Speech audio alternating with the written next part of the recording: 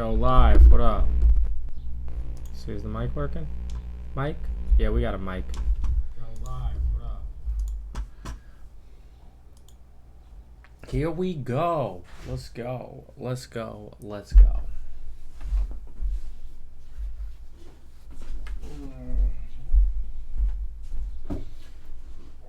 All right. So first off, this cool Jigglypuff. I've been doing a lot of thinking, and I want to apologize to face diaper wearers. By using language like face diaper, I'm no better than the other people, you know? What am I doing? I'm trying to use inflammatory language to push my viewpoint? That's terrible. Like, I realized why I really hated Masks for All. I was thinking about this. I'm like, why do I hate this website so much? It doesn't even have to do with masks. It has to do with, like, this is not a true statement. This may be a true statement or a false statement, but, like, this is just propaganda, right? And then, like, you know, learn about the benefit of masks, and, like, you go to these top ones, and it's like 76% of Americans want to forcibly impose their viewpoint on other people.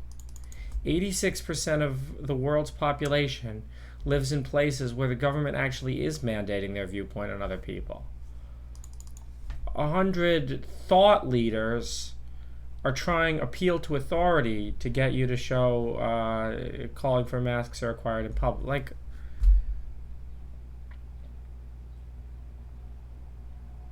I see, but that's. I think that that surgical masks and cloth masks, especially cloth masks, are ineffective in preventing the spread of coronavirus. I think that if you want something that's effective, you need like a P100 medical mask.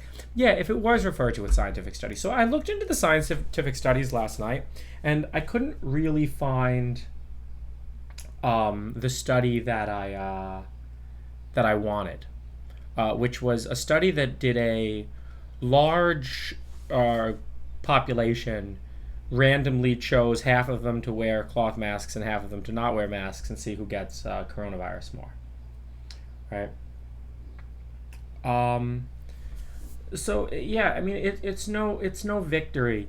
Also, the other thing to explain is, so cloth masks, even if you're going by blocking of particles, cloth masks block 3% of particles, so that obviously does nothing. But even if this blocks 50% of particles, like the ignorance required to believe that blocking 50% of particles makes you 50% less likely to get coronavirus, right? The virus replicates inside of you logarithmically. And I was thinking about writing a simulator today to show this effect, that you have to block. I mean, if you want to put stops on the virus and say, like, there's X amount of, it's logarithmic, it's not linear.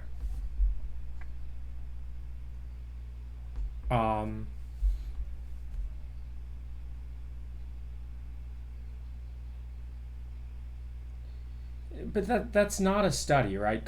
Countries where masks are culturally accepted had a much lower rate of transmission. I mean, yeah, but Iceland doesn't wear masks, and they have the lowest rate of transmission. It has to do with trust in government.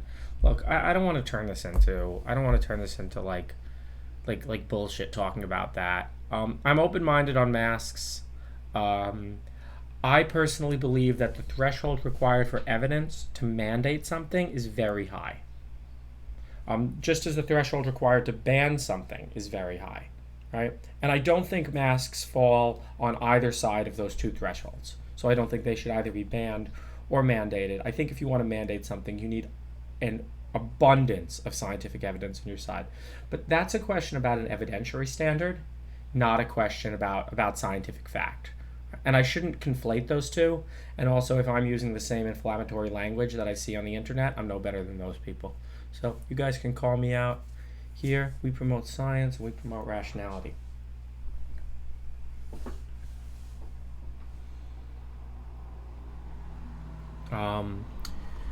Another thing that I want to promote,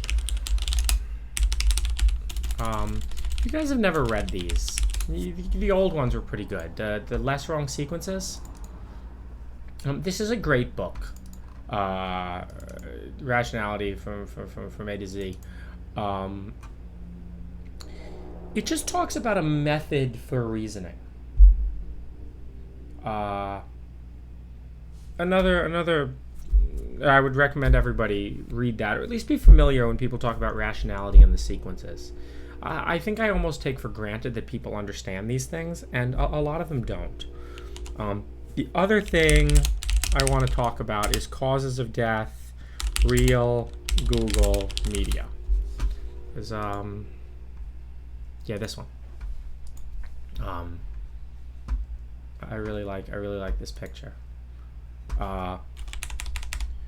So on the left here is the real causes of death. Then we have what people search for. Heart disease is massively underrepresented in all of them. But then you have the media coverage. And the most startling thing to me here isn't that the media coverage is wrong. Isn't that the media coverage does not correspond to even what people care about or what the truth is, right? It corresponds to something entirely different. But the scariest thing to me about this chart is that both the New York Times and the Guardian have almost exactly the same wrong facts. They well, not, these aren't facts, but like they have almost exactly the same completely incorrect breakdown. Now they could be forgiven if they both matched the Google searches, right? Because that's a true fact about what people are interested in. I don't know why that is. I don't know why that is, and it's upsetting. You know, yesterday on the stream, someone said, "George, wow, you're not anti-science, you're just anti-propaganda." How could anyone think I'm anti-science, you know? What, because I might not have a viewpoint that you agree with? If I disagree with you on something, that makes you anti-science? That's not what science is. Science, what science is believing that there is a procedure to find truth.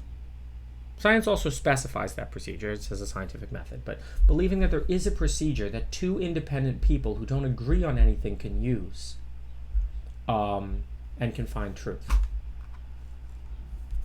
And if the world no longer believes in that, the only solution, I think, is war. And the problem with, I mean, fundamentally, look, you had people in Rome and in Greece, and they would pray to different gods, and some people would pray to Athena, and some people would pray to Zeus, and some people would pray to Herod, and it turned out it didn't really matter which god you prayed to. Until someone found the right god. So they were all smacking each other with wooden swords, right? Until one guy gets this idea that we're going to pray to the metal god. And the metal god likes it when you dig metal out of the ground and you make your swords out of metal. And worshiping the metal god, maybe that's a god that works, right? And there are gods that work. But when you have when you have two groups of people with a different conception of truth, like, I mean, the war does not have to be necessarily like, it can be Cold War style stuff, but if people don't believe in truth, you can't, I don't know how you convince them. I remember debates in high school. I remember sitting around a fire at a party, and we were talking about, like, you know, you can use logic to justify logic, right? But you can also use faith to justify faith. Faith justifies faith beautifully. You can't take someone who believes in like a faith-based truth and convince them using logic because they believe in faith. If anything, the faith people might succeed better in using faith to convince the logic people they're wrong. And again, you know, I want to live forever. And I know that living forever is not going to require faith. It's going to require a lot of very difficult scientific problems to be solved.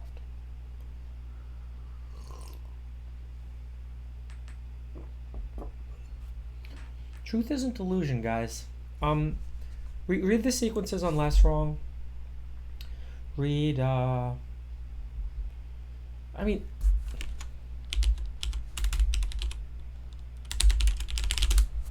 they taught me that, they teach you this. They teach you this in like elementary school, at least. I don't know, but I kind of wonder, is this still what they're teaching in elementary school, and like, is it true? It's easy to kind of pervert, right? But the basic idea of the scientific method is you construct a hypothesis, and you also come up with an experiment. You come up with an experiment. Say you have let me think of an example, right? You start out with like your hypothesis is that masks block the spread of coronavirus, right? And then the experiment that I'd like to do is the experiment where we have 10,000 people. We randomly assign half of them to wear masks, half of them to not wear masks. And there's a lot in experiment design that's really important as well. But if you design correct experiments, you can find truth about the world. And if we did that experiment and we had 5,000 people wear cloth masks and 5,000 people wear no masks, and 5 people in the 5,000 wearing cloth masks got coronavirus and 10 people in the no mask group got coronavirus, I'm wrong. And I'll change my mind. Right? And that's what really believing in science means.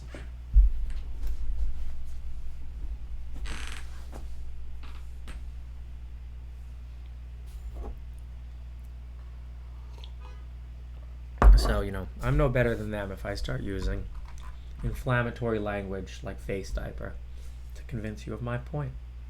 You're either convinced or you're not.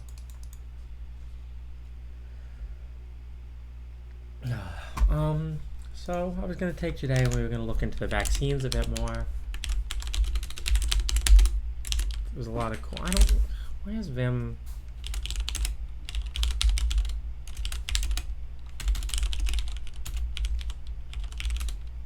No syntax.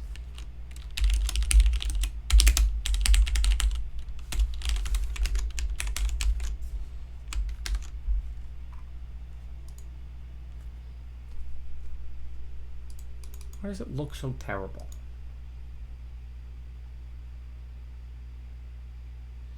I'll also talk briefly about cancellation, right? These people don't have any real power, right? These people may be able to get you fired from your job if you work for an intolerant employer, or these people may be able to get you kicked off of Twitter and Facebook, right? There are solutions to all these problems. The solution to Twitter and Facebook is don't have a Twitter and Facebook. I don't. The solution to people getting fired from your job is, don't work for someone who's intolerant, right? Work for yourself. There's so many ways to make money today on the internet. So many different ways to start, don't start a VC-backed company. Start a side hustle. You can make serious money, and then when anybody tries to threaten your livelihood, you can laugh in their face. By the way, if I do get banned from Twitch ever for speaking truth, come to my Instagram. There's no way they could ever ban me from Instagram. Look, I only post really nice pictures. I did make a comment about 5G though. Oh man, when the humor's gone, when the humor's gone, they're gonna be like, he was serious, ban him from Instagram. Yeah. No, but this is my Instagram. If you don't follow me on Instagram, make sure to follow me on Instagram. I hear there's some exclusive clubs in LA that you can only get into if you have a lot of Instagram followers. So, I'd like to get in those clubs. So make sure to, I show for Slate Star Codex a lot. Well, if they don't allow mask deniers, then I guess I'm fucked. Boys. Can't go to the exclusive club, but still make sure to follow me on Instagram. My self-esteem goes up every time that number goes up. I also heard about Bitwave. Let's look into Bitwave.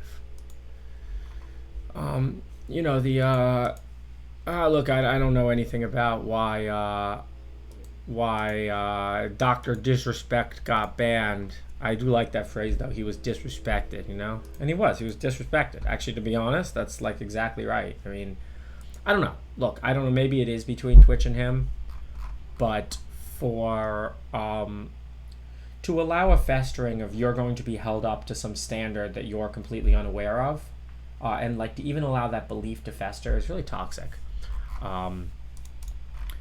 So yeah, is all their stuff open source? I mean, I think this is the new wave for the internet, where we're going to have services where the entire service is open source and it's easy to stand up a clone of the service, right? And here's the thing. People are always like, there was talk on Hacker News yesterday about, well, yeah, but then they can come for your hosting provider. Yeah, but hosting is a very fungible good, right? Twitch is not. There's one Twitch, right? It doesn't matter if you're being hosted on AWS, Azure, or Google Cloud. And you could be like, oh, well, those are the same three companies and they have all the same, you know. But there's a ton more. You know, you can go to OVH. Is OVH still up? I used to buy a box from OVH. Yeah, right? You can go to OVH, you can go to Rackspace. And then if it really comes down to AWS and Azure decide to all that's happening, I think, all that's going to happen, there's a small amount of people like Alex Jones who, if that was really where it stopped, I think nobody would have a problem. But if these companies only have so much political capital, and if these companies keep like burning their political capital on stupid fights, eventually all that's going to happen is the internet's going to move on from them. You see it already. I would say I watch maybe 5% of the videos I watch on BitChute. And some of them, they have the content on YouTube too, but like, okay, how do you support BitChute, right? Because I want there to be an alternative to YouTube. It sucks that when you go on the main page of BitChute, all you get is you get the same like looking crap you see on YouTube. And what we really want is websites that have better algorithms designed to promote, well, truth. It's hard, but I read, this was on Hacker News this morning as well.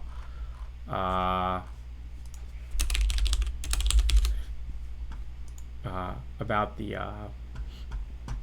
this woman resigned from the New York Times, and I found it interesting. One of the things that she calls out, Twitter is not on the masthead of the New York Times, but Twitter has become its ultimate editor. How much of this is due to the idiosyncrasies of the Twitter algorithm? How much of the dysfunction we've seen in journalism, and almost the dysfunction we've seen in like those kind of thought, has to do with Twitter?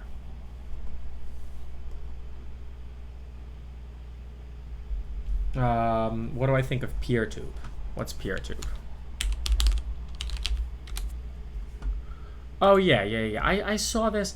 The problem I have with PeerTube is like it's see the instances list, right? It's so difficult to use.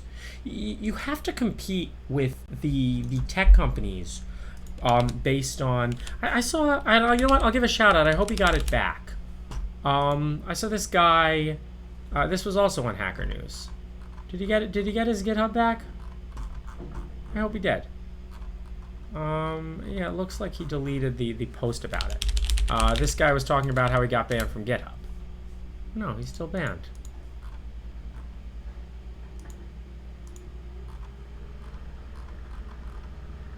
Well, I don't even know if he got banned. He just got his account deleted from GitHub.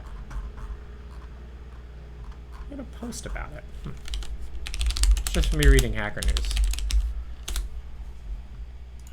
There we go. Yeah. So I use GitHub a lot, but recently my account got suspended midnight without any notice. From my knowledge, I haven't spammed GitHub, and I looked at his Twitter. I'm like, okay, is this guy like, saying a lot of terrible stuff or anything? It looks like a very generic, like boring, like Twitter. I mean, it's probably a bug. It's probably a bug that he got banned, but again, it's scary because I think about how much stuff I have on GitHub, right? So you start looking into GitLab, you start, and then GitLab is open source, and I can download it, and I can host my own instance. I think that's going to be a big trend in the 2020s. But yeah, well, it's not exactly going to be a decentralized internet, but like. I read something about the lifespan of companies, and the lifespan of companies was like 60 years 100 years ago, and now it's 20 years. That's lifespan on the S&P 500. Companies last a lot longer than that, but people think that companies like Google and Facebook and Amazon, which owns Twitch, are going to be around forever, and they're not. There was a whole, who remembers Yahoo? Who remembers Dig? Who remembers MySpace? There was a whole crop of internet companies before these internet companies. And there will be another crop of internet companies after these internet companies. And the general trend is probably toward things getting better. Google SEO for GitLab is poor. That's ironic. It's Oh, I guess I searched for GitHub GitLab. I mean, I hope GitLab is self-hosted.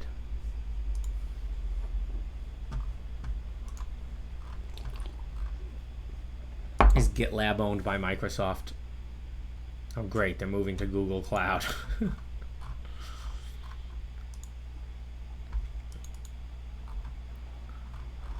I installed one of these back in the day, and I used to use it.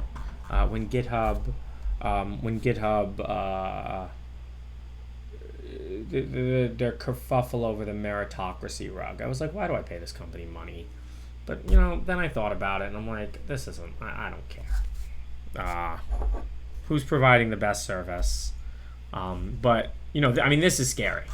If I do see more things like this happening more, right? Because the problem is you can't fix it. Accelerando is a cool. Accelerando is the one where the guy gets the girl pregnant, she sues for child support, and he sues for copyright infringement. That's funny.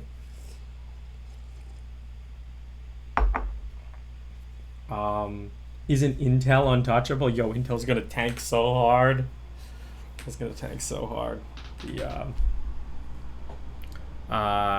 Wintel is over. Sourcehut.org. Yeah, what do we got? What do we got? Let's do an open internet round. New internet roundup. Let's see what we got.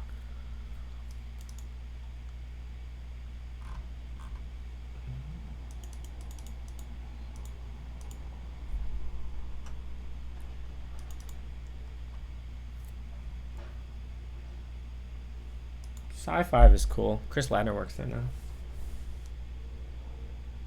I have no idea what the Intel Me stuff is. I don't know anything about some DNS vulnerability. Yeah, Intel.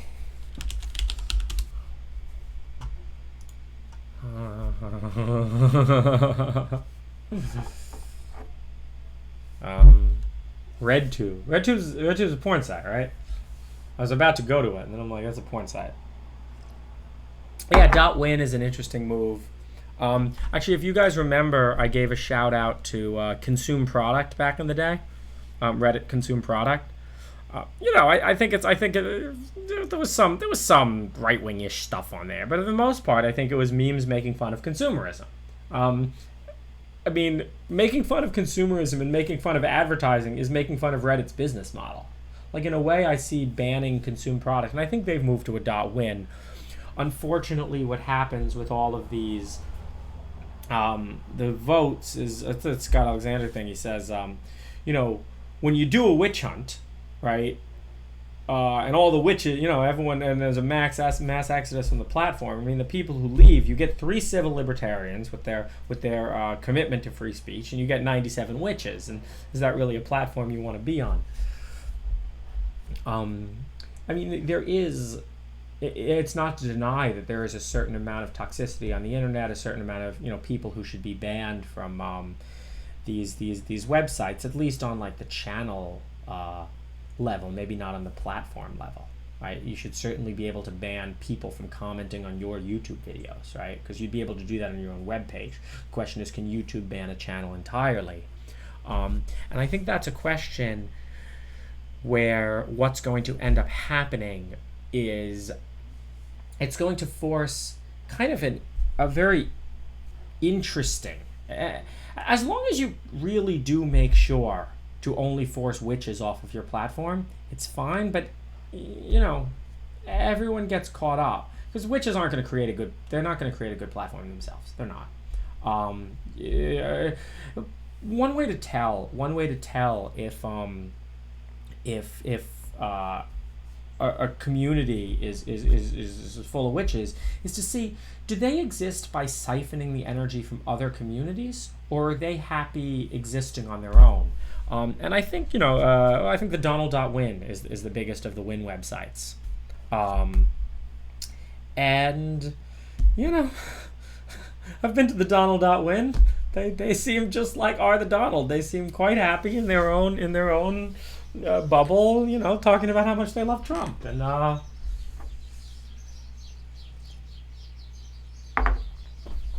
mean, they're not witches, right? They're not preying on others. They actually are happy in their echo chamber, right? And those are the kind of people who you shouldn't really ban from your platform as long as they stay like that. And I think Reddit's rules against invading other subreddits are fine. I think Reddit can, they are, and this gets into the publisher versus, are they publishers or are they platforms? You can't have the best of both worlds.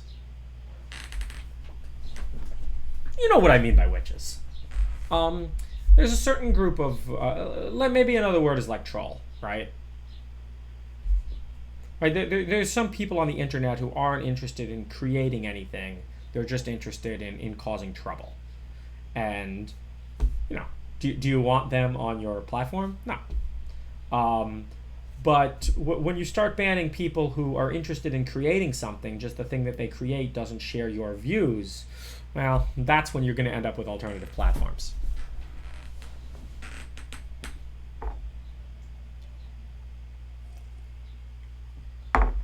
I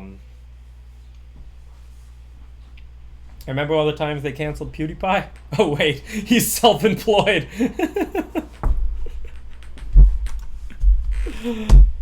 It's nice to see PewDiePie back on YouTube. You guys know I like PewDiePie.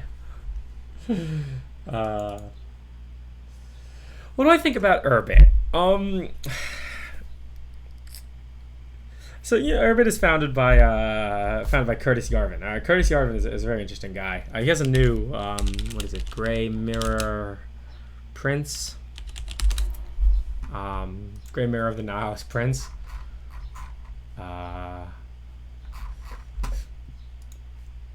This is I read this blog post. It's pretty interesting. This is the Urbit guy.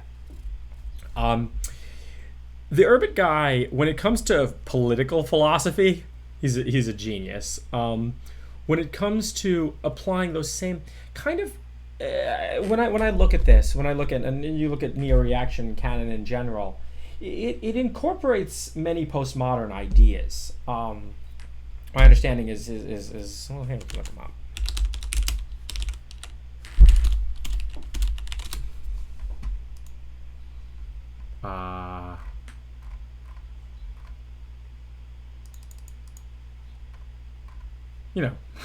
Curtis Yarvin went to Brown, born from a highly educated liberal and secular family. So like he's the political philosophy reads as very postmodernist, and the postmodernists are they were honest about this, at least back in the day when they could all take it. There was a hint of irony and the self-effacing humor in the whole thing. They would create this esoteric jargon, and then, like, you know the old saying about debating an idiot. First the idiot brings you down to their level and then beats you because you're down at his level. That's his playing field. The postmodernists kind of did the same thing. They construct all of this jargon, and then they'd, when you try to argue with them, well, they'd use their jargon and they'd beat you. So in a way, this is an extension of postmodernism, which works great for political theory. Oh, I mean, most of our interesting political theory today is relatively postmodern. But it does not work so great for building software. So you go to Urbit. Now, Urbit is based on Urbit is written in its own language. I think this stuff is still true. At least last time I looked into it, it was they created this VM called Nock, and then built this functional language on top of it called Hoon. And they created all of this language, basically. All of these weird, I don't even know. How do I get to any Hoon code? Maybe Arvo's written in Hoon? Oh yeah, of course, Mar. Yes, oh Mar. Oh, Dill. Yes, definitely Dill. Oh yeah, Belt. See? And like Urbit package Arvo Mar Dill Belt, and then this is what the language looks like. I mean, it's practically an exercise in esotericism, right? If we compare instead, here's openpilot. This is the project that I've been working on for the last. I can't spell. Sorry.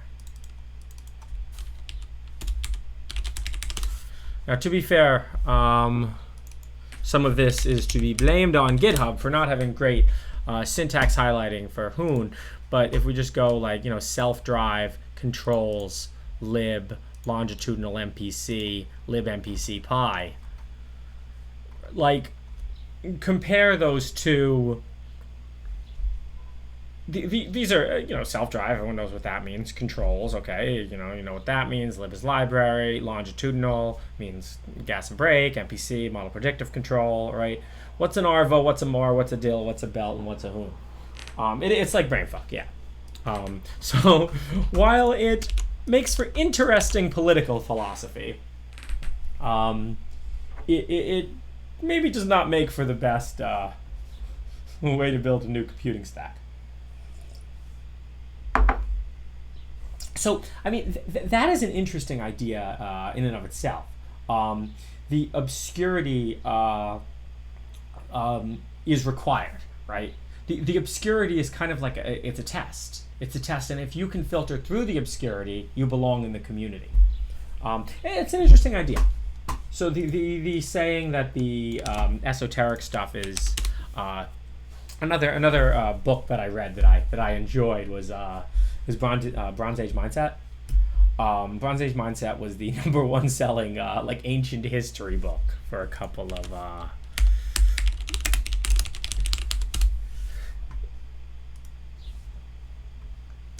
you go through, and the first like half of the book, part 1 of the book, is written in this like, what if you've been misled about what is life? They do this by showing you true red marionette and shake them in front.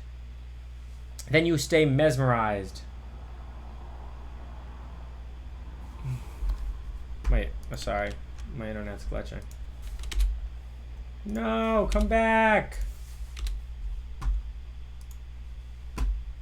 Sorry. Now I'm back. Don't worry, guys. I'm not banned. Not banned, boys. I'm not banned. But make sure right now to go follow me on Instagram in case I do get banned. I'm not banned. What am I saying? I'm saying what? Oh. We're back. Sorry, I don't know. My internet's glitchy.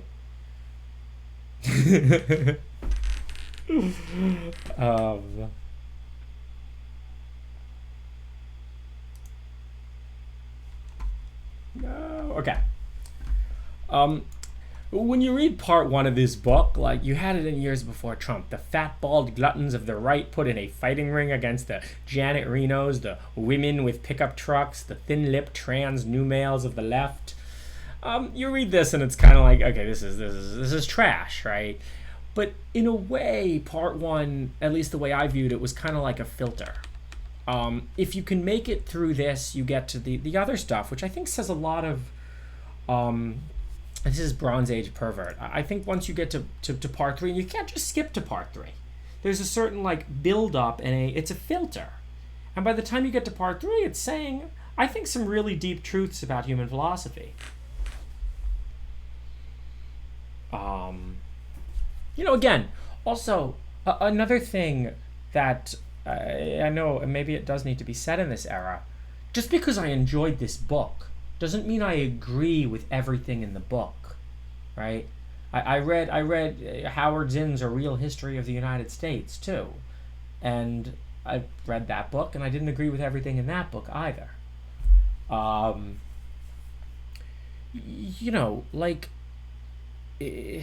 of the saddest things to me that I see happening today is kind of a shrinking of, it was one of the Lex Friedman podcasts. I forget who he was interviewing, but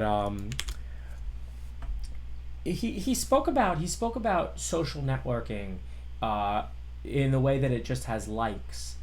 It's a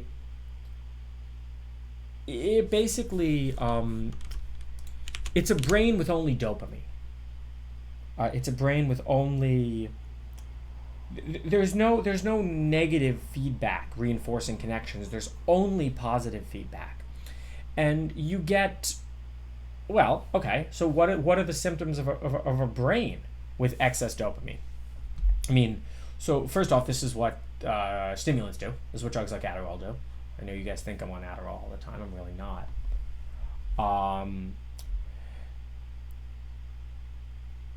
You get this kind of narrow-minded hyper-focus.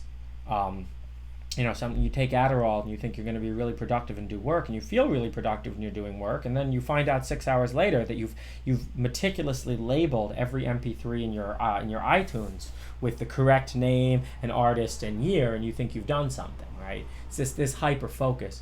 Another thing that excess dopamine is schizophrenia. So when you look at the drugs for schizophrenia, they're usually dopamine antagonists. I think, I don't know. We're gonna get to the bio eventually, I promise. There are some nice Twitter threads. I've watched Naval over the years.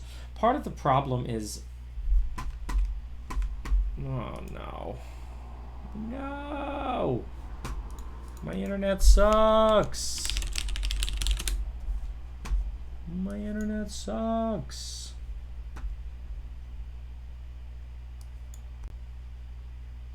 Maybe if I put Wi-Fi on, it'll fall back through the Wi-Fi when it breaks. I know. I'm sorry.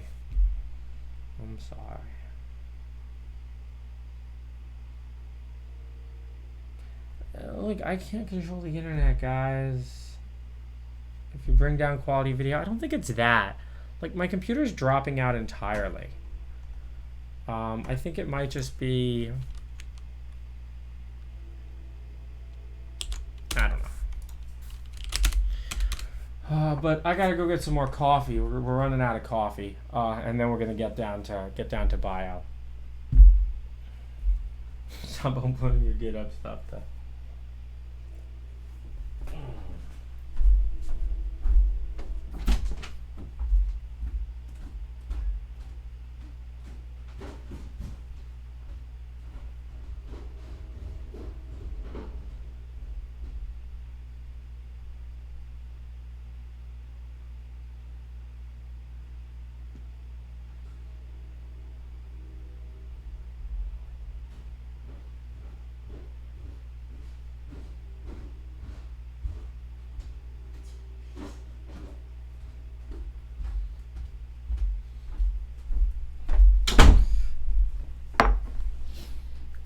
All right, I got some coffee. I also have one more quick comment to make on cancel culture.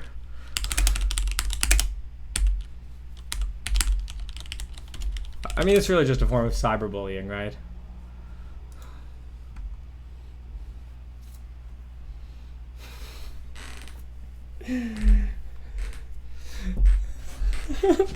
I think Tyler, the creator, has it right. And I think it's the kind of thing where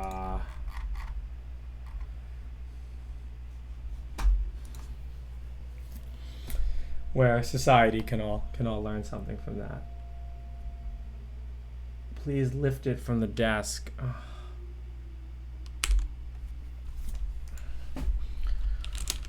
All right.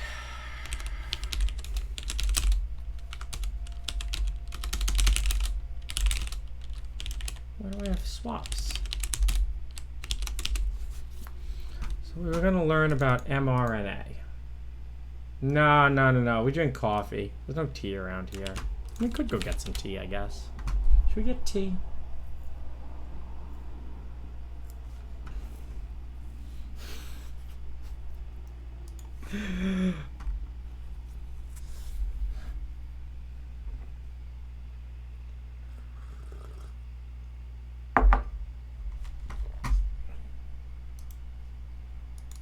I mean, yeah, if they killed themselves due to online bullying, they clearly didn't listen to what Tyler, the creator, had to say.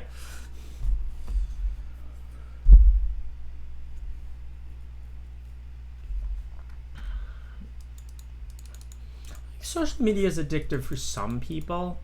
I don't know. I don't have data to back this up, but I feel like more and more people are opting out of it.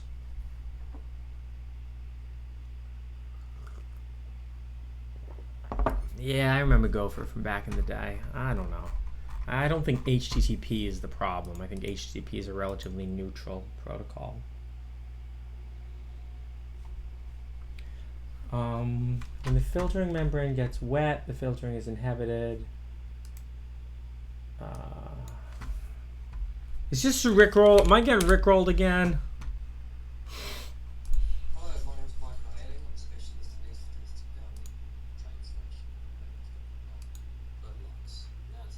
Oh, see that thing, man. That's going to protect you. I believe in that.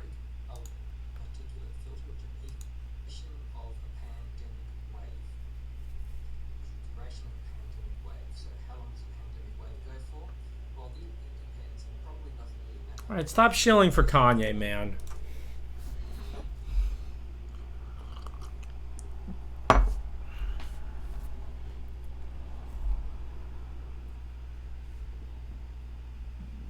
You're just looking for things to make you angry? This is not an angry stream. Do I seem like an angry guy? I'm not very angry. Pretty happy, man.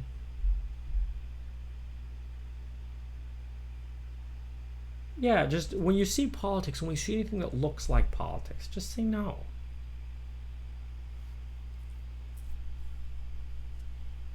Just say no. Actually, you know,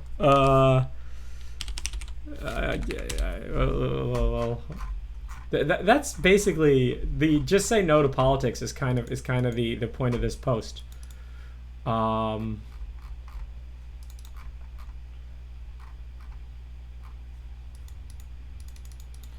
In a total state, everyone and everything is infused with power. Everyone matters. Everything is important. Everyone has to care. Everyone wants to change the world. Everyone must be engaged.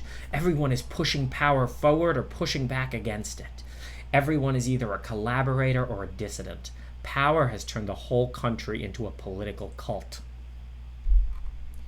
But yeah. Engagement is any voluntary relationship with power to assist or resist power. If you're with Trump, if you're part of the resistance, if you're part of the trans movement, if you're against the trans movement, if you're whatever, it doesn't matter. You're engaged. And what neither sides of the movement will tell you, the opposite of engagement is detachment. To be detached is to be consciously irrelevant. to inhabit the world as it is, to know that it is likely to continue on its current path, and to separate yourself from any action or desire to change it. No one can achieve perfect detachment, which is the point of trying. I like it.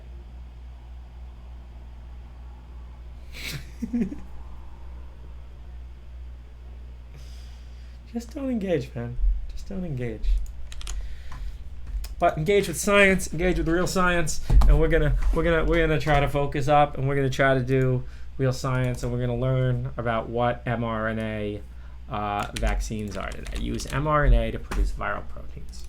So my understanding is mRNA is messenger RNAs,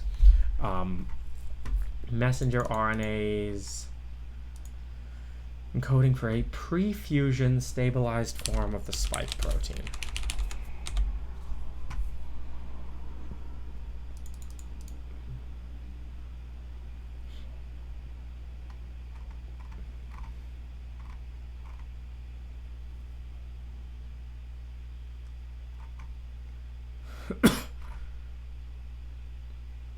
So are there any mRNA vaccines? I think one thing we can look at is if we want to talk about the likelihood of a vaccine actually coming to market, we should see if there are any vaccines that look like it. So I know for a fact that DNA vaccines, I think the only one was used in horses to prevent West Nile virus.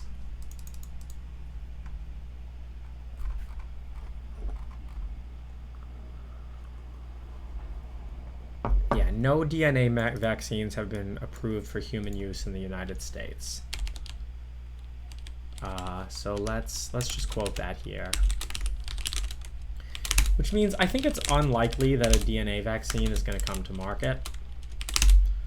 Now let's look into these viral vector vaccines, which look like they're using adenoviruses.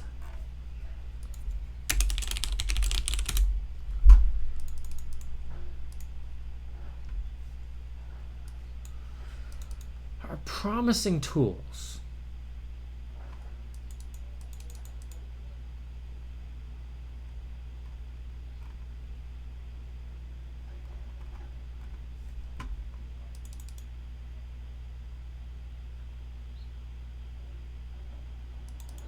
Huh, that's interesting. It disadvantages pre-existing immunity. So if you have immunity to the viral vector, I guess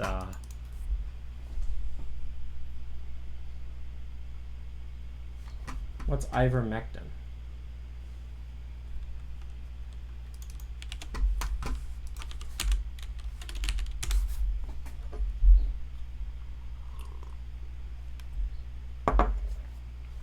Huh.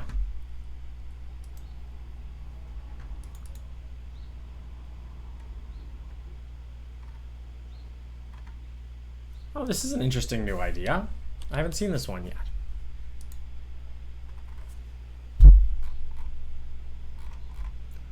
Okay, it looks like, was it only checked in vitro?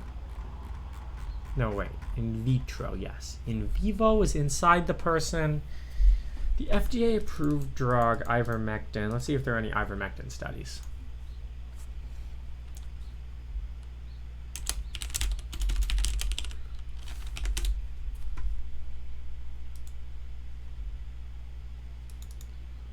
Use of ivermectin, okay. Let's see if it's a good study.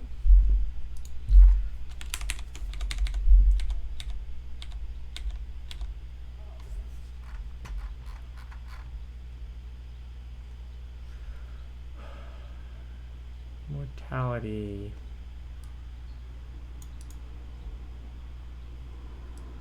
Oh, by the way, it was kind of also embarrassing that I couldn't calculate a p-value yesterday. So we should learn how to do that at some point on this stream. Huh.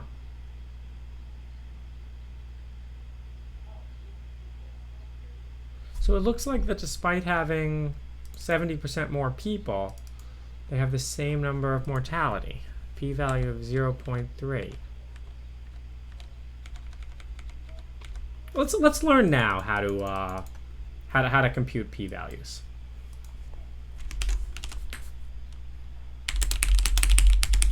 So I was kind of out of it yesterday too. Feel good today.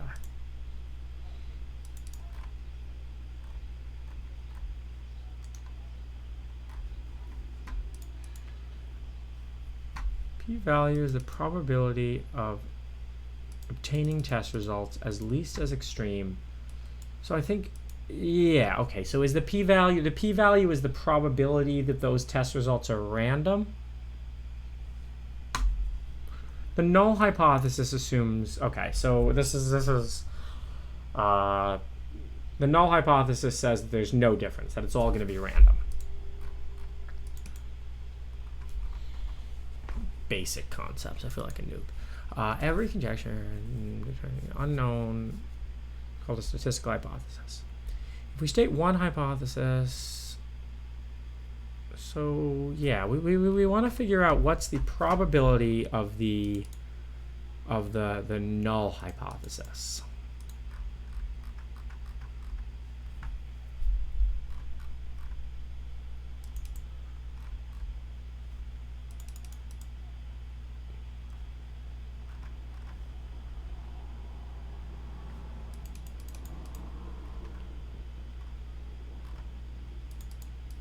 Binomial coefficients. I've seen this before.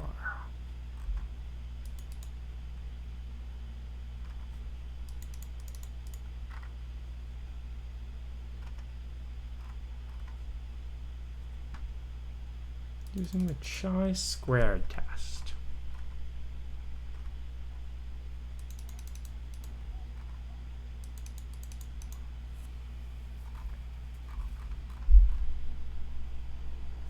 Calculate p-values. Oh, with pictures. All right. That's good for noobs like me, man.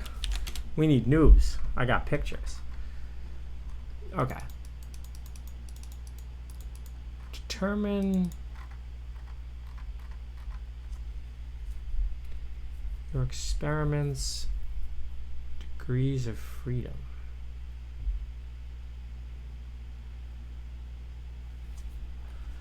Okay. So I think what we want to say here, let's see if I can reproduce this point 3. I'm going to do Python 3 this time. So what I would, assuming that ivermectin does nothing, we would expect to see the same proportion of mortality in the control group that we see in the ivermectin group.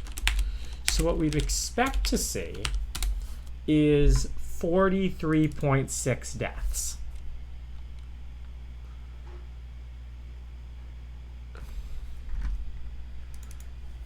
So E is the expected value, and O is the observed value, which is 26 deaths.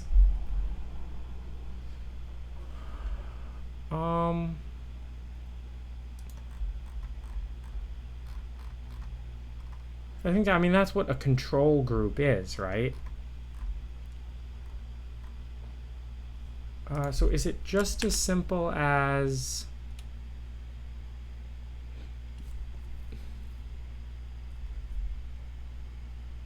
wait, what?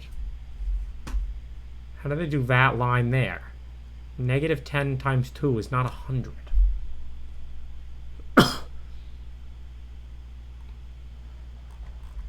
I don't like these pictures. They don't make sense. But no, there's a simpler way to test.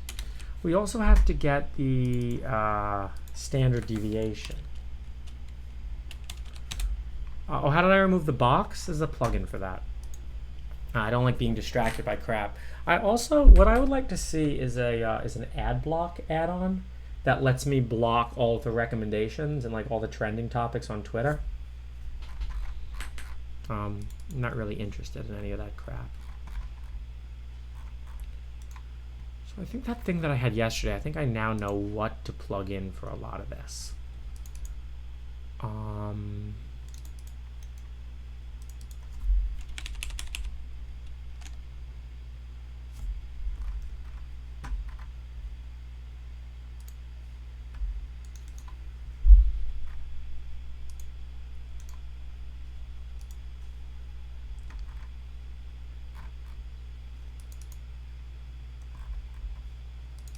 Okay. P-value, here we go. Which follows a t-distribution with n minus 1 degrees of freedom. What is S?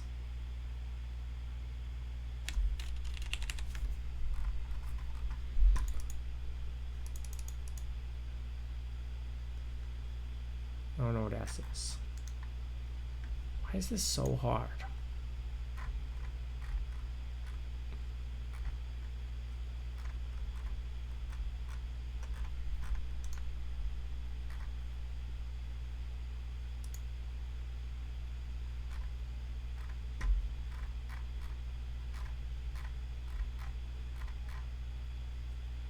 Okay, this is what I'm looking for the z-score, but what is the standard deviation?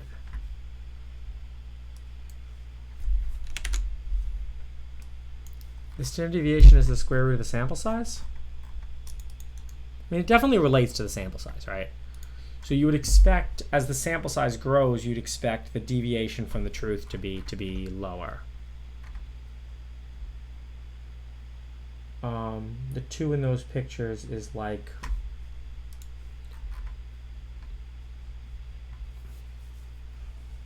x squared. Oh, that's supposed to be squared? Oh. Well, I mean, okay. That does explain it, right? Minus 10 squared is 100. So, I mean, we can plug that in and see if we get the right value. So, O minus E.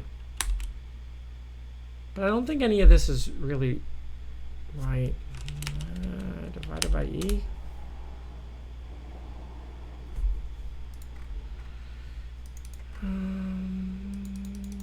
Chi squared.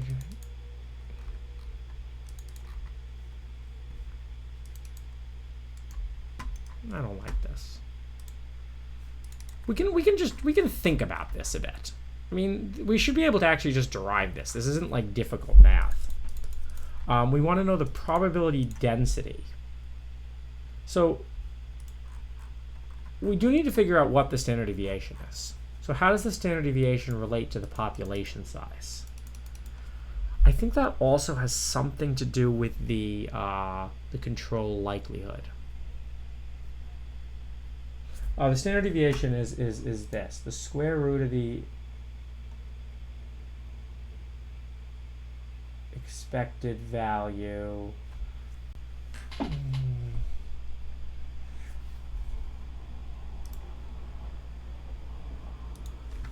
Let's try this one. Sorry, I'm a noob, guys.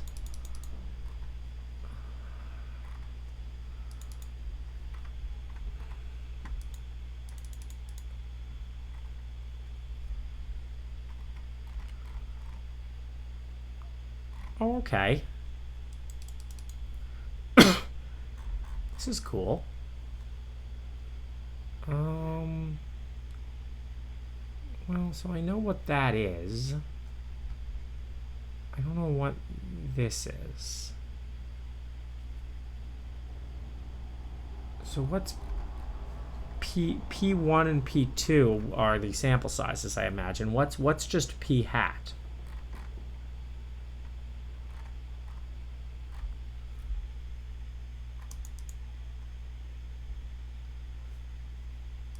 Oh, here we go. Okay, good. Here. So P1 hat equals. Okay, fine. I guess it's two different. I guess I'm wrong to do it. I was simplifying it. Though I do kind of think I get the same answer, but I might be wrong. So we take the control group. The control group will say is P1. The ivermectin group will say is P2. And then P hat equals K1 plus K2 divided by N1 plus N2. Okay. So it sounds like now I can just plug it into this formula. So we have P1 hat minus P2 hat divided by math.square root P hat times, I could have just called it P. 1 minus p hat times parentheses 1 over n1 plus 1 over n2 close parentheses, close parentheses. Okay, we get 2.11, and this is a z-score. So I know there's tables for this. Z-score to p-value. P-value from z-score. Okay, so I just did a two-test, two-tail, and that's that rounded down or something.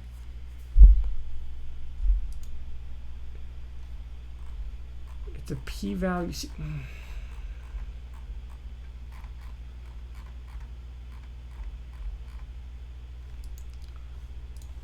This made sense. Okay. The test statistic. We calculate the. So, wow, but it's so confusing, right?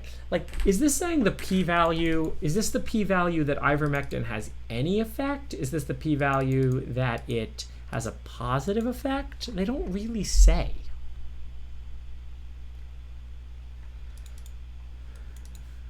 P-value is less than.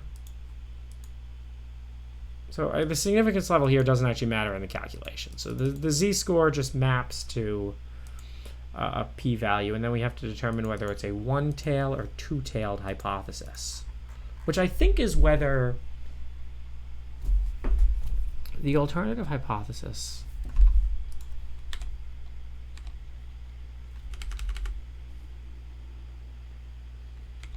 well, you need a significance level.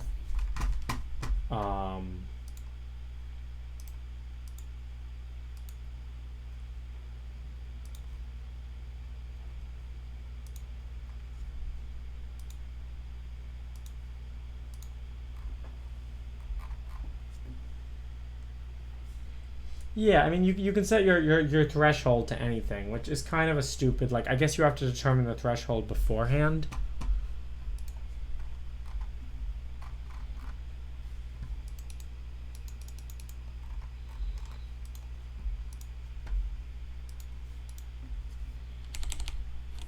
Okay, well, we know how to do p-scores now. This is the only good one.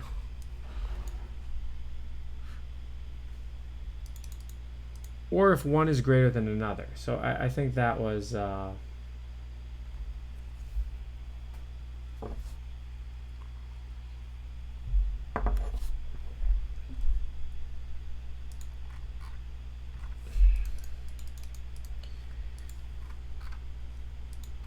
I mean, it's interesting that this number matches this 0.3 matches the two-tail and not the one-tail. P1 is not equal to P2, so that's the p-value that the ivermectin does something. But don't you want to say it's the probability that, wait.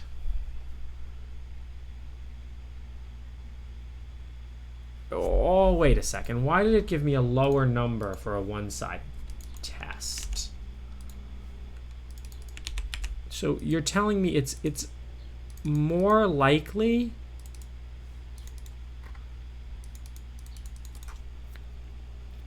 How could it be more likely that it's greater or less than not equal?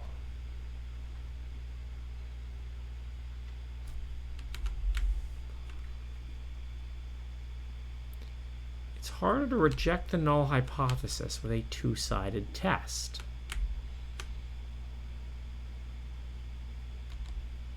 Oh, well, no, okay, I guess that makes sense, right? Because this is a question about the null hypothesis. Right? And you're just trying to rule out. Yeah, it's easier to rule out greater than it is to rule out not equal.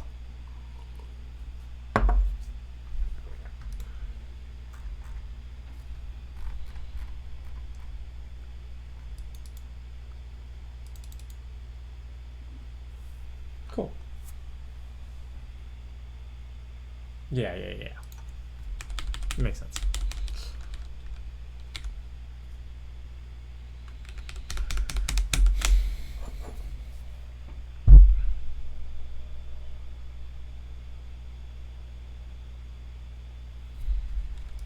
Univariate analysis.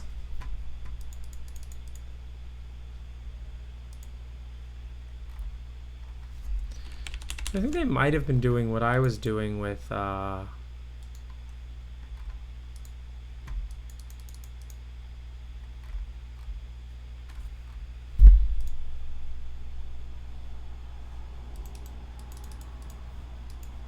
I mean, the only thing you really want to show is the control group different? So I bet you can do that with the stuff I was doing initially with like just the population means.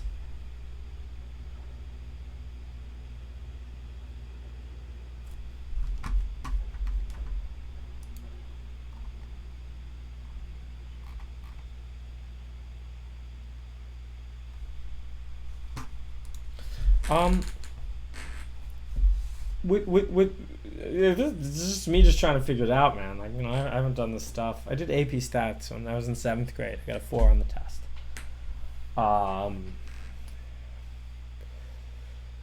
The danger shouldn't be wrong information. I'm not here to teach you. I'm here to get you thinking about how to learn. And actually, I'm not even really here to do that. I'm here because, what else am I doing today, right? That's the real truth. Streaming, we're learning something, and now we know a little bit more about statistics. And now we can compute p-values, and we can wield the power of science to control the masses. No, that's not true, because I'm not a politician. I use the power of science to make me live forever. That's right.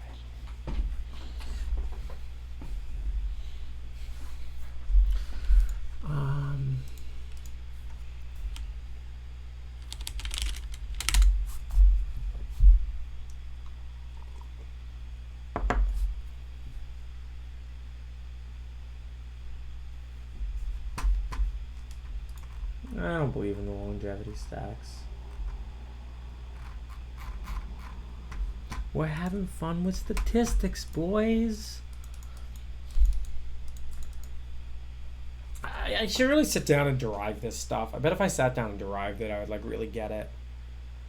You can like, I mean, what you're basically trying to say is like, what are the odds that these two samples come from the same distribution? We need coding today? What do you guys want to code? What do y'all want to code? We coded today. Look, we wrote some Python. We imported math.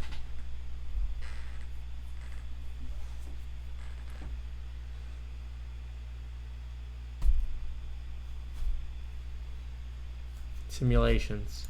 We were going to code some simulations to make fun of masks, but I don't think we're going to do that anymore.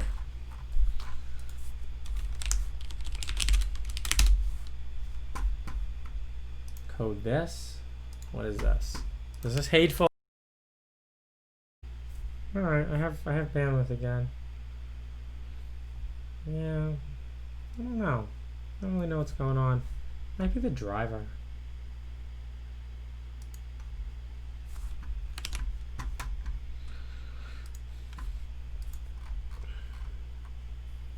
It comes back. Yeah, remember my San Diego apartment? We had good internet there. That was a good internet, boys. That was a good internet.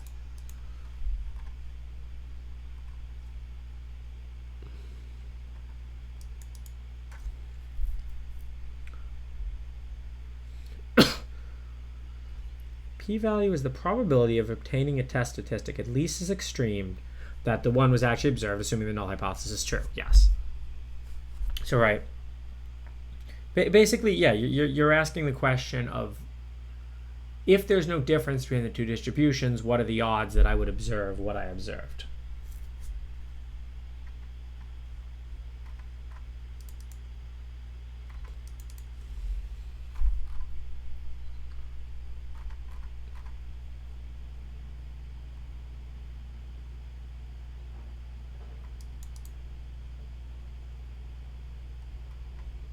Some of them will fall below the significance threshold just by chance. I mean, so if you have a drug that does nothing, one way to scam the scientific method is to commission 20 studies, and then one of them is going to randomly show an effect. If your threshold is 5%, Don't become a douchebag like Martin Shkreli. I don't know. I never watched the guy's live streams. We're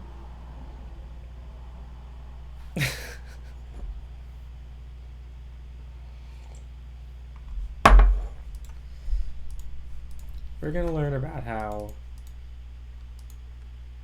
So I don't think these are real yet.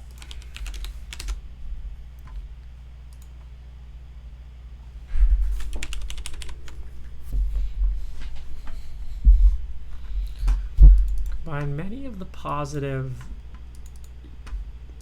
So I think these whole virus vaccines are live attenuated.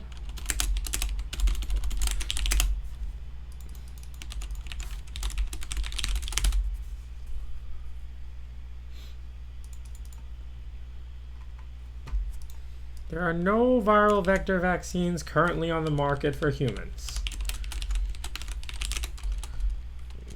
Yeah, so these are things that are not gonna work.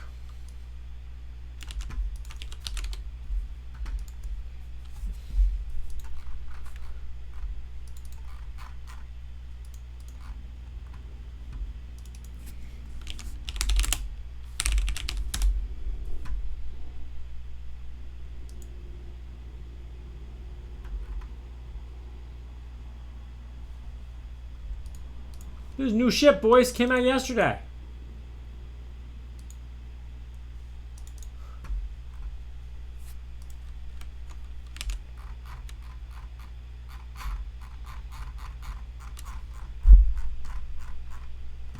I like charts. I look at the pictures. Figures and media. Yeah, pictures. Good. This is how I understand studies. With pictures. I'm a picture guy. These are complicated pictures.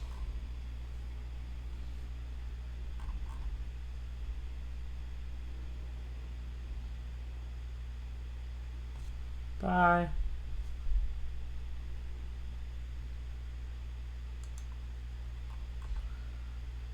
If someone suggests something good to code, we can do some coding.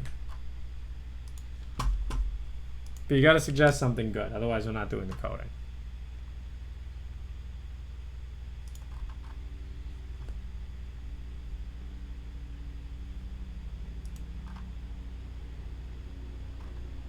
Molecular depth estimation. I was playing a little with Transformers. Oh no, I forgot.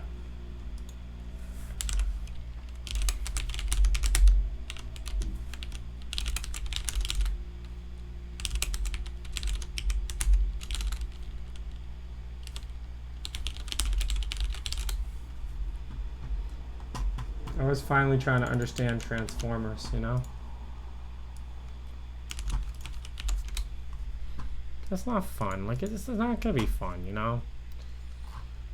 My Transformer code. I'll commit it when I'm done with it, but we're not doing that on stream.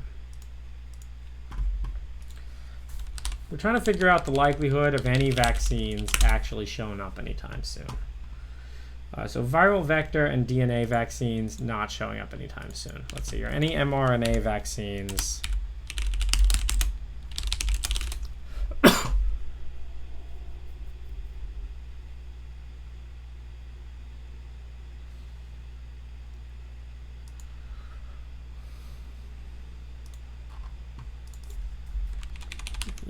Yeah. Yup. Not real. I mean, it's going to be actually very interesting. If one of these ends up working for coronavirus, we might see a whole revolution in vaccines. Like, we've never seen any vaccines of these types before. I have an idea, like a DNA vaccine, once you get it to work correctly, you can use that DNA vaccine system for immunity against, like, HIV, herpes, this whole list of things. What's India's scam score? Do the NIPS 2020 challenge? What do we got?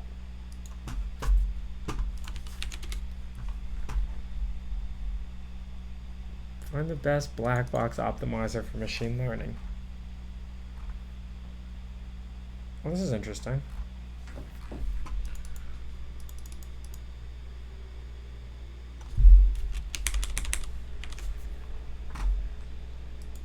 I mean, it doesn't sound like something I can do on the stream, but...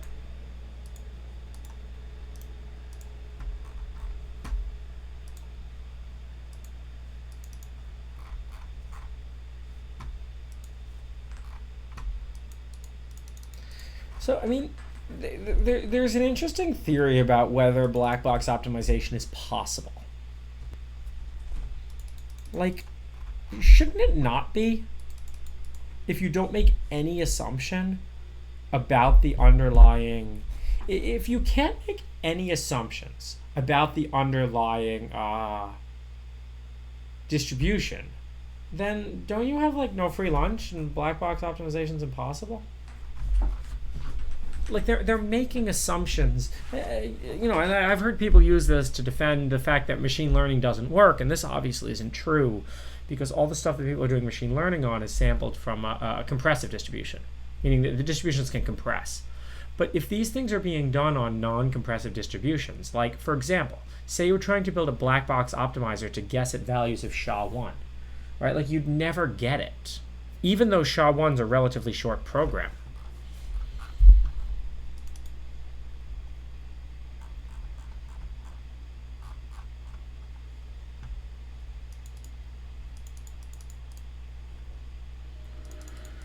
It's a surrogate model of a Gaussian process for an objective function that provides a measure of uncertainty.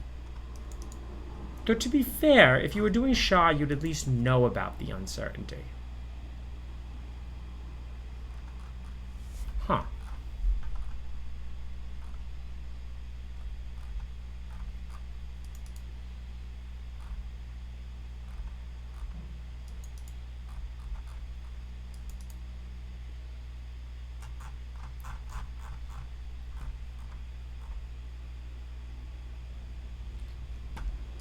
Yeah, the Moderna one I don't think we've seen. So this is the clinical trial that we're talking about.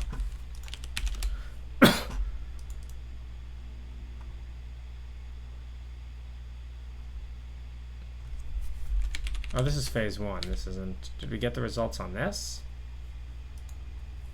Maybe they just didn't post those. No.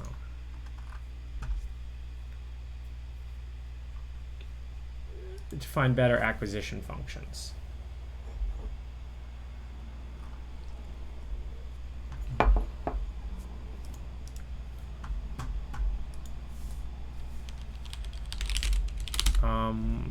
Let's look into these protein-based vaccines.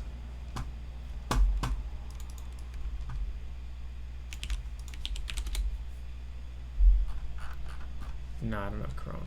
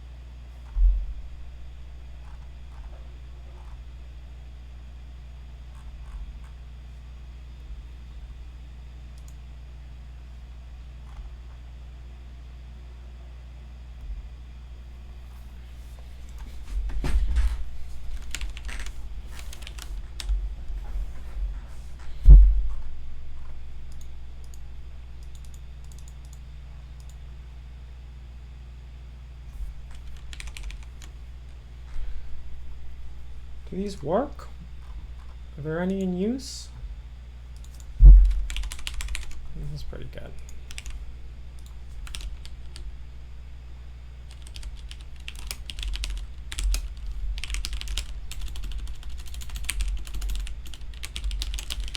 So I'm operating under the hypothesis that if a vaccine's never been brought to market of any kind, oh yeah, whole virus vaccines, are these inactivated or are they live attenuated? Well, I mean, what does it mean to kill a virus?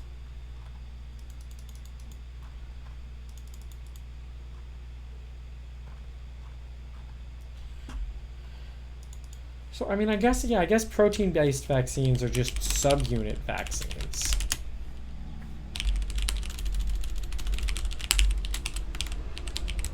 And these whole virus vaccines are, you can have two types. There's inactivated versus live attenuated.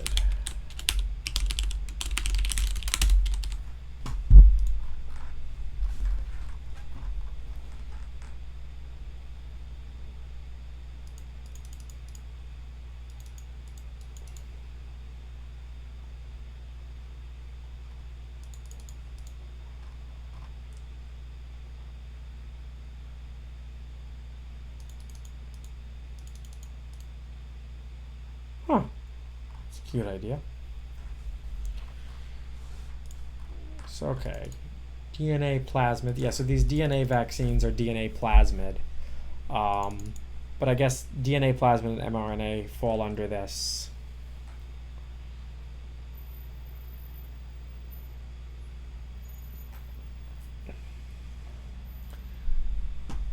I mean, I guess in a way, these viral vector DNA and mRNA are all the same. They're nucleic acid vaccines versus whole virus and plant-based. And I don't really know. Somebody yesterday was shilling for nanoparticle vaccines.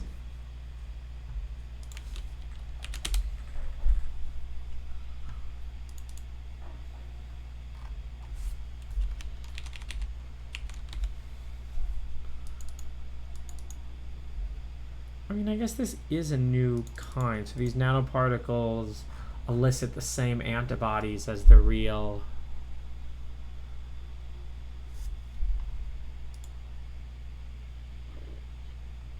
vaccine.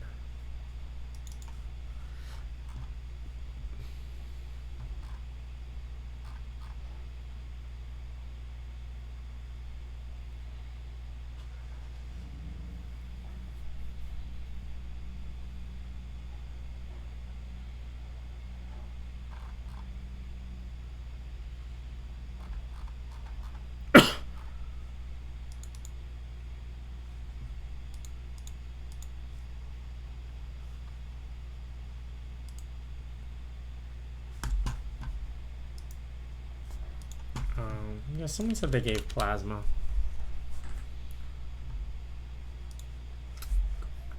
By the way, to get around their stupid paywalls, I can't stand like the full screen pop-ups on all the websites on the internet. You know, I just have no script up here. Just turn no script on. You know, like you kind of have two choices: either charge for your content or don't charge for your content. Don't make your business model annoying. This was the Spotify ad business model. So there's two kind of ad business models. I always joke about doing it with comma. It's like, instead of making ads for a product, just make an ad that is annoying to listen to. Like, now you're going to hear a loud screeching noise. Don't want to hear that screeching noise anymore? Sign up for Spotify Premium.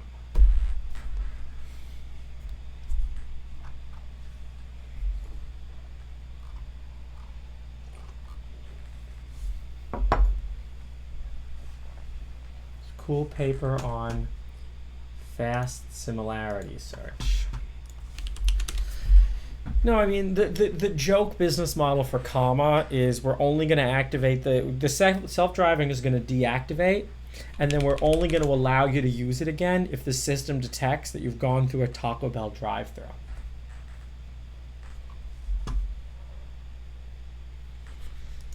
Spreading vectors for similarity search.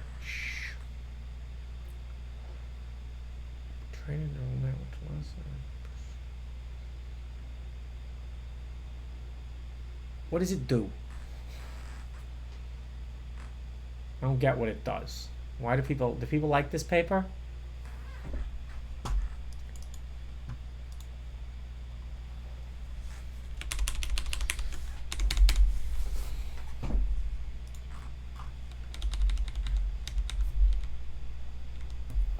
What are the data sets it was tested on?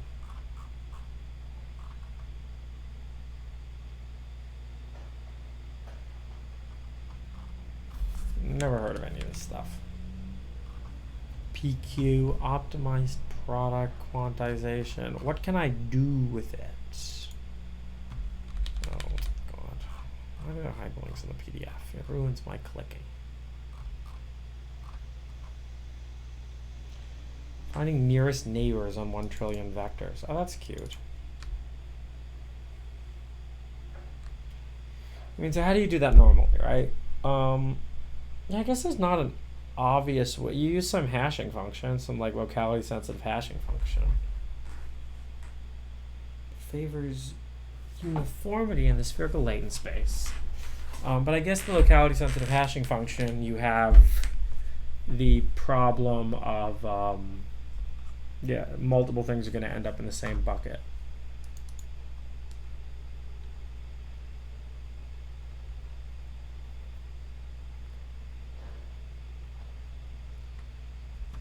Encode the input space into a code. All right. This is cute. You're spreading vectors. That's a better way to describe it. Oh, it's in the title. All right, I guess I didn't understand what spreading vectors meant. Spreading vectors for similarity search. Okay, the vectors like spread themselves out. All right, that's cute. That's cute.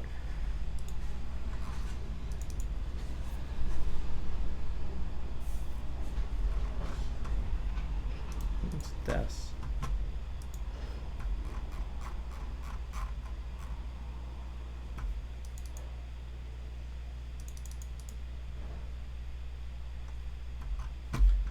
All right, so how do you do that? How do you train a function that forces spreading?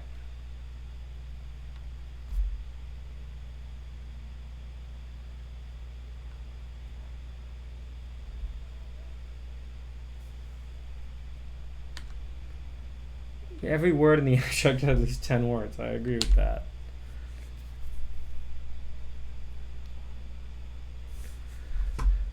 But let's pop off the stack here. Let's none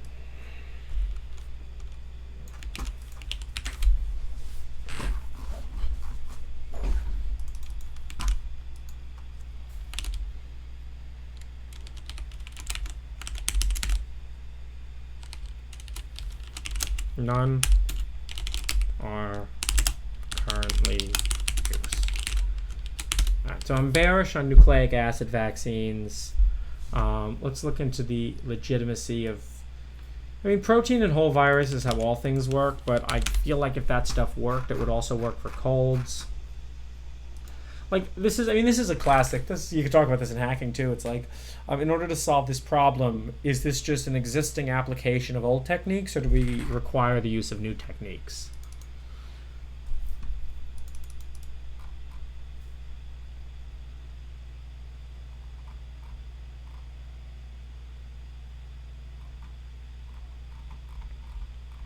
I think there are protein vaccines in use, and it does seem like there's a lot of them.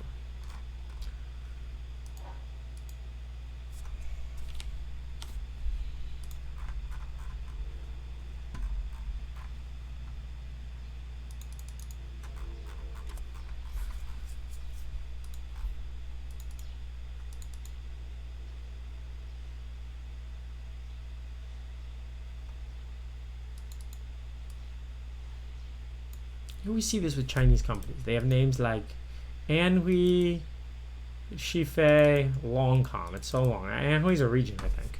I've been to Anhui. Yeah. Yeah. I rode through there. I did a bike trip from Wuhan to Shanghai. How to spread vectors? Well, spreading vectors would mean that if you sample, if you take a vector and then you take the distance to its nearest neighbors in some space, like no matter which point you sample, you'd get the same distance to all the nearest neighbors. All right, are we done looking at vaccines? Anything else we should know about vaccines? Train a network that maps inputs to a spherical lattice. Well, actually, is the lattice, is it on the surface of the sphere?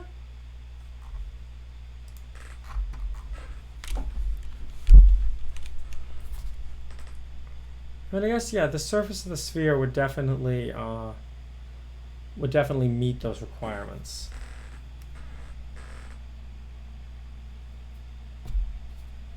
I did a bike trip through China. Well, I'm not dead. I didn't inhale a lot of crap.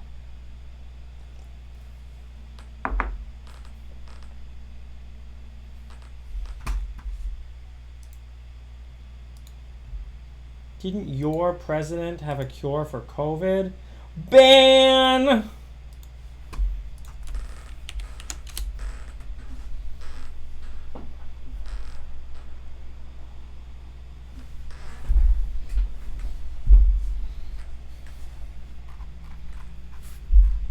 Inflammatory bullshit.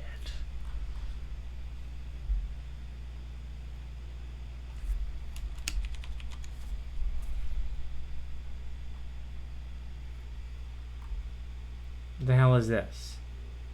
Best way to combat coronavirus is to agree on norms to create safe spaces for family and groups.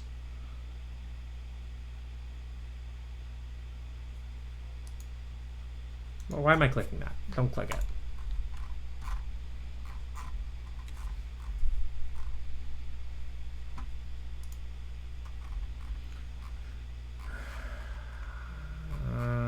Yeah, this is pop science crap.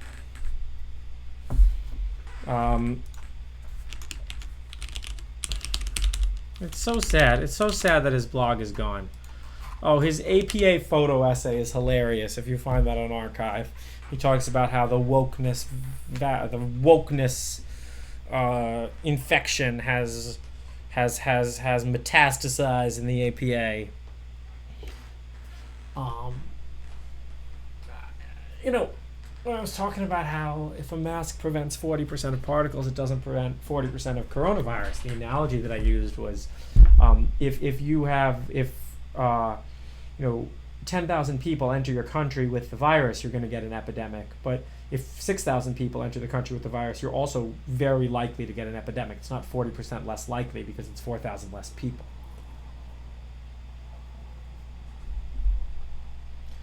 Suppressing the cytokine storm. We went over this yesterday. It seems like dexamethasone does some job of that.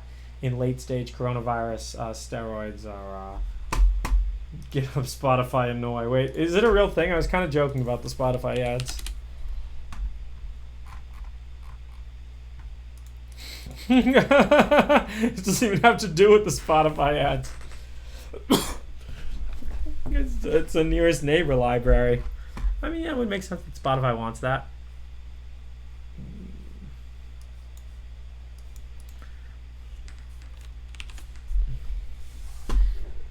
How do you train this network?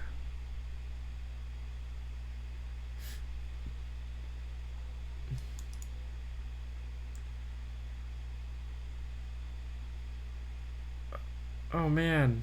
Oh yeah, that's really cute. Take a look.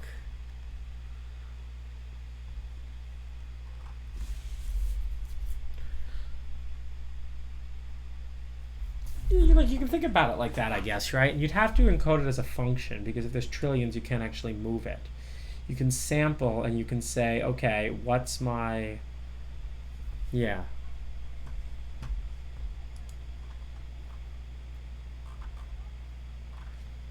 The VAE is one of my favorite... that you can have a loss in bits and you can control a bottleneck and make that bottleneck informational. And you can do this without... You can do this with floats.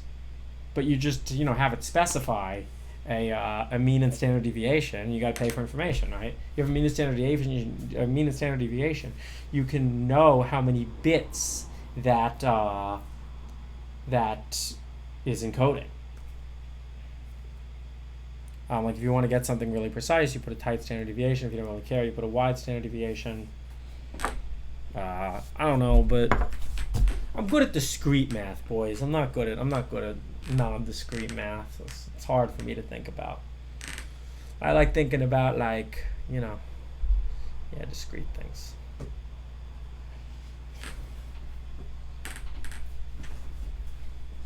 I was never. I've been watching 3 Blue 1 Brown videos though. I watched his video on divergence and curl and even his videos on what eigenvalues and eigenvectors are, and you're like, damn, Oh, I wish I did this in high school.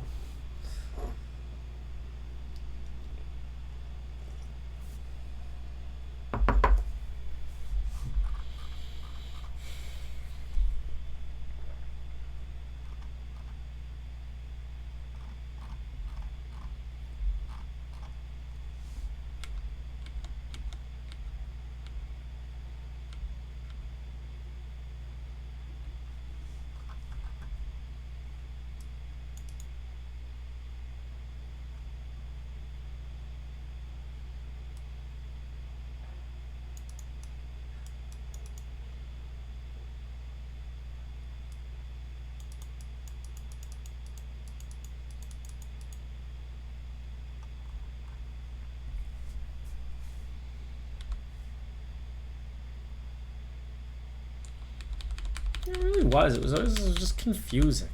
Multivariable calculus was confusing. Remdesivir seems to have a positive effect. Hydrochloroquinolone alone does not, but we're still waiting on HCQ plus zinc studies. And dexamethasone only seems to have a positive effect in end-stage coronavirus. So that was my conclusion after researching Therapeutics yesterday. My conclusion after researching mask yesterday was I will say confidently, there is no strong evidence to support the use of masks. And I'm yet to see otherwise. And then again, that was like, I guess what I was doing, and I hated, like I said, I apologized at the beginning of my stream for referring to these masks as face diapers, because I'm realizing that I'm just using the same propaganda techniques, just to make the other point. And if you have to use propaganda techniques, you're a loser. And me yesterday, I was being a loser, right? Fundamental attribution error. I'm not fundamentally a loser, but I was being a loser. And always give other people that benefit of the doubt too.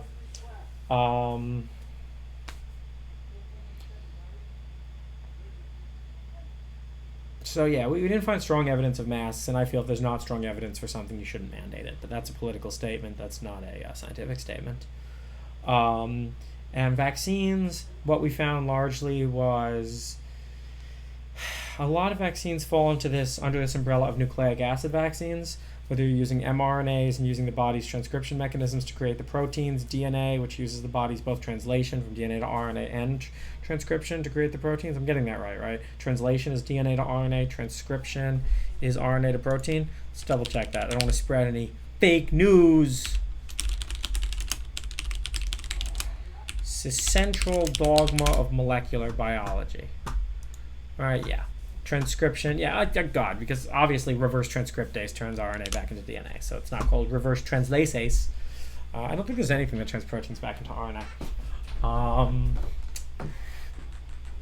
No mask in Sweden, right? They believe in science.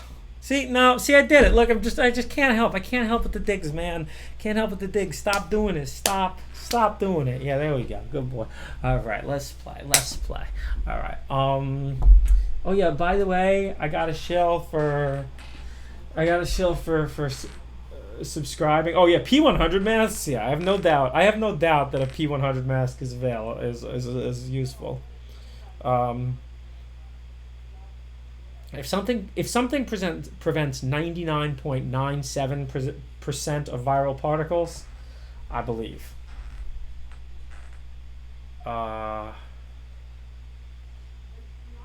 Volker AI, I have some bad news for you, Theodine. He's a better person than you because he's a subscriber.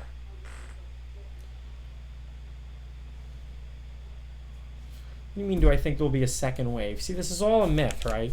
This is all a myth because people are, the United States is a country with twice the land mass of the EU, yet it's viewed as one thing. This is what it looks like in New York, all right? This is what it looks like in California.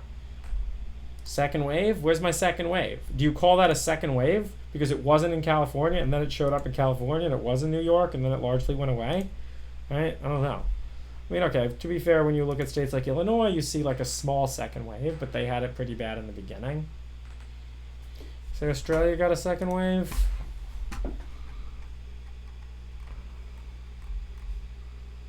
Where is Australia? Like 20 people get it in Australia.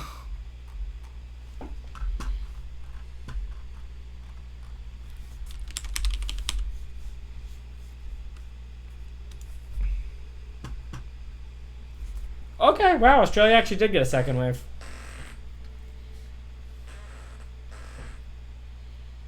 Philippines is interesting, no deaths. Yeah, you know what? I heard a quote once from Ahmadinejad about how Iran doesn't have gay people. And that's how I feel about the Philippines having no deaths from coronavirus.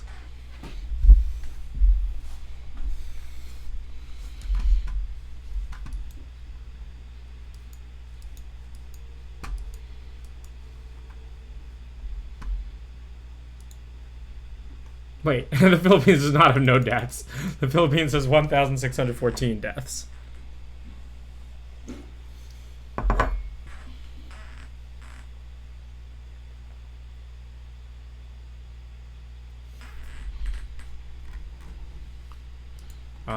Spain numbers are kind of sketchy.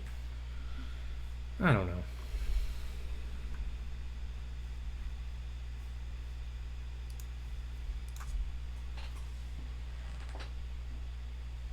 But yeah, the median age of a COVID death, I believe, is 80. It's just wild. People's living forever, man.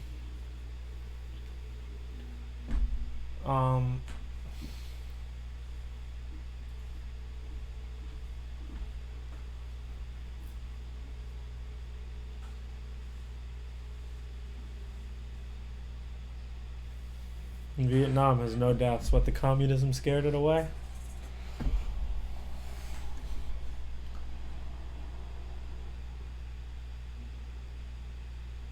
There's malware in my coronavirus map from ArcGIS.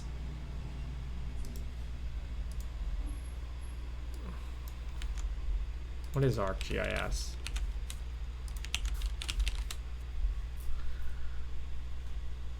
It's just this. I don't know. I think there's malware. Where's this malware hiding?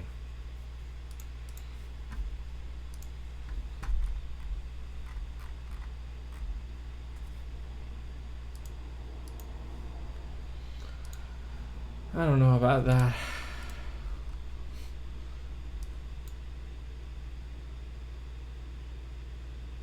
COVID median death age was above the average lifespan. That's crazy.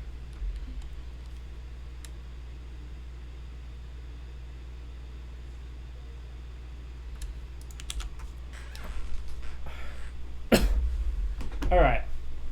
I do have a phone call today. You guys know I sell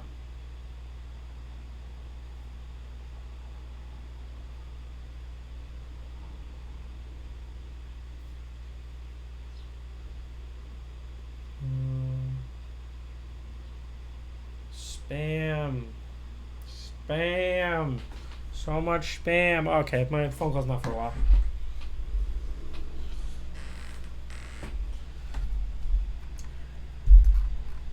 All right. Do we want to try out spreading vectors?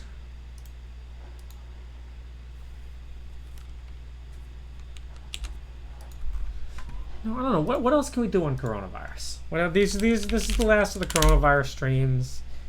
I mean, I feel like there's not that. People always say, "Oh, there's more to know. There's more to know. There's more to know."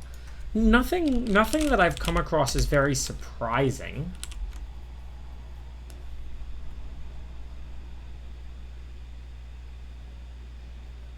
I mean, I feel bad turning the stream off. We got 725 people here. We got a crowd, so you know we keep it up. Mutation G14. Economics of coronavirus. What, big corona's cashing out? More FaceTime and groceries today. I mean, it is funny, right? It's the problem. See, you know what? Maybe that's my rule of thumb on propaganda. If you're gonna make propaganda, at least make it funny, please. I've been reading. Matt Taibbi has an interesting Substack. He's like, another week in the all stick, no carrot revolution.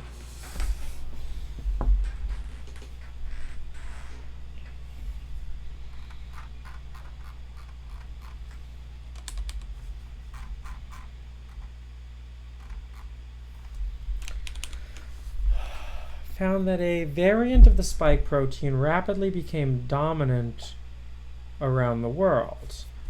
Phenotype, that's like expressed, yeah, observable characteristics.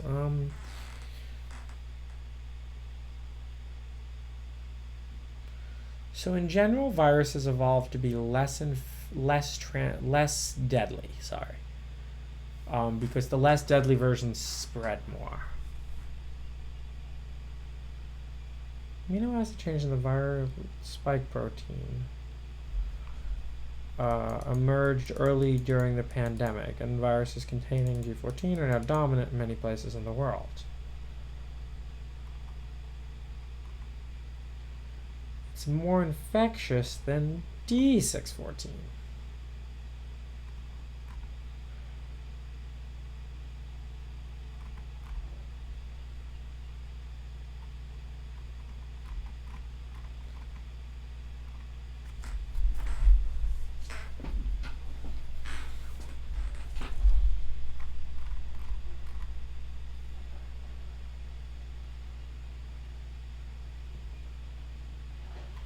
Not a receptor binding domain, but in the interface. And remember, the spike protein, I think, is like a trimer.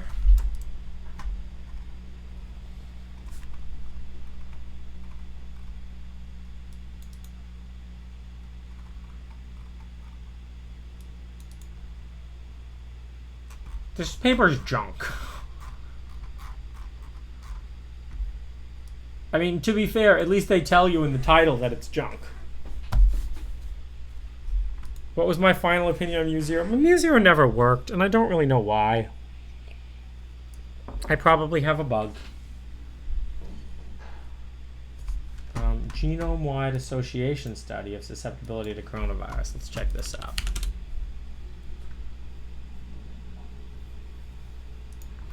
Free Coachella! I'll get behind free stuff.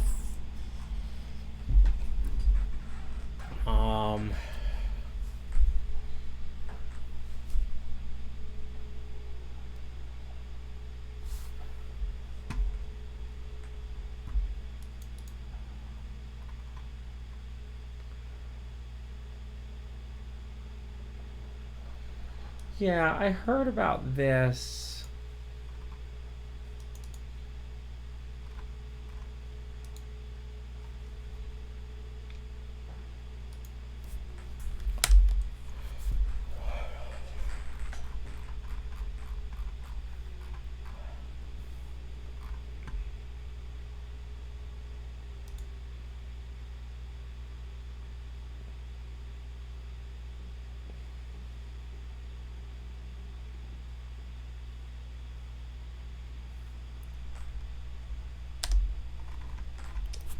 Pretty good. Did they do full genome sequencing?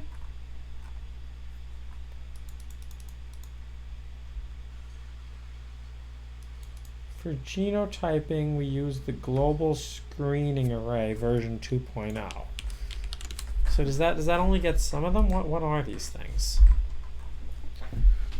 Population scale genetics variant screening. Well, I guess it's 2.0. Oh, these things are cool.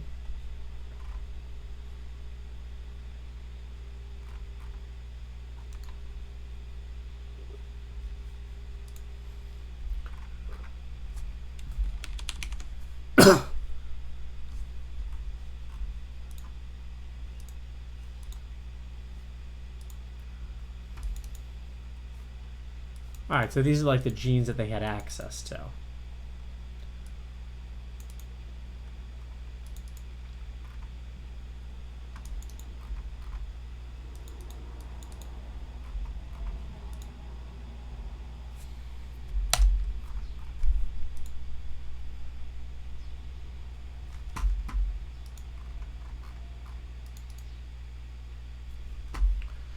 Yeah, the wastewater analysis is an interesting idea too. All right, they found some stuff on 3 and some stuff on 9. So cool, man. So cool.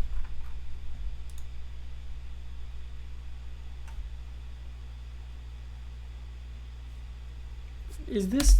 I guess I don't exactly understand what... For genotyping.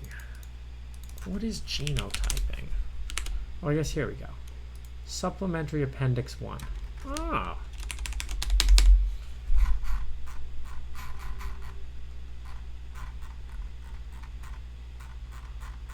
A lot of names.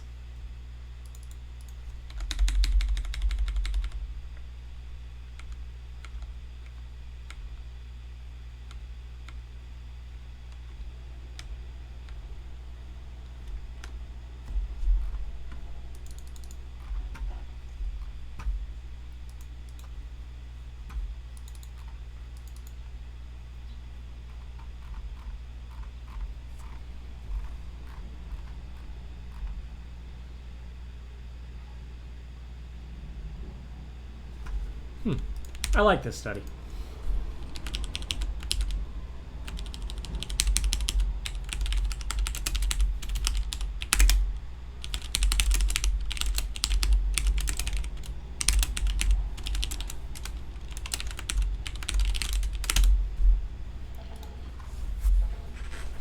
I mean, this is overall a very promising, I think, research direction for medicine. We can start using big data on genetics. And we can start, you can take any group and say, okay, which genes have an effect on that group? And then we can predict all these things about people. This is the right way, by the way, I think, to do like biology. Right? It doesn't make any assumptions about how it works. It doesn't need a model. It just straight up says, look, this gene is found to be correlated to this event, or event is like the generic statistics term, but this thing, and then you can say like, okay, if I get coronavirus, is it going to be bad? You can know that, and you don't even have to do a new test for it. You already have your whole DNA sequence. You just plugged it in. I want to get my DNA sequenced. You know what?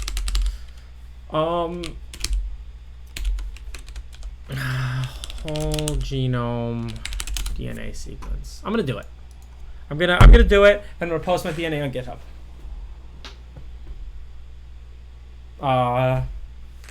Who's causing trouble? Is people causing trouble?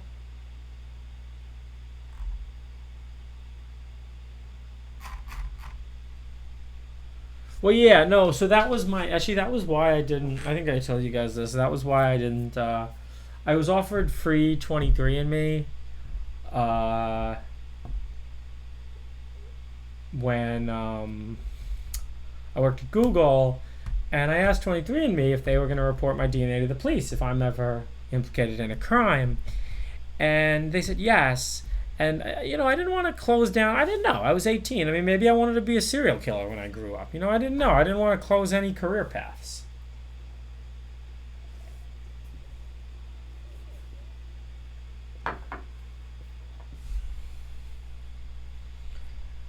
I have heard about Project Evidence, and I looked at this. I'm already predisposed to believe this. I'm already predisposed to believe that the virus did come from a lab in China for a few reasons. One, there were 3 outbreaks of SARS, and 2 of them were lab escapes. 2, there was a ton of bats being brought from all over China into this one lab. 3, the bats don't exist in Wuhan. They exist in southern China. Now, just saying it came from a lab does not mean at all that it was engineered. I don't believe that it was engineered at all. I actually don't think humanity has the capability to engineer. But I don't really think this is a conspiracy. I think this is fairly true. you know, to be honest, this stuff, see, it looks a little conspiracy theory-ish, but I'm not even sure anyone really knows. Oh, you use Dante Labs? I don't think it's that interesting either way. You know, I don't blame China.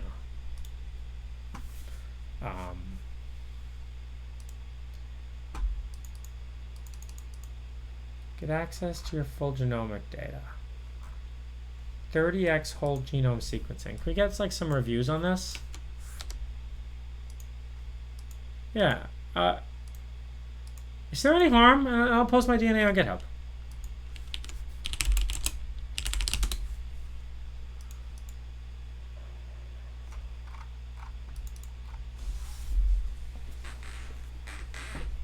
Is 23andMe doing full genome sequencing? Or is this an option? Because what I want the whole genome. I don't just want whatever they think is, yeah,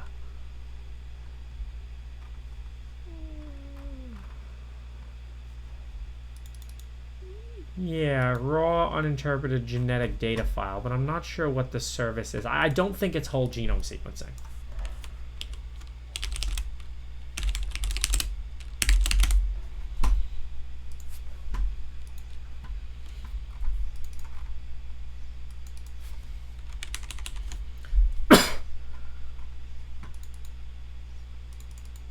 Nebula is leveraging the power of blockchain technology.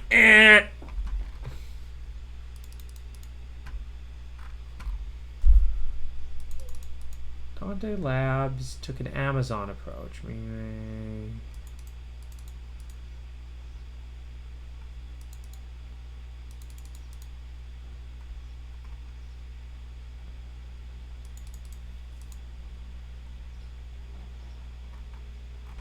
You used Dante Labs and it was good? I mean, you can have an MIT license to my DNA. Enjoy. I don't care.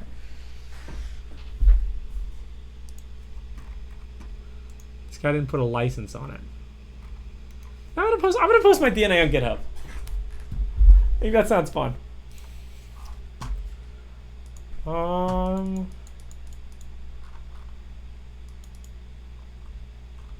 Alright, so how does this test work?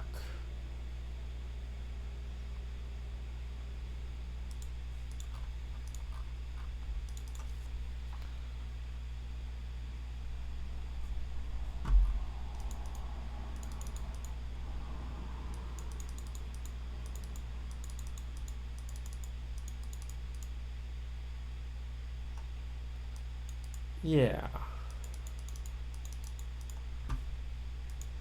Alright, I'm sold. $600? What do I have to do? Do I have to spit? A saliva collection kit. Oh, that's sick. What do you mean all failed the twin test?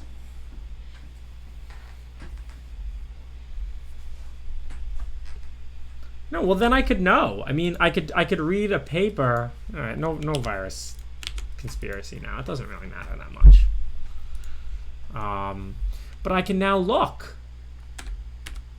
Like I can say, do I have this thing? We can look on GitHub at it. You can all look on GitHub. You can all. I'm gonna take my DNA. I'm gonna sequence it and I'm gonna post it on GitHub. MIT license for all of you. Because that's the kind of guy I am. I believe in the people. If you want my beard, you could get my beard. Just take the DNA. You can clone me. You're welcome to do whatever you want with the DNA. MIT license, boys. MIT license. MIT license. What do y'all think? What do y'all think? All right. Yeah, I'm going to buy one of these. I can't buy it on stream because then you'll see my credit card. You know what? So I have a phone call scheduled later today. We don't talk about comma.ai on the stream, but I will show you. Somebody bought a meeting with Comma. So you can buy meetings with Comma. If you want a 30-minute phone call with me, it's $1,000. So someone bought one of these, and I have a call later today.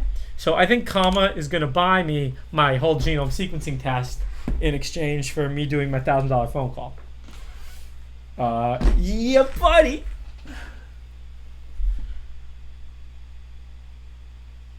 Ooh, enter an email address and spin the wheel for a chance to win. Wow, a pop-up. This makes me hate this website. It makes me want to go with someone else. Oh, it's so close. Oh, it's so close. Oh, 10% off. Oh, look at that. Your discount code is 10 off. Perfect.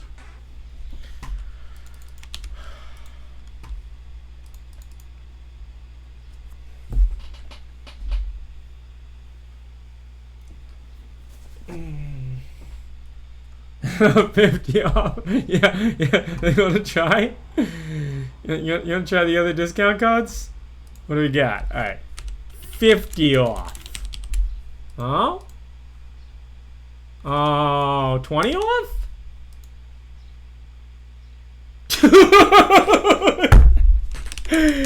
Yo, does anyone else believe that shit just worked?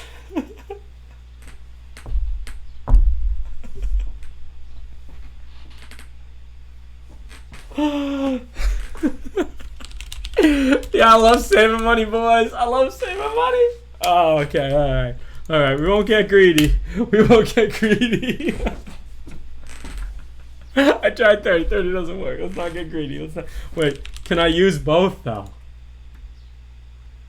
Oh, no, you can only use one. All right, we'll be happy with 20. Get your whole DNA sequence. Use discount code 20 off. 2020 hacking, boys. We're all having a good time here. All right, I'm going to go get some tea. I'll be right back. I'm going to go get some tea, and then we're going to get back to some hacking. Yeah.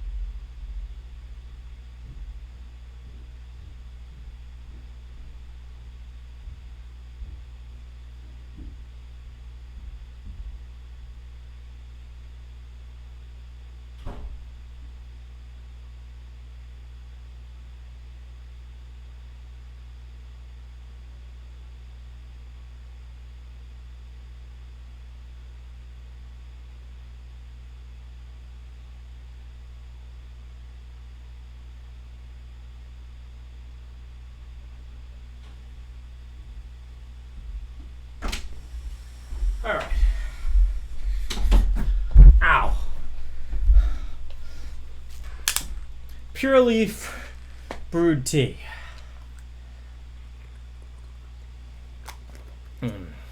No. I regretted diaper face. Trust me. If anybody ever told me to apologize for anything, I would laugh in their face and double down. But, you know.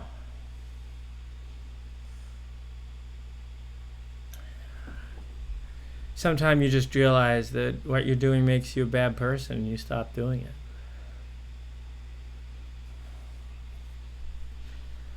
Oh, what's up, North Park? Professor Bob. What would happen if they found my DNA at a crime scene? You know how I'm going to solve that problem? Don't do crime. Crime doesn't pay. All right, let's see what I get from Dante Labs.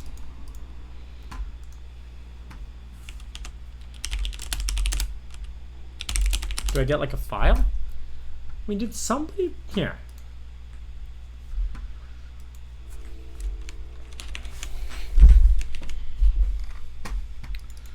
Ooh, DNA analysis apps. Oh, this is so exciting.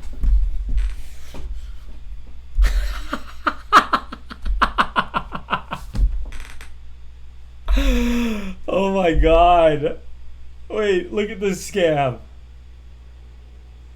You get the scam, right? You have your DNA. Now I can sell you an app on my DNA app store. You want to know if you're going to get coronavirus? Buy the COVID-19 severe outcomes. Find out if you're a genetic risk for one of the most feared outcomes of COVID-19. Man, I could scam so many people with this crap.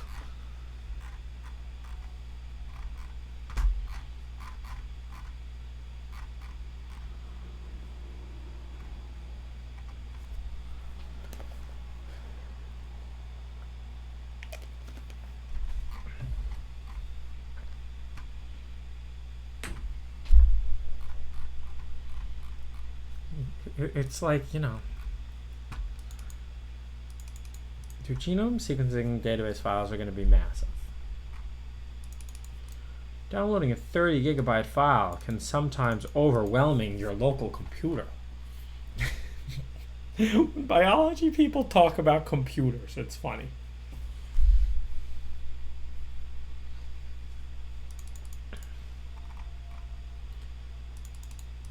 Sequencing.com. How do we enhance your genome data? Learn more about enhancing your genome.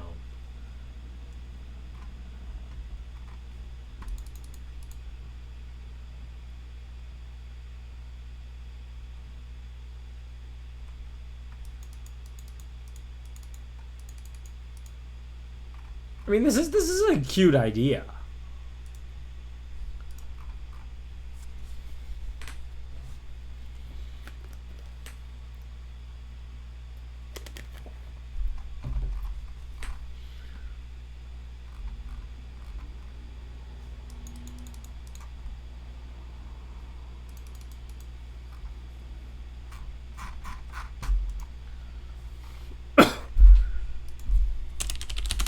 Posted on GitHub yet?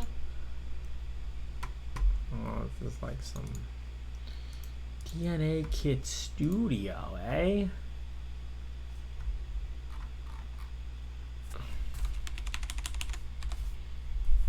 Wow. You can now download things that look like crappy, like I'm waiting for like the DNA keygen that plays the music, you know?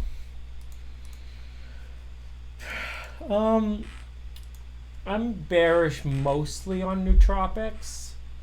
I'm sure I have some paracetam. Yeah, I got paracetam. I was into it at one point in my childhood.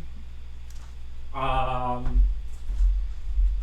shows some effects in some studies. I found it kind of gave me a headache. Best nootropic, pure leaf tea. And I'm not getting paid by the Pure Leaf to say it.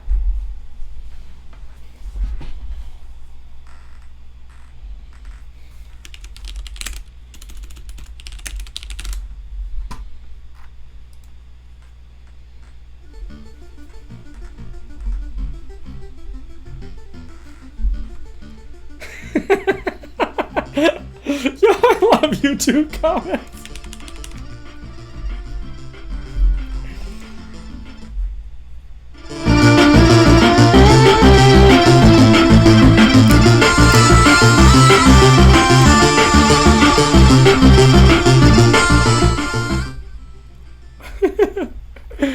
Alright, this kind of makes me want to code. Alright.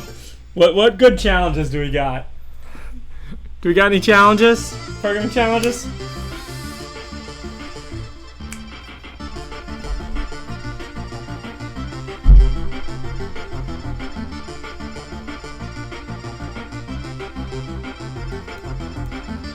Pen test comma?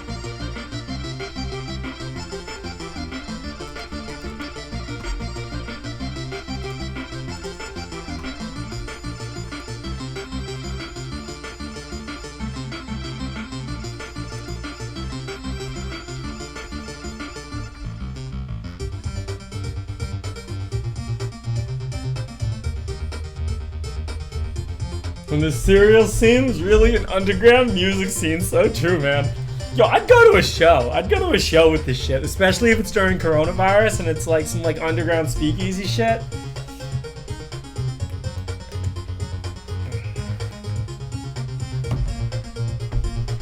What's the DNS CV? You want? Let's see what it is. Oh, it's Windows.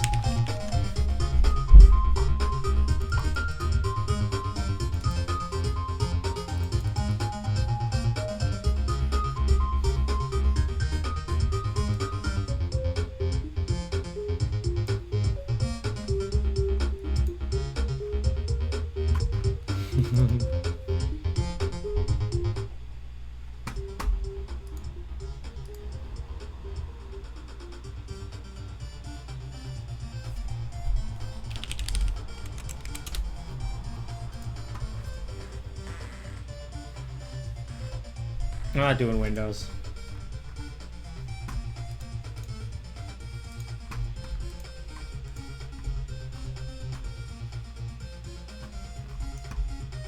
All right, should we try Windows DNS servers? All right, there used to be a website for, I don't have Windows. Do I have a window? What do I got in my VirtualBox? Sure, I got a Linux.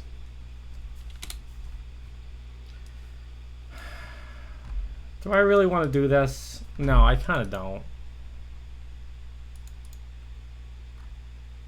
Where'd my music go?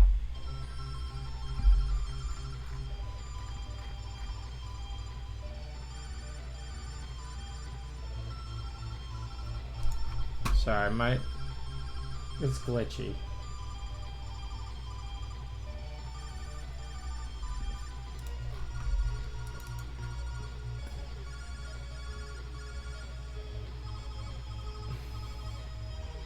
Get Windows 10 VM free from Microsoft?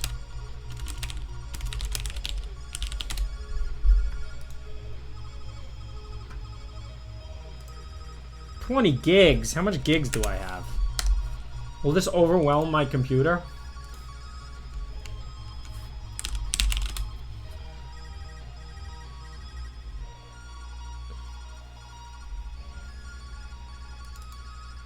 What is overlays? That's weird.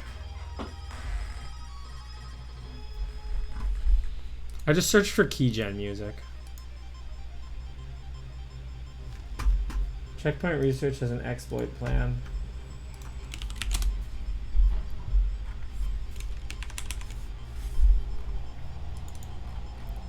Sigred, wow. They really try to sell their vulnerabilities these days. See, this is when the whole scene became lame, you know? Like it's just like it's marketing bullshit.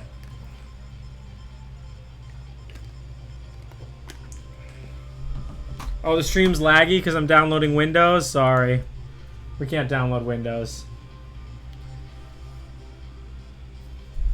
And non-Tetris is cool.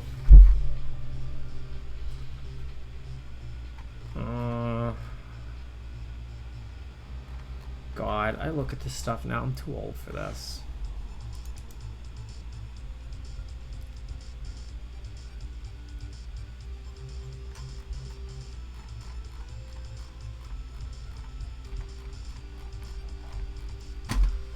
Like, I am kind of too old. Like, this isn't... What do I get, you know? What do you get if you do this stuff? Like, all I have to... What do I have to do? I have to, like...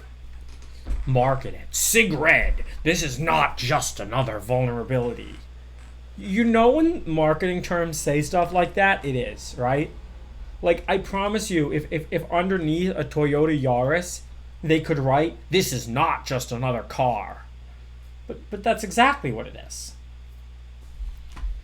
Interesting to make an open source version of what 3 words? What is what 3 words?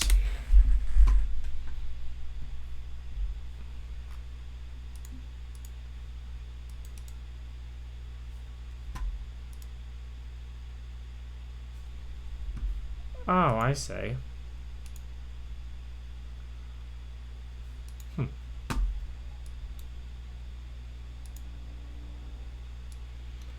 I mean, the problem is whatever coding function they're using, you want it to be generic. Do you want to like look at what... Oh, so you're saying you want like an open source implementation? Let's see how it works. I mean, is it in JavaScript or is it making network requests? It's making network requests.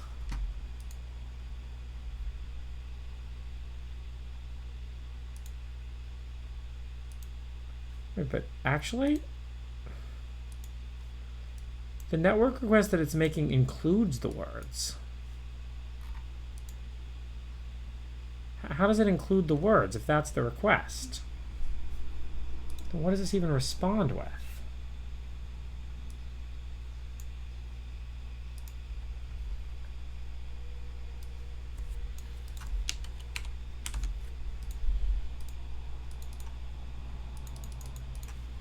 So like I scroll, but then it says convert to words, move sand mash.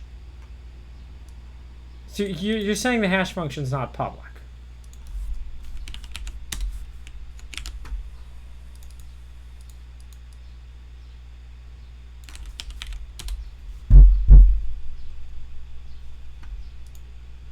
They've really gratified it.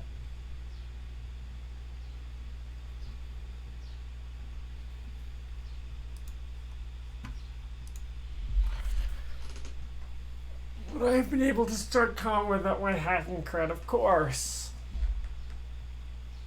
Listen, VCs are really easy to get money from if you just know how to talk.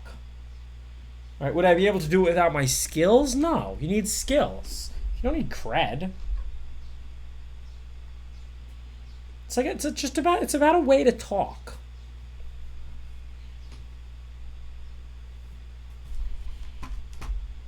What's this? Copper mask? Yeah, I know some people who shell for copper. I don't know. I don't know the truth about copper. Make a Lisp.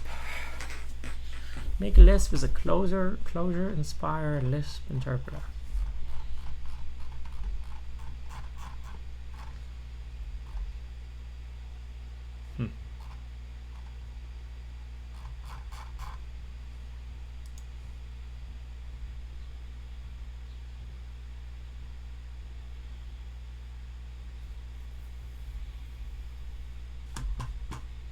Oh, is there a is this proof of concept for the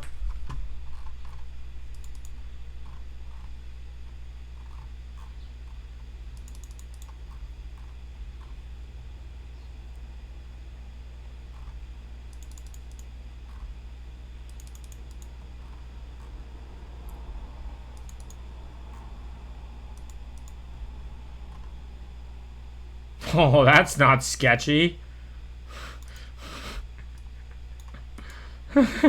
Curl from an HTTP URL pipe to bash.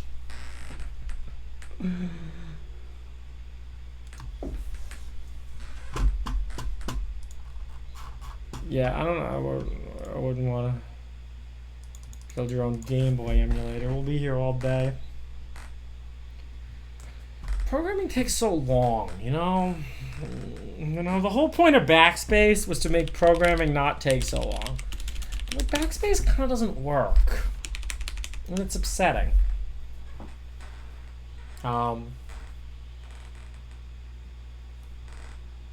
Teach C. What do y'all want to learn about C?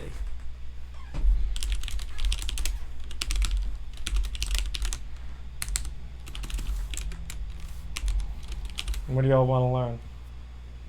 All right, get a noob from chat and teach him to program. All right, who wants to learn how to program? Is there a good screen sharing site?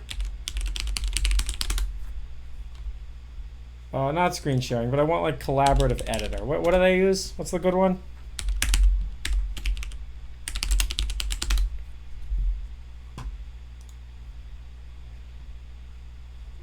Create a new document. Enter your name, Bob.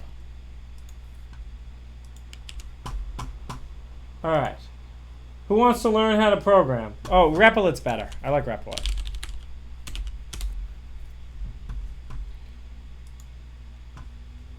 We're going to code in C. Create REPL. All right, you're a sub. Here. Congratulations. I'm going to DM you a link.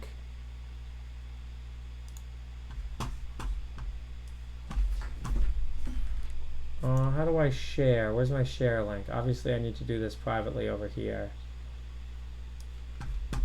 Where's the share?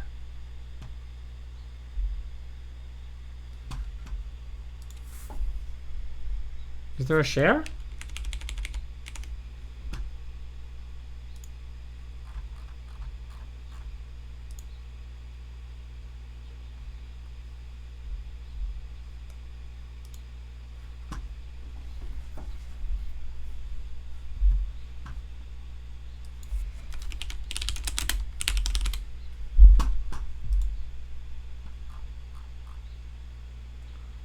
Copy and paste the REPL link to share.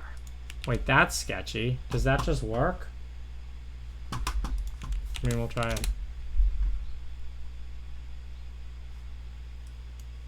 Oh.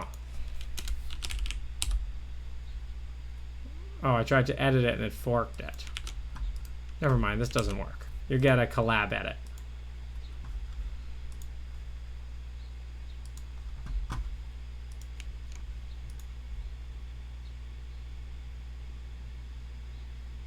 Oh, I don't know, but I think just try this.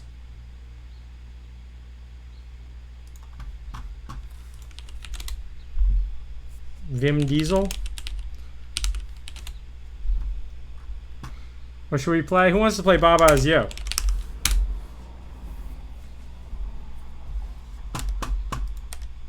No, it's on this screen. No. No, we can't play Baba Is You because it's on this screen. But I recommend Baba Is You. It's a great game.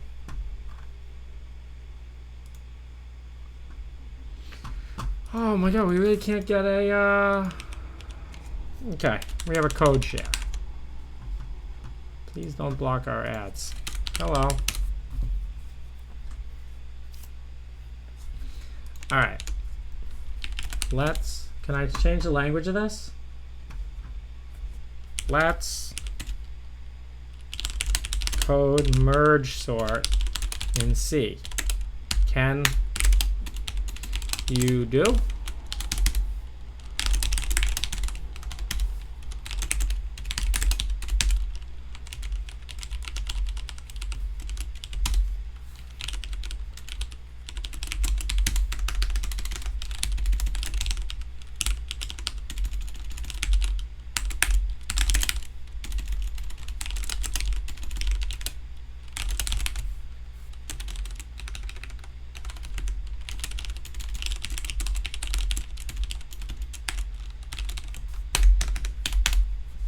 Reset the language so we can get some syntax highlight.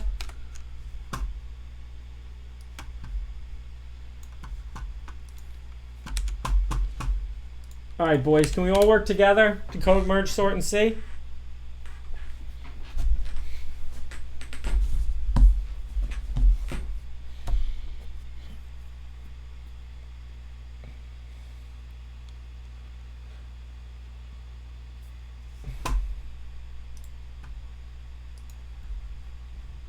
No, come on, don't write hello. You can type in there and you can, come on. Oh, someone said we got some syntax up in here. All right, let's go. Stop typing dumb shit. If you're going to be dumb, this is an exercise in whether all people can be nice and work together to write merge sort. And if we can't be nice, all faith in humanity is lost.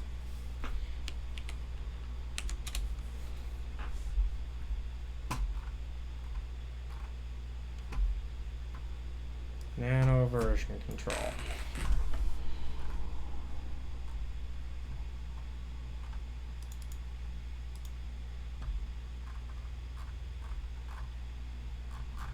This reads like hypey shit. Okay. Can we code? Come on, fill in the... Let's see if Twitch chat can pass a coding interview. Nope. Nope, you're fired. You're fired. The guy who returned the sorted list, nope, nope, fired.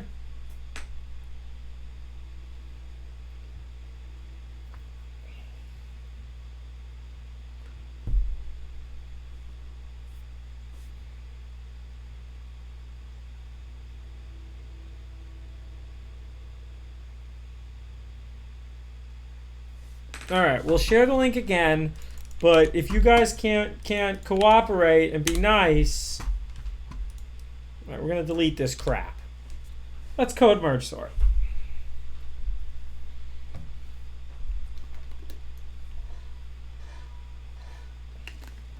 Who remembers how to code merge sort?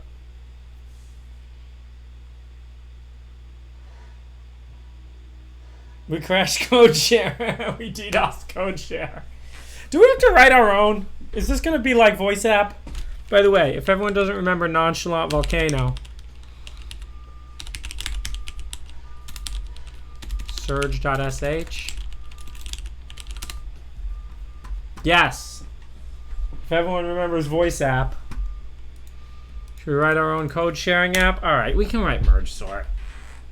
All right. So first we want to say length over 2. P equals length over 2. And now we want to recursively call merge sort. I don't think you can do this in place. I think we're going to have to make copies. ARRP, and then we say merge sort ARR plus P, comma, len minus P.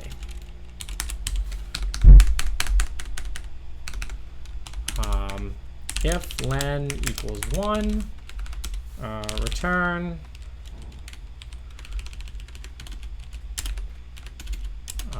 if len equals 2, if ARR sub 0 greater than ARR sub 1, we want to switch them places.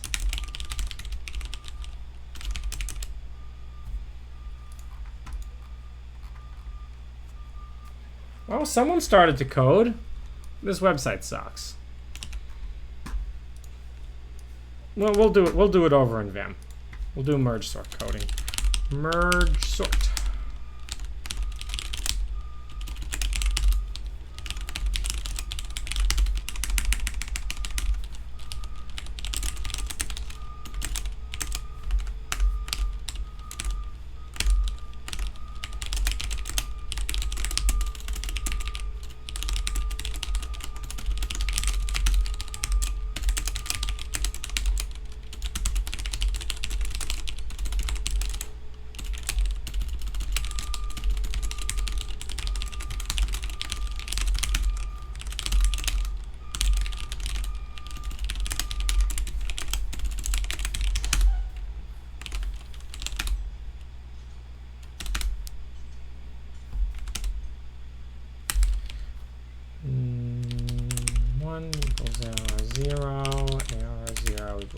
There's like cute ways to write that with like XORs and stuff, but I forget what they are.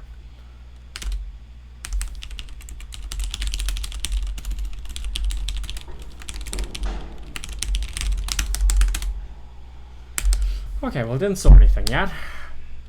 Well, we didn't write the merge. We also have to obviously write the merge. Can you do a merge sort in place?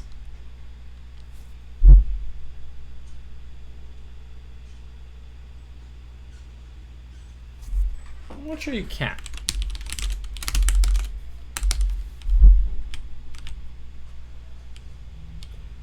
So we can make copies. Well, let's say, do we have to make copies? No, it's like people think, oh, it's so easy to just like write this stuff, but like it's not. You got to think about it a little bit. So we want to do a merge. We're gonna, I think, have to do the merge into a new array. So let's say int t equals malloc size of int times len, and then we want to do the merge into here. So we have pointer 1 equals 0, pointer 2 equals 0. They give you 10 minutes to code merge sort? Well, then you haven't memorized and you haven't had to think about it. You didn't learn anything. I less than len. Okay. So let's have 2 array pointers. ARR1. I think actually I might just need 2 array pointers. So we have our pivot. We're going to recursively call merge sort. If star ARR1 is less than star ARR2 is greater than, and we want to Actually, why did I delete the out stuff too? We need that as well. So if while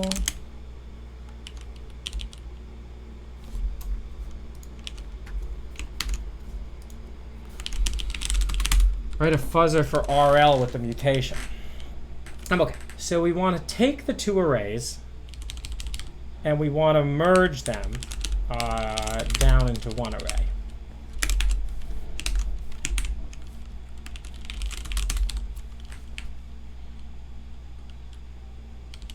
It's a little bit annoying because we're going to have to check the end. We're going to have to make sure we don't run off the end.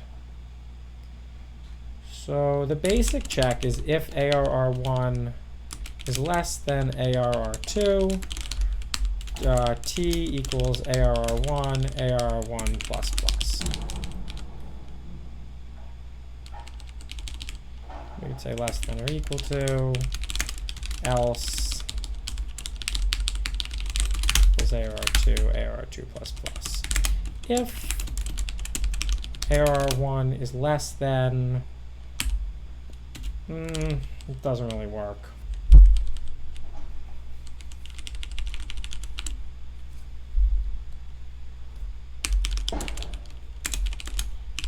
ARR2 is less than ARR plus len.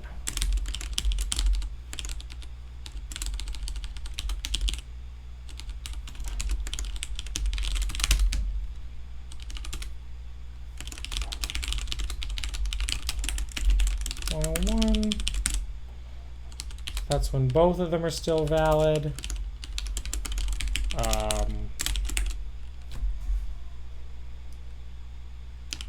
Only ARR1 is valid, then we do this. And if only ARR2 is valid, then we do this. Else break. Memcopy ARR_T size of int comma len free T.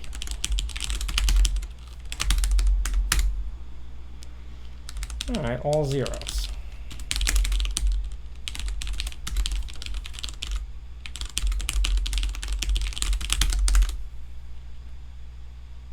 What? Whoa, merge sort's actually declared in stdlib. Free is invalid. Oh, can't call it merge sort. I'll have to call it my merge sort.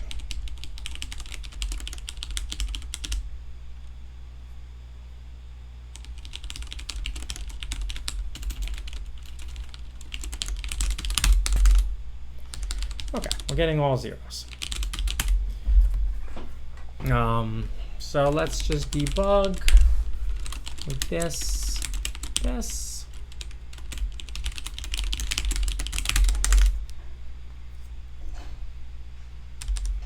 All right, that all seems okay. Oh, we didn't do T++.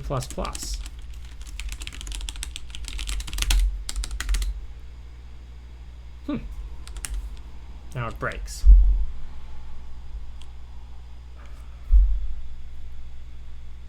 Well, I don't see how this can overflow T.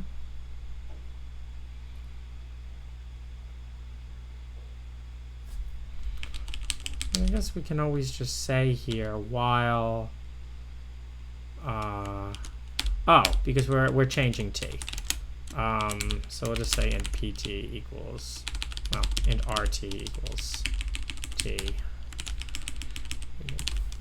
that like that. There we go. Merge sort. If anybody gives you 10 minutes for that in an interview, that's super unfair.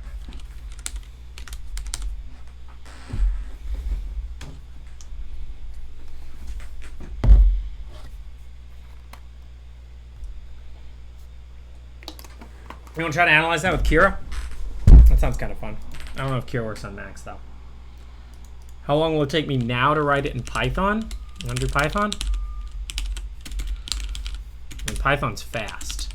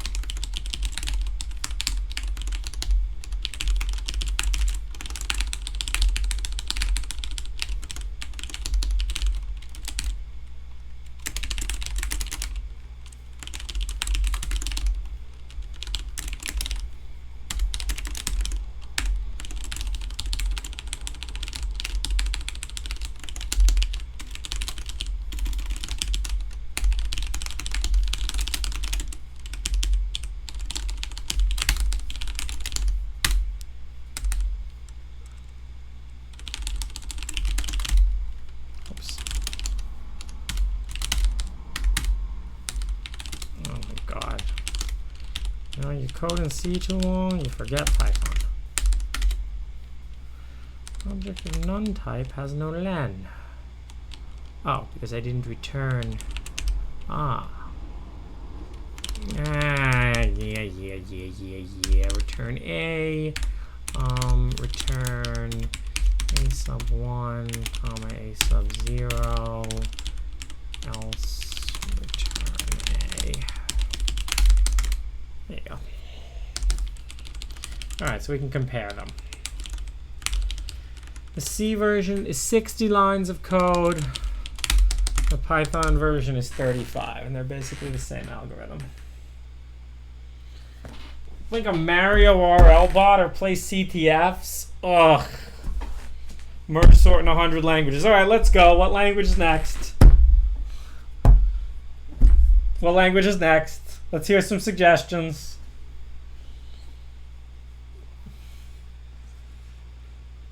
All right.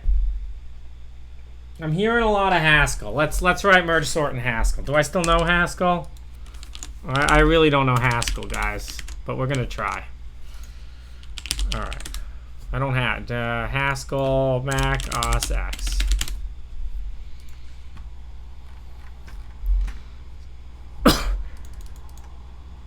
Use GHC up. This is concerning. Is that really how I should install this? I have brew. Should I use brew?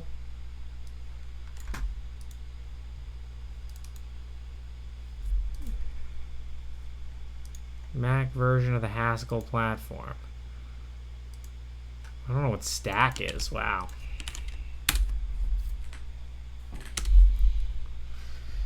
All right.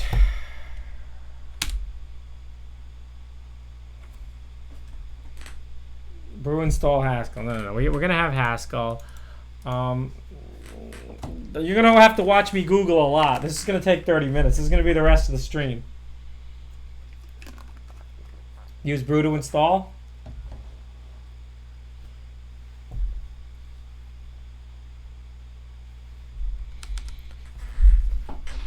I actually think the Haskell code is going to be the shortest of all of them.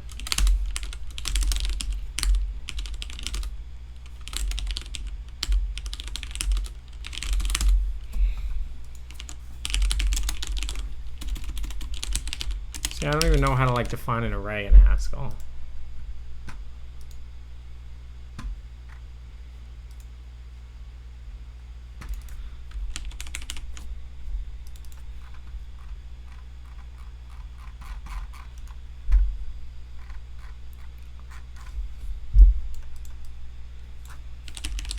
Let's look up a Haskell FizzBuzz just so I can like kind of read.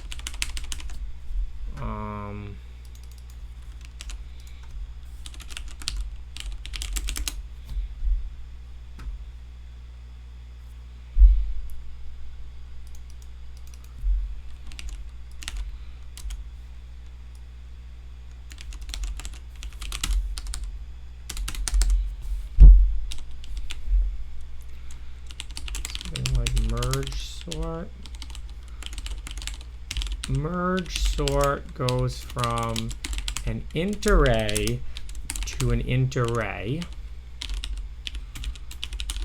Merge sort Haskell array pattern matching. There's a way to do this. Is that not even the right syntax? Probably not the right syntax. The worst part is I once wrote a compiler in Haskell, which just shows you how quickly you forget stuff like this. Okay. So merge sort of like, this is, it has 2. So let's try like this. What's the end? There's a thing for the end of the list in Haskell. I forget what it is. That's the pattern that matches the empty list. So I'm going to have to match the empty list and return empty list. I have to match a list with 1 element, return 1 element. I want to match a list with 2 elements and return, is Haskell have inline if?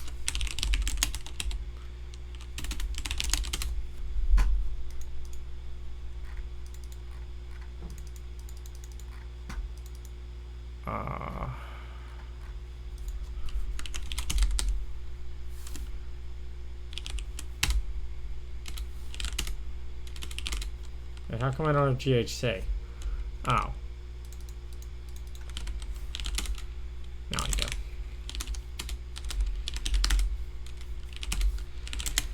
do. Merge sort Haskell. Parse error. Possibly incorrect or online. How do I comment in Haskell?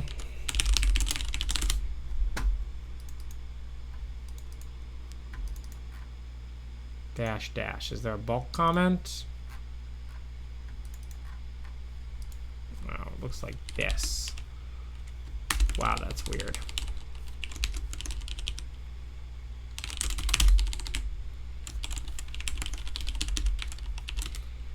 Let's first just see if we can print out an array. Let's first get that to work. No. No instance for numchar arising from the literal 5. Haskell array print. How to print a list in Haskell. Oh, I have to show. Oh, I guess show is doing, okay, show like converts it to a string.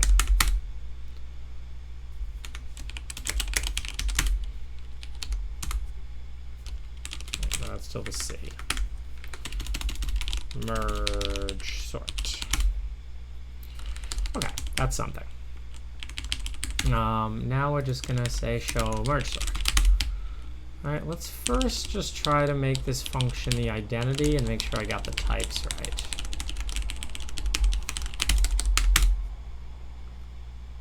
Couldn't match type integer string. Oh, because I need another $sign for the binding.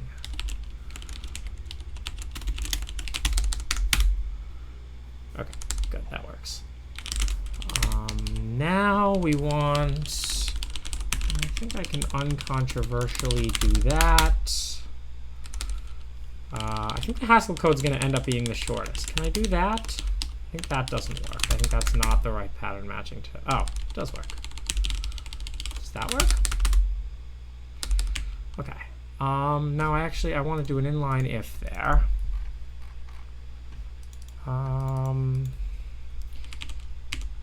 If x greater than y, then y comma x, else x comma y. Does that work? Cool, that works. Oh, this is going to be short then. So the other one that I want to split the array based on the length. Haskell let, I want to say something like let p equals Haskell array length, prelude function length. So let p equals length x in. Is it like let in? Is that right? And then I want to say something like Haskell array slice.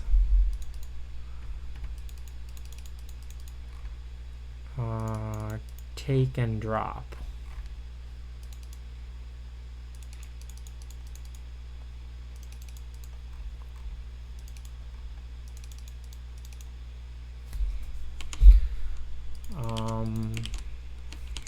Haskell drop take.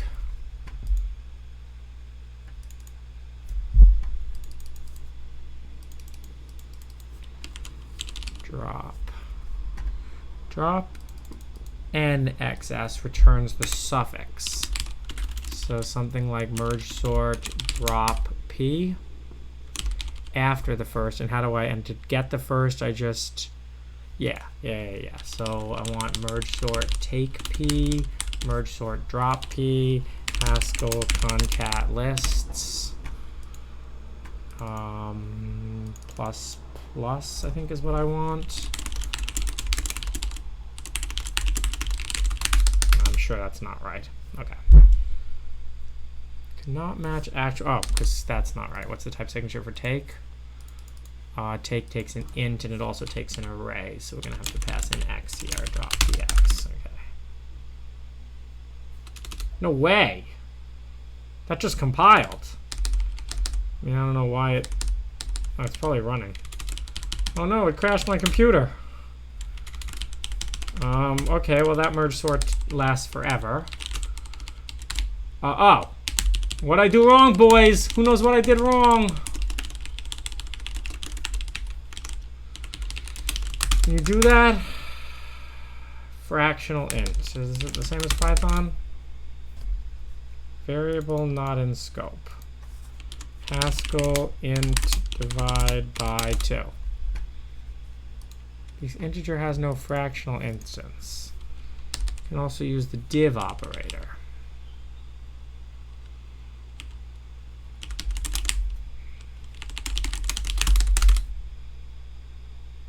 Okay, well, it didn't do any sorting, but all right, let's test our merge sort on an array of length 2.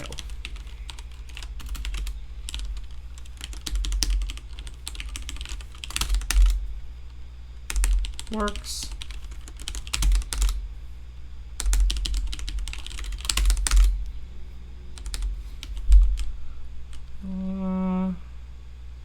Oh, we didn't write the merge. We have to write merge here. Merge. Yeah, we can't just concatenate them. Oh, that was stupid.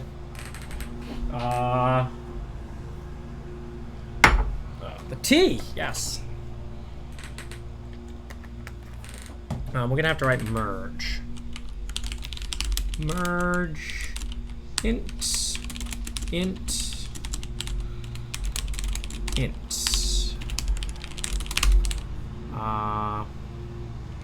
merge xy equals if x greater than y, then y colon, no, x, xs, y, ys. Then we want y colon merge x colon xs, ys.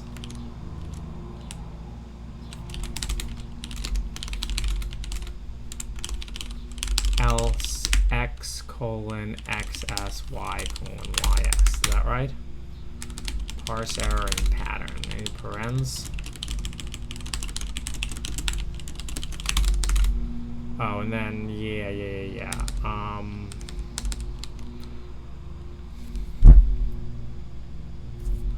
Parens here.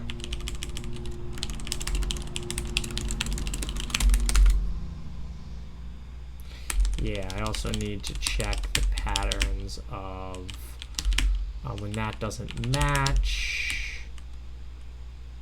Oh, just this is fine, I think.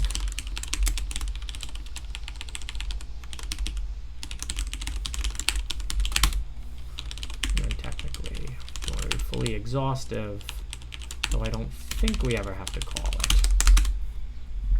There we go. 20 lines, 19 lines. Haskell's the shortest one yet. Now, it took the longest to write, of course, and part of that's because I don't know. The single element and the pair are redundant. I don't think so. I think I have to do all of those to be exhaustive. All right, bash next. Now, fuck bash. All right, assembly. God, no, that sounds hard. You really want assembly? I could do go so quickly. Okay.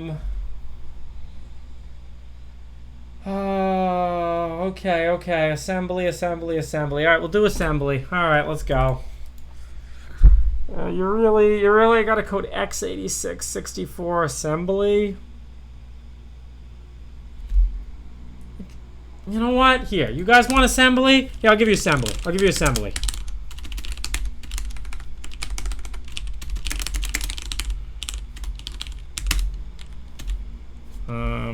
GCC output as a, the capital S. All right, there you go. I wrote it in assembly. We done with that crap? It's not cheating. I just wrote an assembly. I used a tool to help me. There you go. I wrote merge sort in assembly.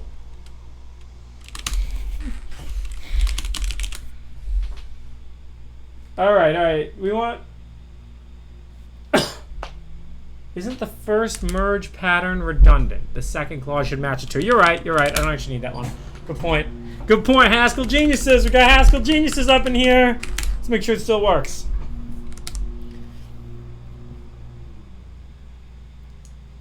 All right. I see Elixir. I see Golang. Golang is boring. Obviously, I could do it in Golang. Algol 60. All right. We'll do Rust. Let's go, Rust.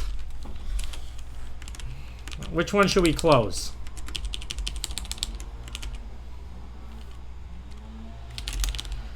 Merge sort.rs.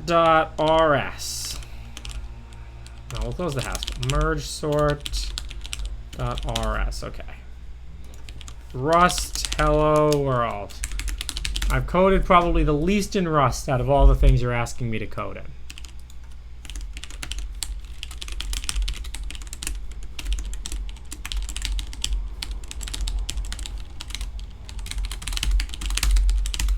Rust C merge sort.rs. Does this work? Yeah, that's right. Okay. No, it calls it merge sort, same as Haskell. Okay. How do I make an array in Rust?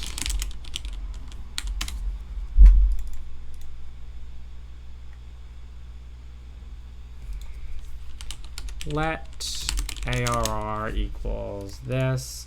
I think the Rust one's not going to look that different from the Python one.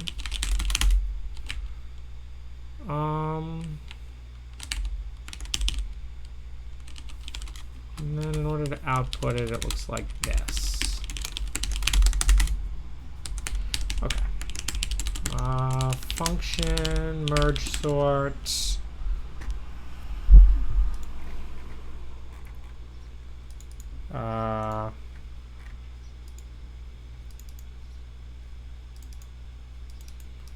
This function borrows a slice. Oh my god, I gotta deal with this.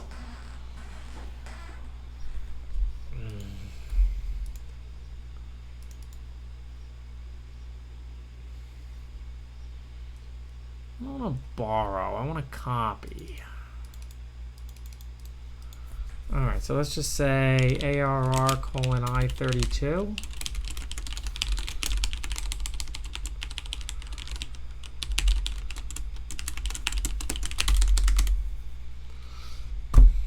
Great. Oh, try adding a return type. Oh, it has to return an I32. Great, now we have more errors.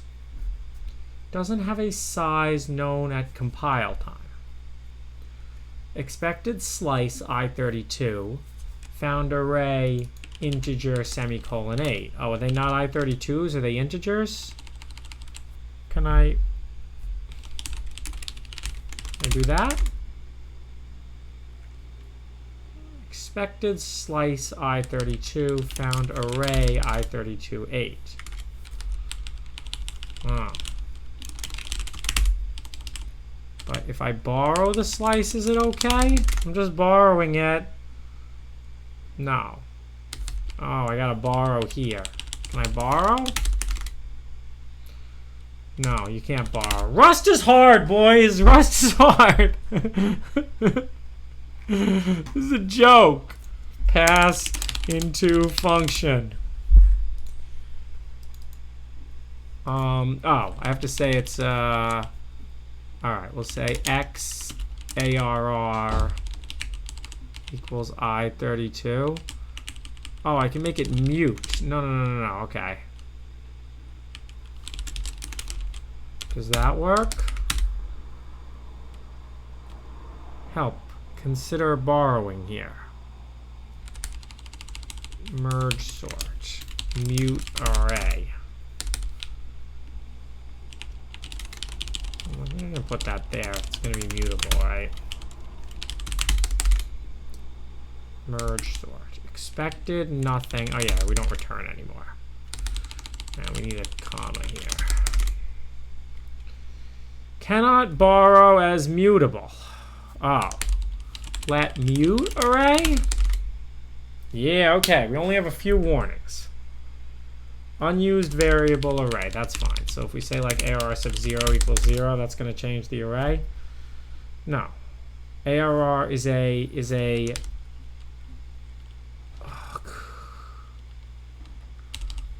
you don't put mute here, you put mute here.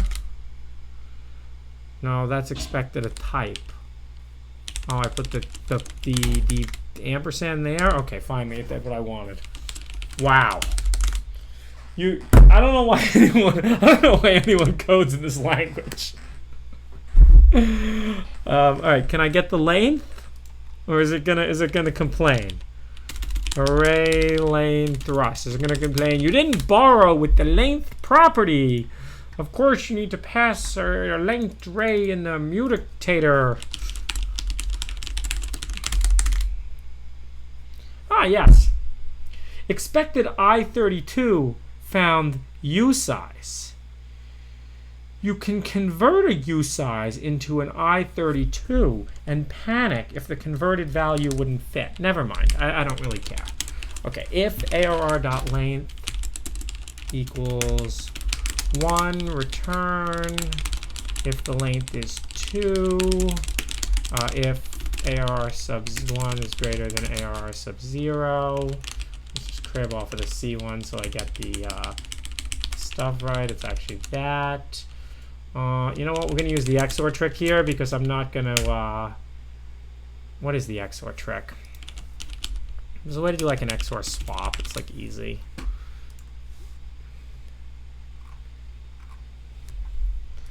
Yeah.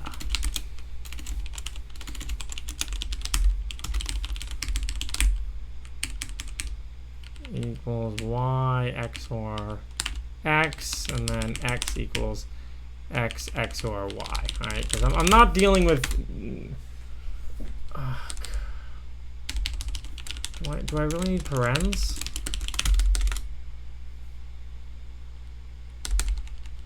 Oh, okay. 3 warnings. Oh, I didn't need the parens there.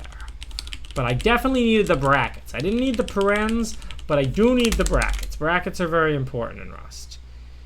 Help, remove these parentheses. Okay, all right, I understand. You don't like parentheses. I don't know what parentheses ever did to you, but I'm sure it was bad, and I'm not going to ask too many questions.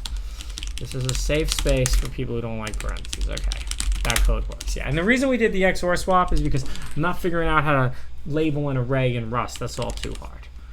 Okay, well, we're going to say let p equals arr.len over 2.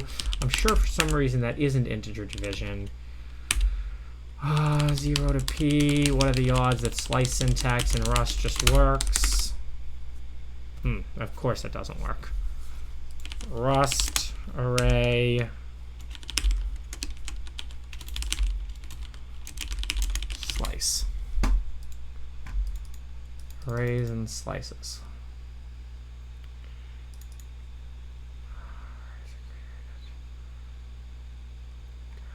Blah, blah, blah, blah, blah. Analyze slice. Borrow the whole array as a slice. Borrow a section of the array as a slice. Can I just write dot dot, or is that a syntax error? Expected mute 32, found slice 32. Consider mutably borrowing here. Yes, we will mutably borrow. That's perfect. All right. Now we just need to write the merge.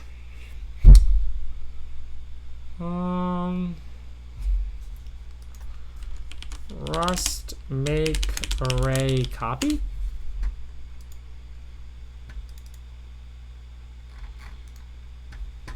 How to idiomatically copy a slice? Clone from slice. Oh, of course it requires a function.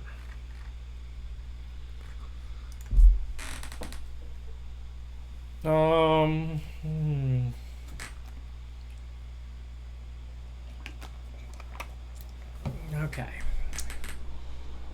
I want something that effectively looks like the C one.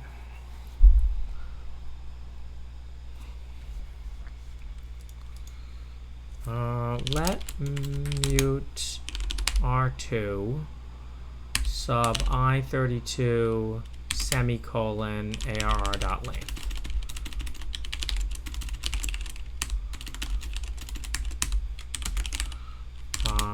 Let mute P1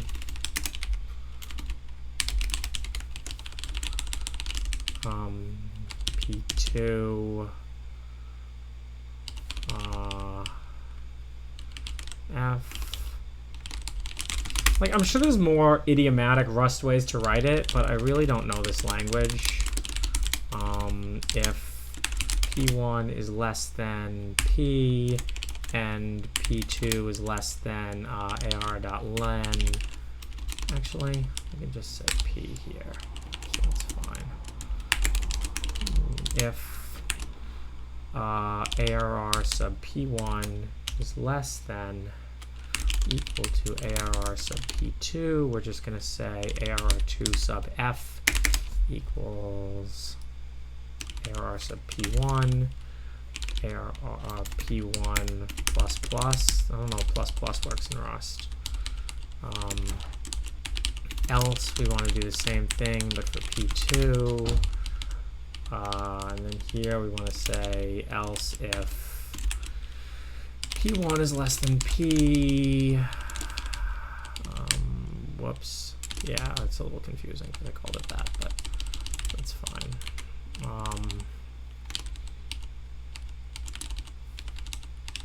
Else if else break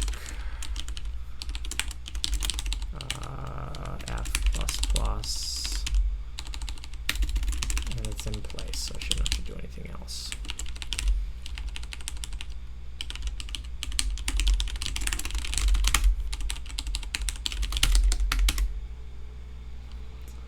Ah, well, of course, it's not going to make it easy for me. Oh,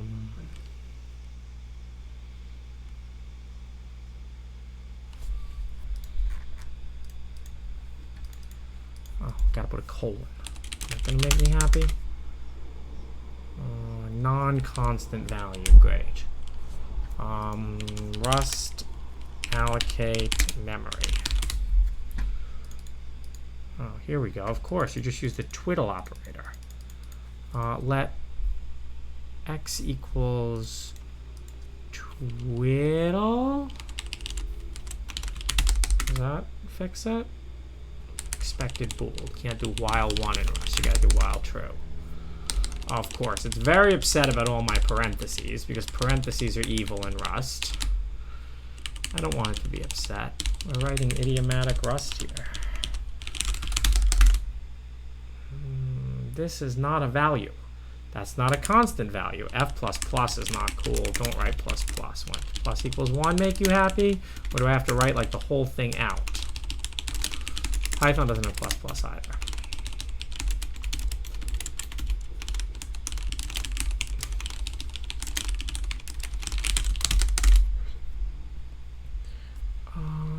Okay.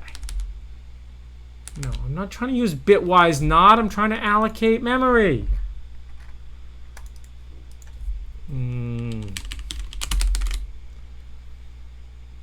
Oh, definitely don't use help. Use loop. Oh, I can use loop instead of while true.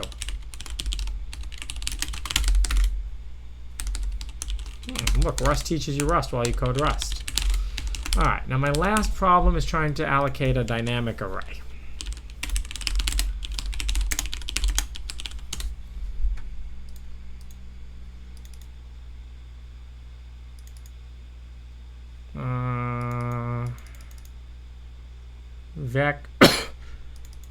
Vec with initialize. Let mute arr2 equals vec. I guess the type doesn't matter. We'll just say 0 there. Okay. Oh, and now I need to copy it back.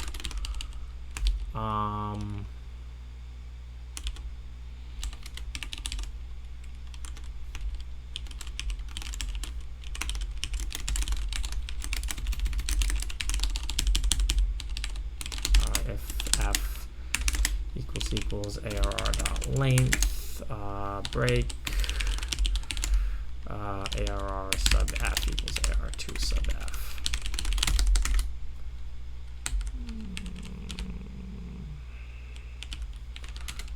Of course, stupid Rust. Okay, infinite loop. Oh.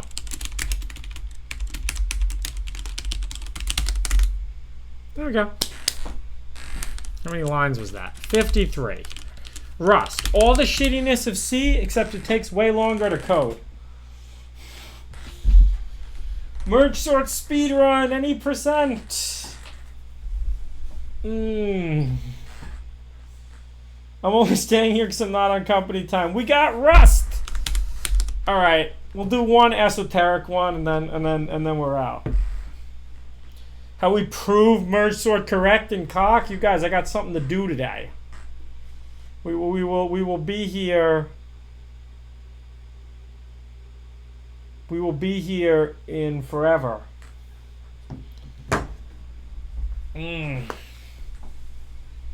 Test with an odd length array too. Yeah, good point. All right, let's see. Which of my merge sorts don't work with an odd length array? Did I really do any wrong?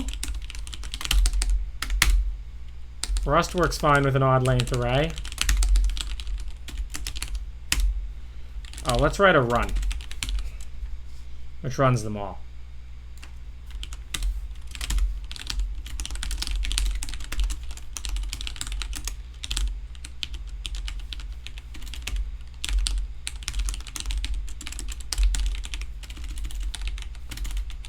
And we'll do it in order of how we did them.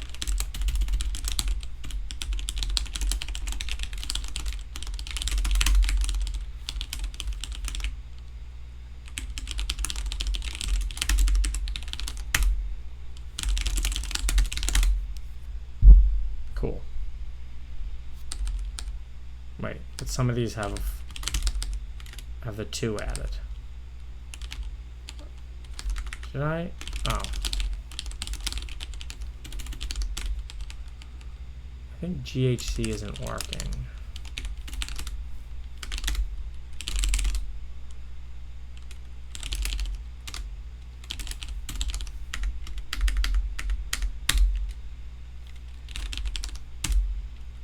Yeah.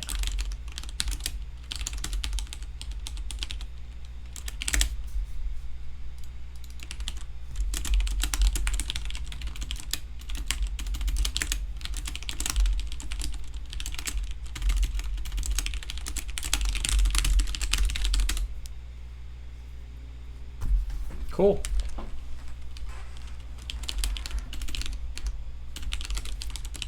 My Haskell one works with that.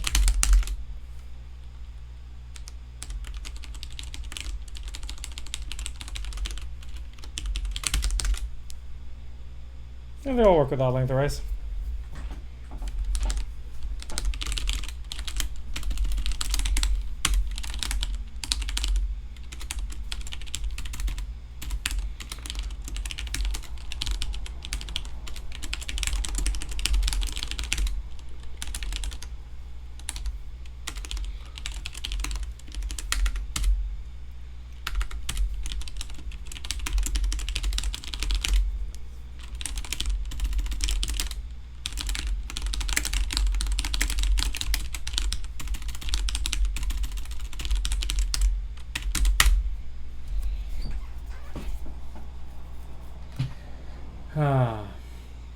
To Holy C.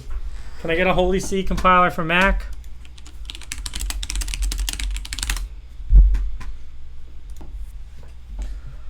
Oh, all right. I think we're done with coding for today. That felt pretty good. Well, we still got a lot of viewers.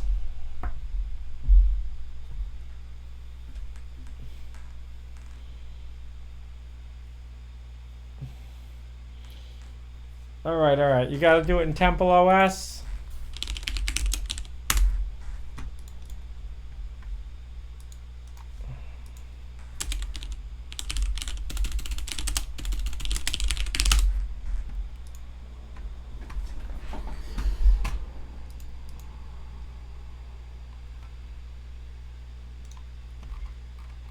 I gotta download some. Did I ever get this running?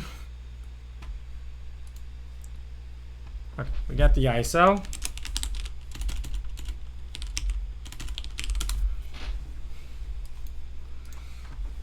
We'll code it in Holy C. Let's go. Other. Other unknown. Does TempleOS need a lot of RAM? Oh yeah, here it needs lots of RAM. Holy C is very RAM intensive. Create a virtual hard disk. Yeah, that's fine. That's good.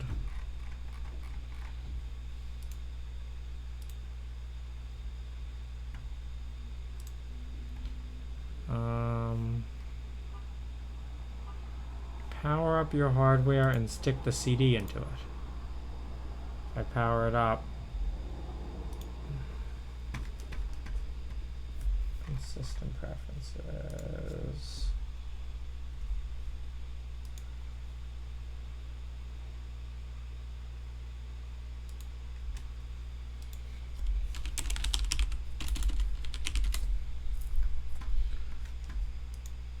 Oh, here we go. Please select. What?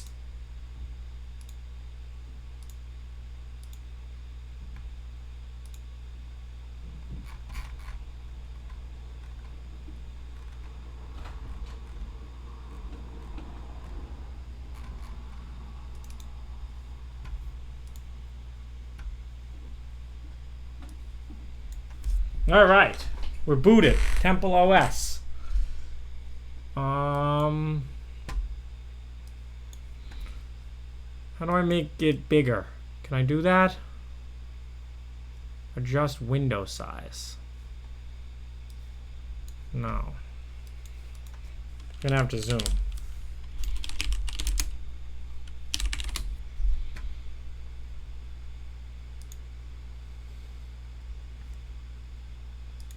Current scale mode. Scale mode? Scaled mode. Switch.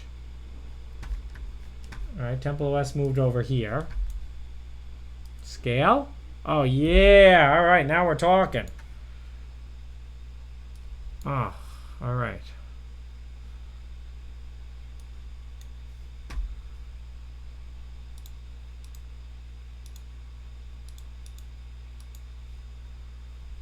I don't know why these X's don't work. Okay, we're in. Capture. Oh my god, I have the TempleOS mouse. This is so laggy.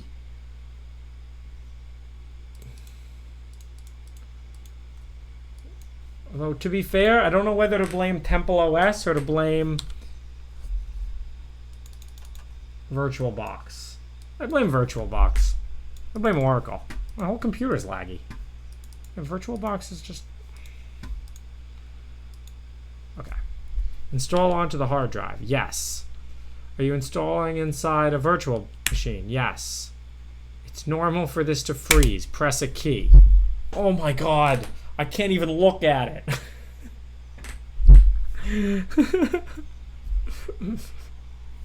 TempleOS needs a designer. Reboot? What is this, Windows?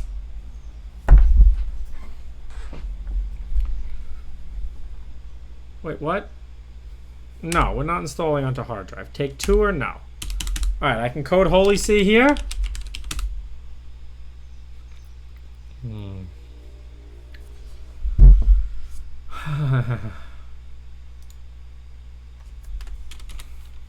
Oh no, I regrettably used the TempleOS mouse function again. Alright, TempleOS Holy C coding.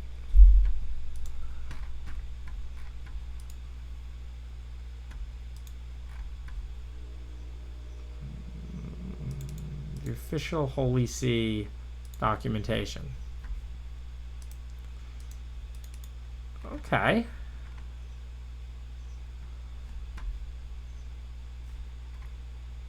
So I think if I want to print hello world, I can just print hello world. Semicolon. Oh, good.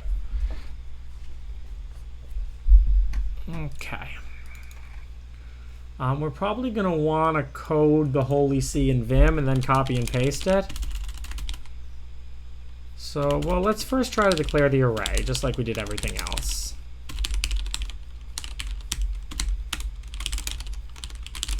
It's probably most similar to the one in C.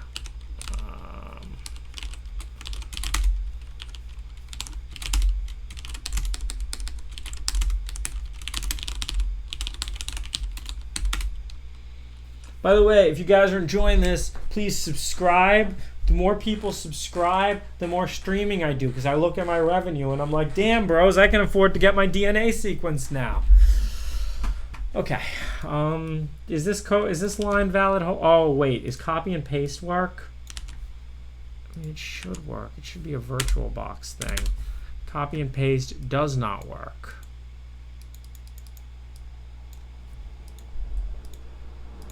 VirtualBox is lagging. Shared clipboard. Host to guest. Oh, I used the TempleOS mouse again.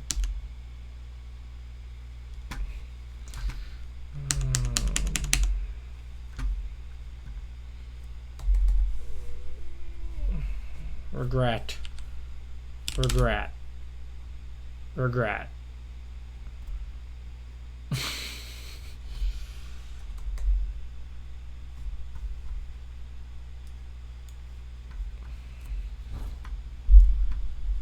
Okay. Don't put the mouse in TempleOS. But we need it to have the keyboard. Way to go.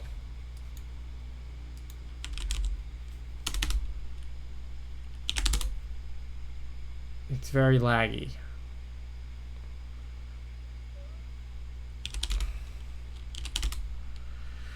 Okay. Let's try the array.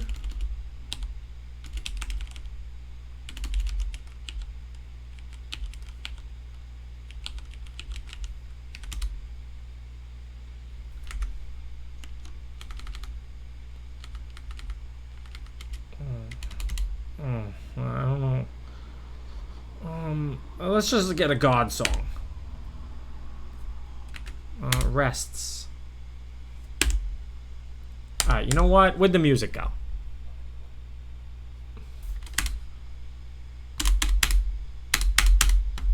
Oh, boys. Boys, this game's too hard, boys.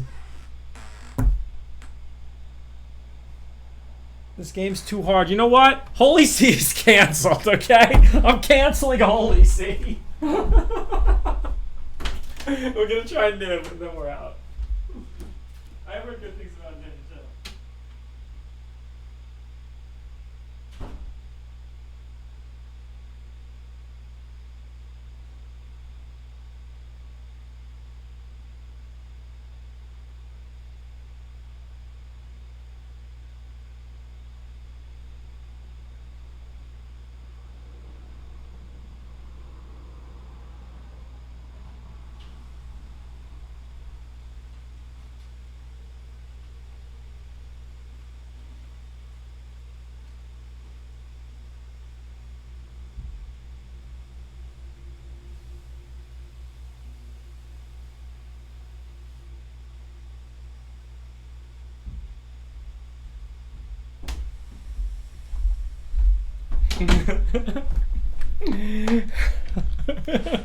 Guys, I'm trying to use Holy C. I tried.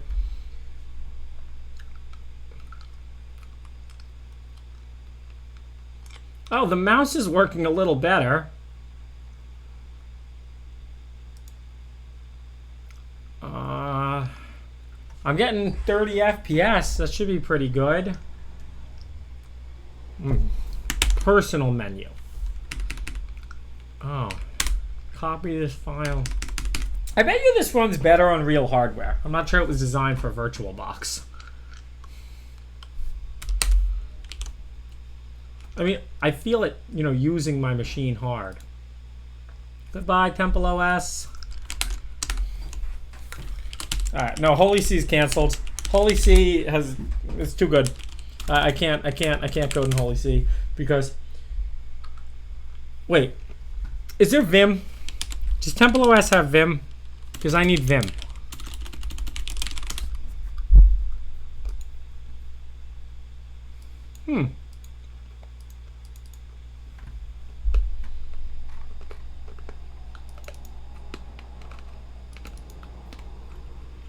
Oh.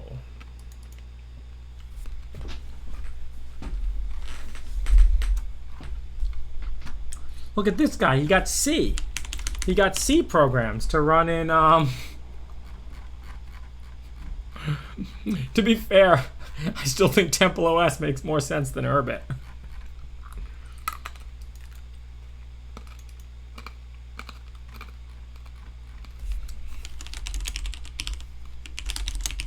All right, back in reality. NIM is a statically typed compiled systems programming languages. It combines successful concept from... Who said they like NIM? No, Urbit makes less sense than TempleOS. Well, you know what? Actually, to be fair, let's read the TempleOS code. Maybe it's equally as nonsensical.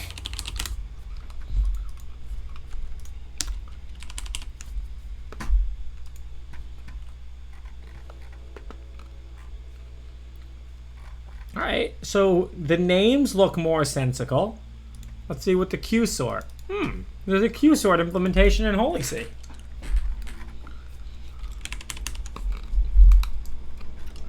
I find this far more readable than Hoon.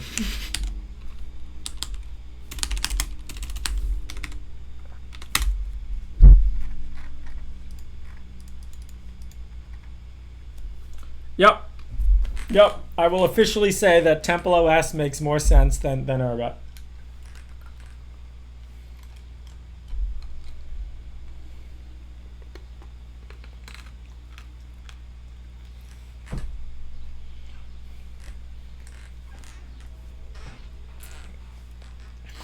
I mean, you know, you want me to say Terry Davis was a genius? To be fair, Terry Davis did more with his life than most of you guys ever will.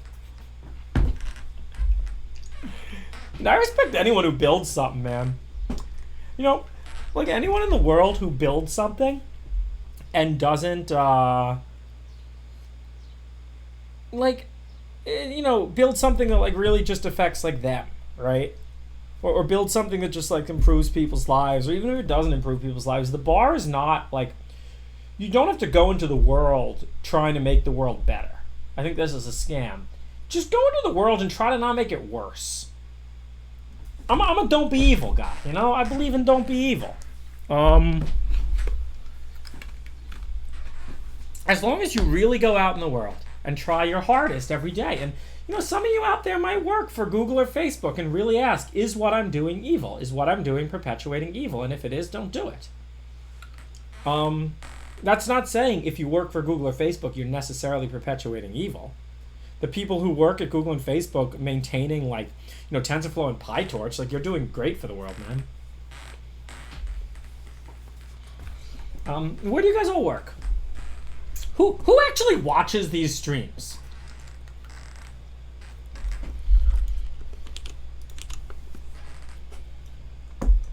You work at Sony? I've never met Stallman now. You guys are students. Oh, good. Oh, here, maps. Students, got a few Google. Ubisoft, DevOps, African refugee learning how to code, CS student in Melbourne.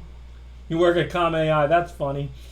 Writing emulators. Self-taught freelancer, quant finance, teach computer music. Working deep learning at a startup.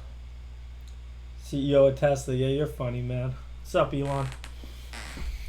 I loved your short shorts, by the way. Alright, cool. Yeah, we got a lot of students out there. Yeah, just, you know, when you go out into the world and you get a job, don't be evil. That's my personal code of conduct, you know? Don't be evil. Okay. NIM syntax does look very nice.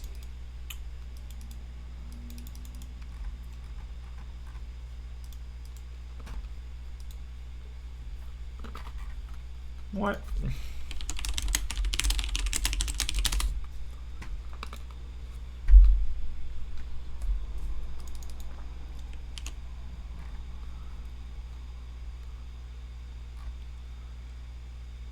It looks hard to install.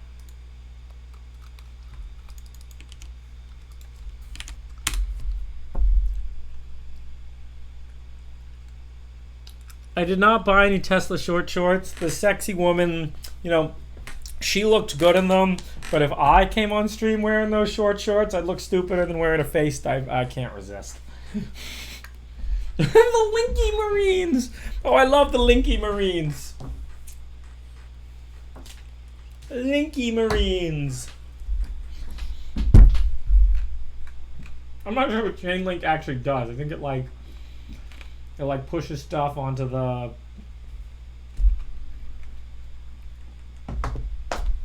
I have a 4K display. Linky Marines.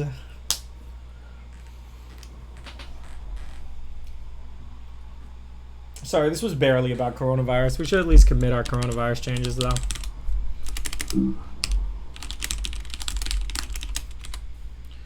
Today notes.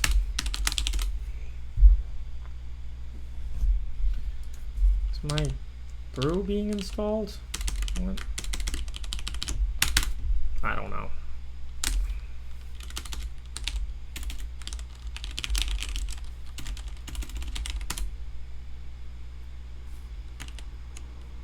Oh.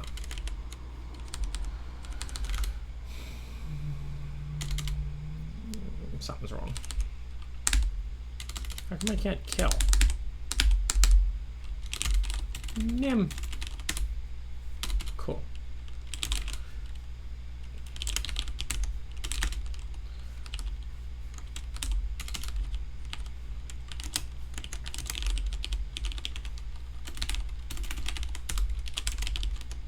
Let's hope it looks like Python.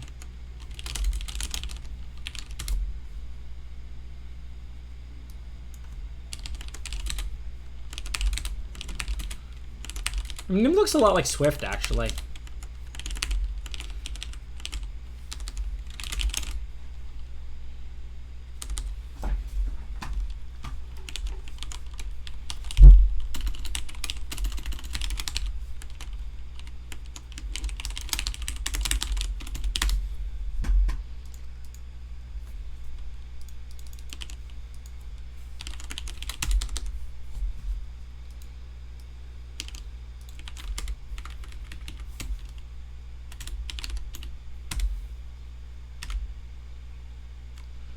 And why my verbosity is 0. Let's try some more verbosity.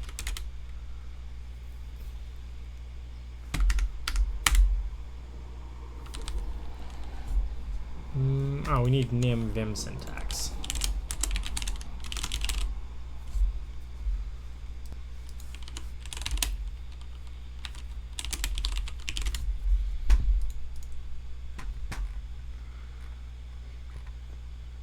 Oh, I gotta do pathogen infect crap. Do I have pathogen infect crap? Oh, first I gotta install pathogen, then I gotta install Nimrod. I can also install Vundle. Oh, it's so complicated. Can I just do this?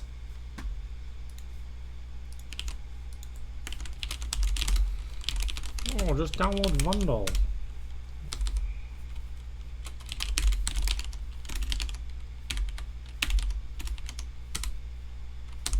That didn't work. I think I have to like add some crap to FP detect or something. FT detect. Yeah, this crap. Should probably just loud.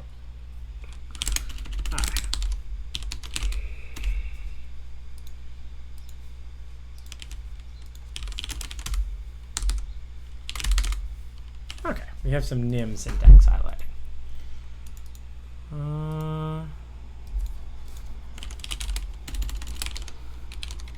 It's a compiled language, which is cool. Does that just work? Undeclared identifier.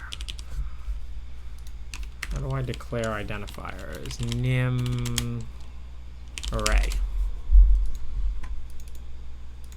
So it looks kind of like Rust like this. Let A. Yeah. Hint. A is declared but not used. Can I echo A? I can. All right. What's the function syntax in nim?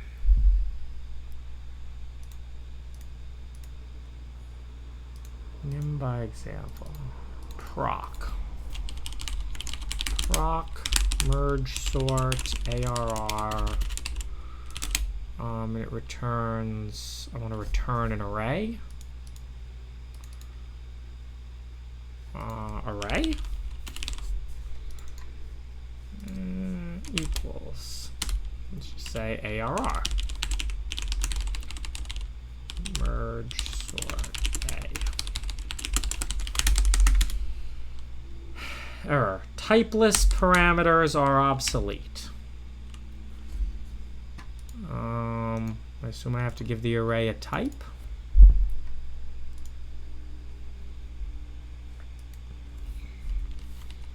Int. Oh, this is the typeless parameter. Invalid type T in this context. Proc array, array, array, proc.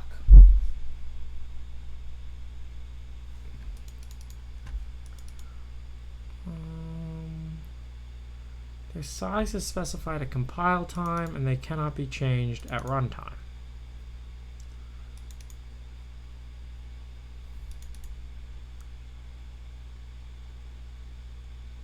Wait, does that really make the matrix start with 1?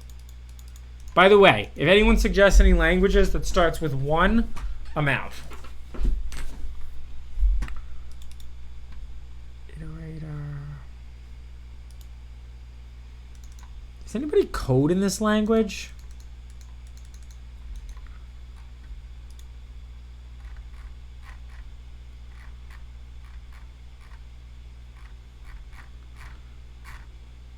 Block, proc,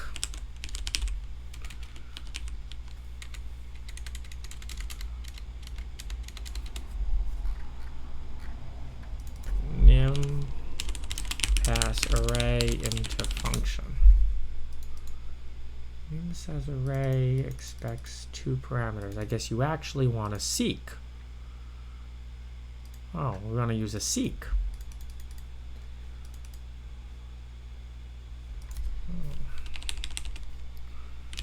Seek sub int turns a seek sub int.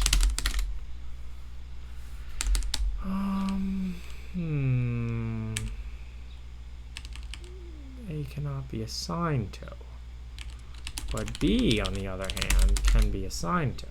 Okay, good.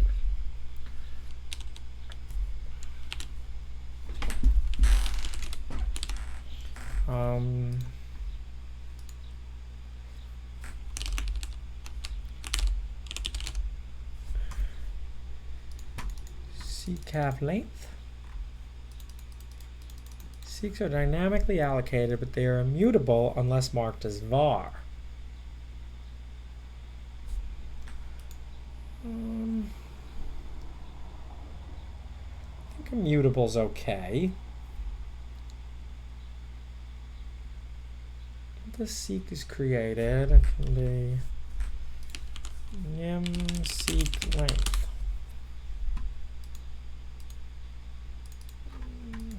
Utils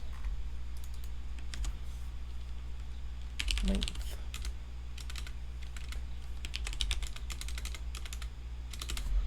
And I can just use the len operator.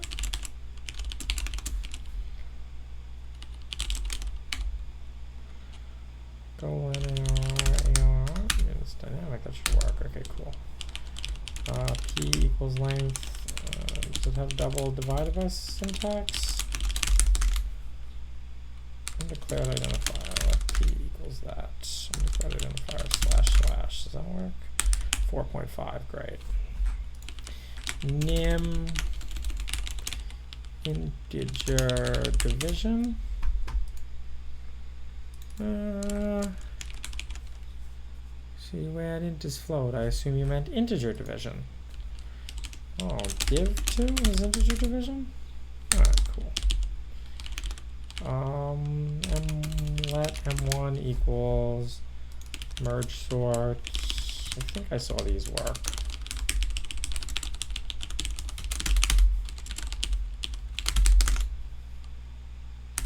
Expected expression, but found, no, maybe they don't. Nim by example seeks. Assert the seek sub 9. All right, maybe it's the dot dot syntax. It's pretty common. Expected expression, but found that. Nim seek slice.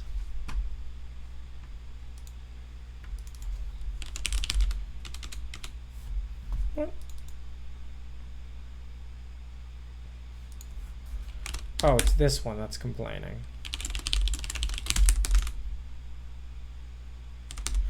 Okay, that's fine. If length of ARR equals 1, return ARR. Oh, I guess I just assumed. Yeah, okay, that seems right. Let me change this to A. ARR is too long to type.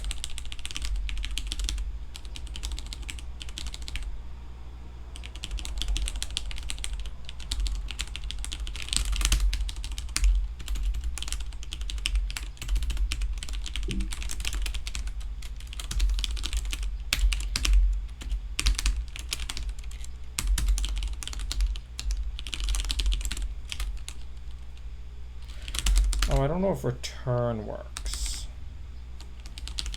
Maybe it does. Sysfail. Let's do getting an out of range error.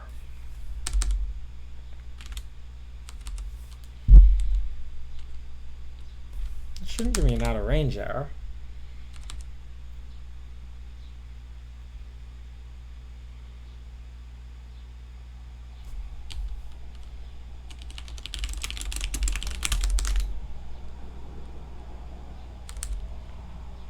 Nine, 5, 3, 2. Or maybe return doesn't work.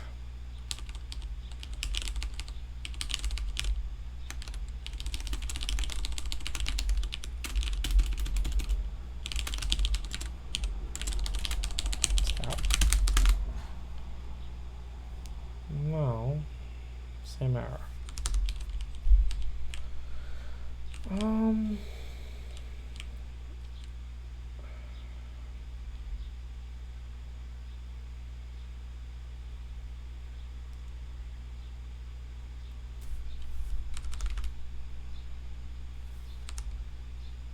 Give me an unhandled exception.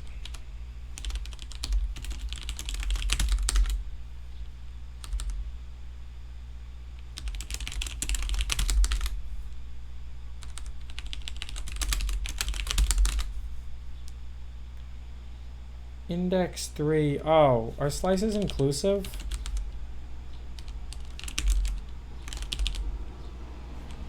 Be a weird language if that's true.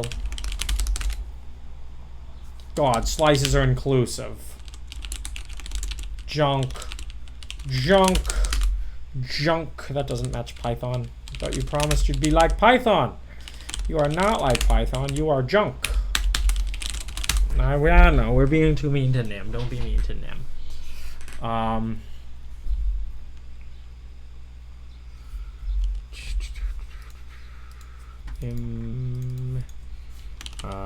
Let var ret equals new seek int length a for let var p1 equals 0, let var p2 equals p. We'll make it look kind of like the Rust one because it's very generic and boring. Like it works in most programming languages. Let's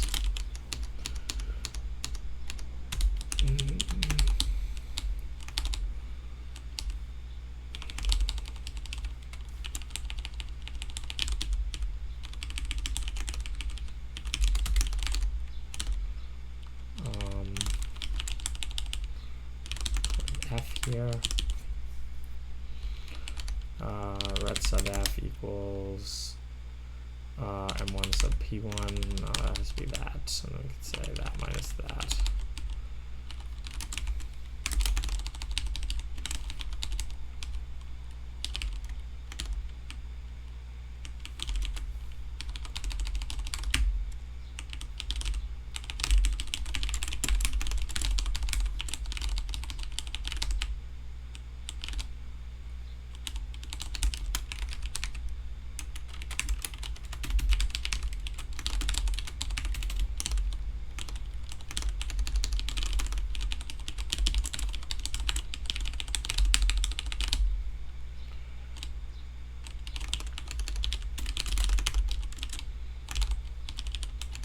Ew.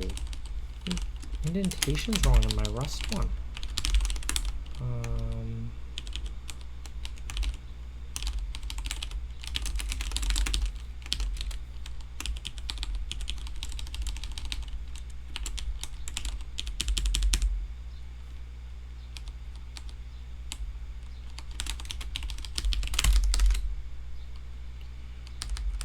Identifier expected, but got keyword var. Oh, not let var, it's just var. Type mismatch, got int literal, but expected bool. Undeclared identifier. Expression A is of type seek and had to be discarded. Oh, because I think we didn't return red here. Many zeros. Because we didn't increment f, which is a similar bug to the one I wrote before. Works. Cool. Now, unfortunately, this program has a memory leak. So how do I deallocate new seek? Nim new seek free. Oh, no, it has a GC. Never mind. That works. Cool. All right. Nim.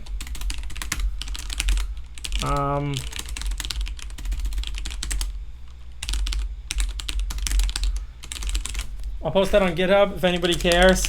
I'll merge pull requests for any other programming languages. I think it's kind of a fun repo.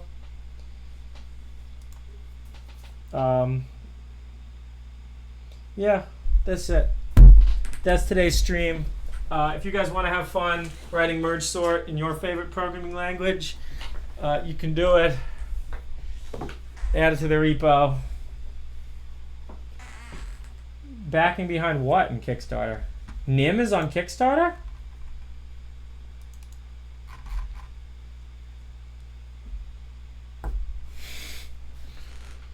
Oh, it's bright. Got some lights up in here. Got some clap on lights in this bitch. I'ma be clapping all night in this bitch. Whoa. Nim's not on Kickstarter. Oh, the OpenCC AI kit? What is it? OpenCV AI kit. Wow.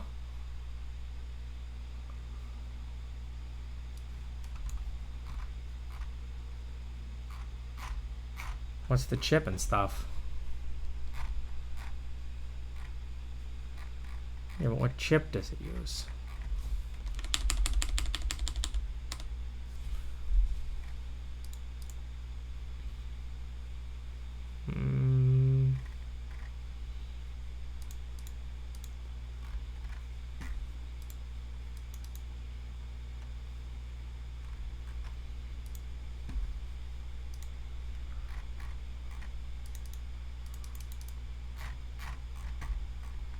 It's a camera? What are the pinouts? Oh, it's like a USB webcam.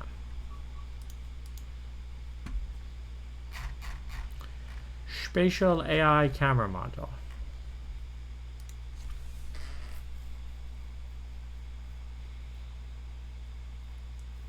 Oh, that's cute. They get an IMU. It's packed.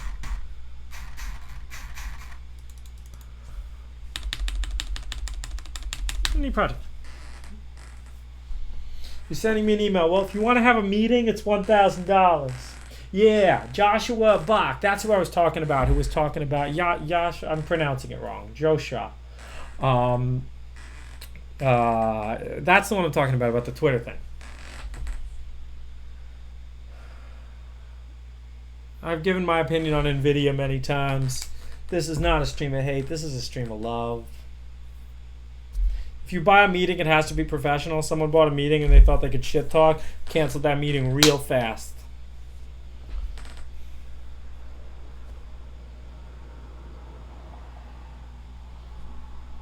You saw my Vim RC. You saw my plugins. I don't want pathogen effect, but just use Vundle.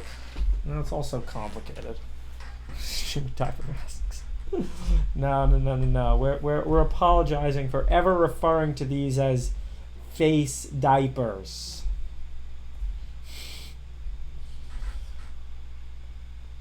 Because people have too much money, man. That's the problem with capitalism. People have too much money. People are too rich, man. People are too rich. That's why we need communism, so that the whole world can experience poverty. Elon tweeted that thing. It was like, You know, seven things. You know, you gotta tell your kids. You know, it's like you're good, work hard, be cool, feel loved. Communism failed everywhere it was tried.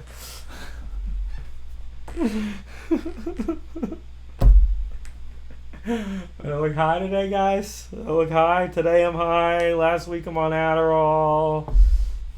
You know, I was taking the Xanax for the South by talk, bro. You're capable of the cool thing about being a human, man, is you can experience a wide range of emotions and feelings without any drugs. I'm not here to hate on drugs, man. But if you see someone acting some way, don't first assume drugs. That's a sad world. I didn't say I don't smoke. I said I don't do drugs. I said usually, you guys think I'm on drugs way more often than I actually am. Today, I had 2 cups of coffee and half a pure leaf tea. I mean, it's drugs, man. It's drugs. Nah, I smoke weed, man. I smoke weed. I drink beer. I don't do it every day. I don't do it to excess. Coffee's a drug. It's true. Caffeine's the most addictive thing I've ever found. Like, I've tried to quit caffeine a few times, but it's really hard. I think the idea behind Backspace is still valid, but I think we don't really have the tools to tackle it yet. Part of the thing about Backspace is it gets to the question of what is programming. My bro says you almost all the time use drugs. That's why you hype most of the time. Sucker free, get hyped. Anyone who uses tabs, I question your life choices. Weed's been the hardest thing for you. I never really found like weed addictive. I've gone through periods in my life where I smoked every day, but then like when I decided I wanted to stop smoking, it was just like really easy, and I was like, yeah, you know what? Yeah, I'm done smoking for a bit. Yeah, caffeine by far. If I don't have caffeine, I get headaches. I go through withdrawal. I feel like I lost brain cells from smoking weed every day. No. A lot of my theories about that is like, if you smoke weed every day and sit around on the couch and watch cartoons, yeah, that shit's gonna make you stupid. But you don't even need the weed. If you sit around on the couch all day and watch cartoons, it's gonna make you stupid, man. If you like smoke weed and like go on the computer and like research things and read, and you know. Yeah, some people. I've heard this from people about cigarettes too. I don't know. Every time I've smoked a cigarette or tried vaping, it just like it makes me dizzy, and I don't really enjoy it. You know, when I was 17, we got dips. You know, we thought we were cool, putting that tobacco in the lip, and you know, I didn't know I had to spit it out. So I swallowed some of that shit and I threw up.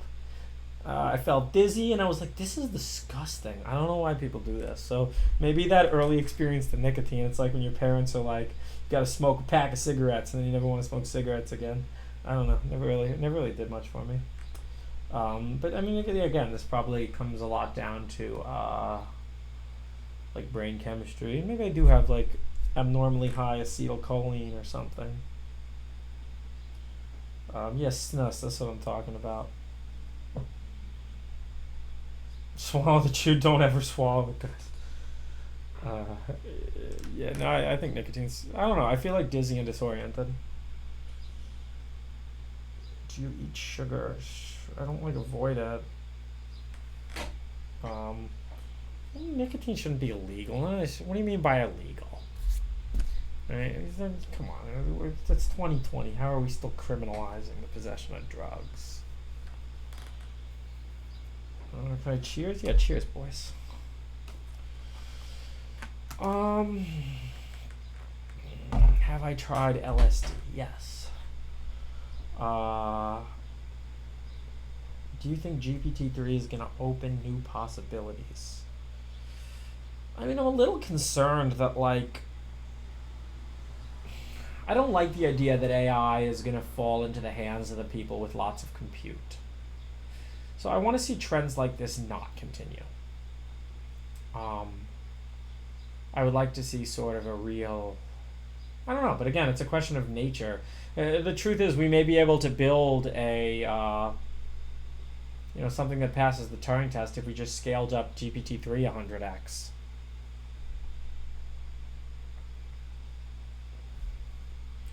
Have you tried a butt plug? No.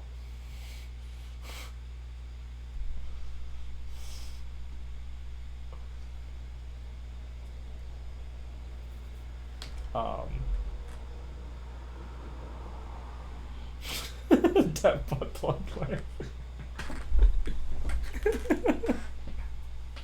That escalated quickly, man. Have you tried LSD? Yeah. Have you ever tried a butt plug? No, you don't have to ban butt plug guy. It was funny. It was funny as long as it's once.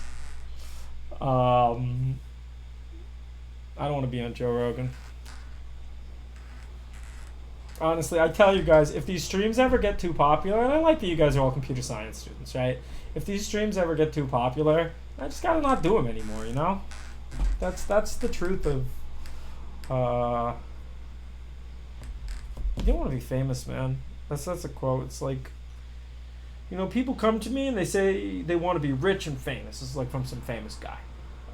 Who's like complaining about fame. People are like, oh, you come to me, they say they want to be rich and famous. And I tell them, you know what? Try being rich first. And if that doesn't get you what you want, well, I really don't think fame will. I'm not famous. Let's see your nipples. CEO to CEO. Why the hell you think I'm a CEO, man? I'm a president. And like I say, I'm not one of those democratically elected presidents. I'm like the president of the Democratic People's Republic of Congo, which, the more democratic and peoples and republic they put in their name, the more authoritarian a state is, right? Look at North Korea's full name. Look at China's full name, right? The more they're putting those words in there, the more they're trying to convince you. The chief party officer, yeah. Oh, that guy wanted us to know he was CEO. Yeah, good point. Was he a subscriber, though? We don't rip on people if they're subscribers. Only if they're not. What's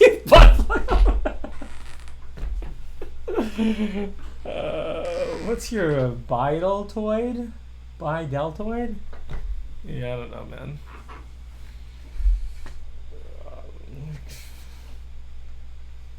Do you enjoy video games? Yeah, I was playing Baba Is You.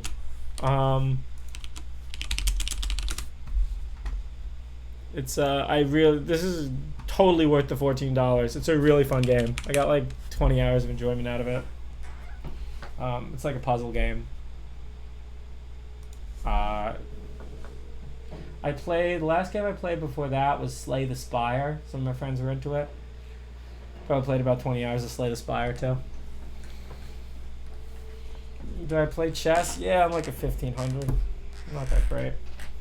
And it took a lot to get to 50. I wanted to be a 2000, maybe 100 hours in, and I was like, I hope this will get me to 2000. It didn't.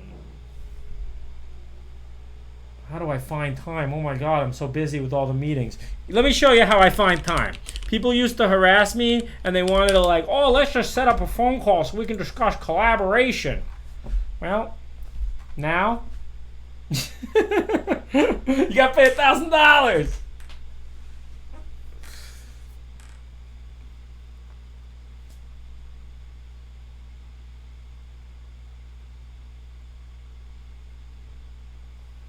No, 30 minutes, man.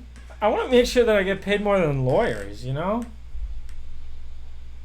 got me here for free, exactly, because you're cool. But feed too, you gotta subscribe, man. You gotta hit that subscribe button. All you guys, come on. Can we subscribe? Can we get a subscribe going? Subscribe train.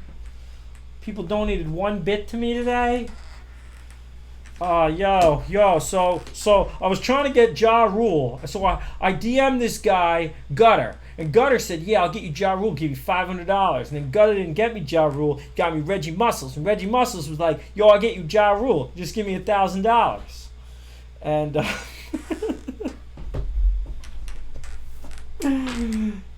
more subs, more views equals less streams. No. If everyone here was a subscriber and we had like 1,000 chill subscribers, I'd be very happy. King Herring, you're cool. No. Not if too many of you subscribe. I'm saying if it gets too popular. Like, the minute there's like a New York Times article talking about the rise of live coders on Twitch is blah, blah, blah, racist. That's when I'm out. Thank you, JR Honda. Thank you for giving out the subs. No, we don't have a 20 off code. No, we don't. All right, butt plug's over. What happened to the plan to get Instagram famous? Yo, I'm still working on it. It's like a slow clap, you know? Get on my Instagram. Right now, I'm going to link my Instagram in the chat. Everybody, please go follow me on Instagram. Nev says thank you for subscribing. Everyone, please just give me a follow. I want to get into the clubs in LA where they gate you based on Instagram followers. No. I want to go to the elite clubs. I want to be like, we're a member of this elite group with lots of followers, man. Look at we can like self-esteem. We know that we're better people because honestly, a follower count is just a measurement of how good of a person you are. You don't want to be famous, man.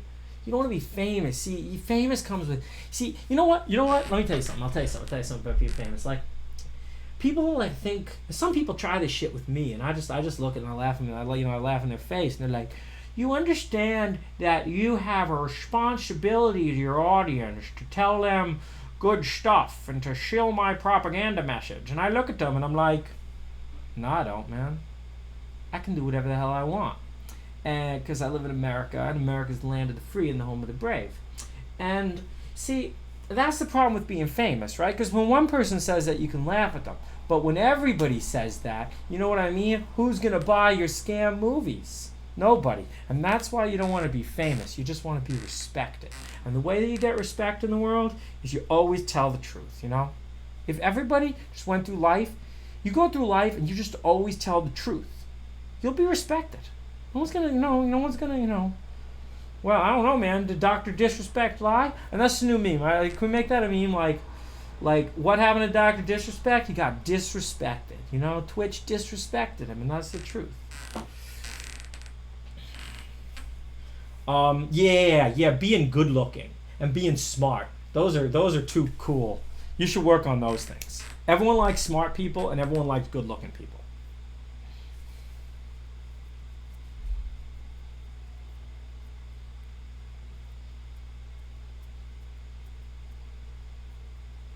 Didn't dodge, feels bad, man.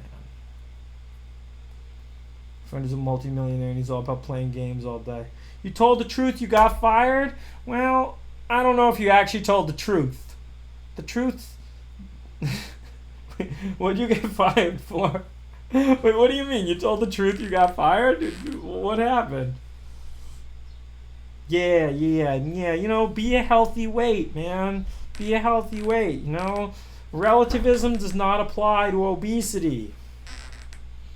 You stole milk? Well, shit, no wonder you got fired. Well, I'm only around people who want to hear the truth, and people who don't want to hear the truth are not in my life, man. And I'm like, you can come back to my life when you're ready to hear the truth. I'm always ready to hear the truth, you know.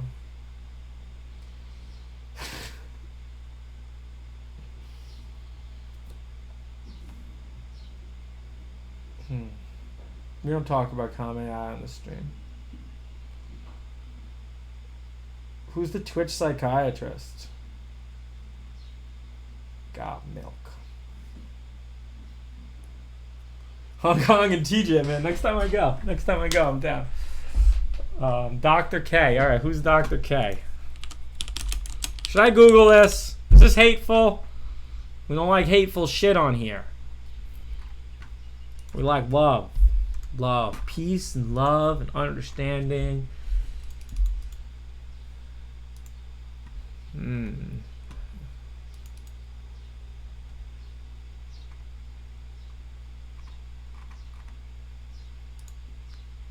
Grow less of an ego and have more confidence in myself.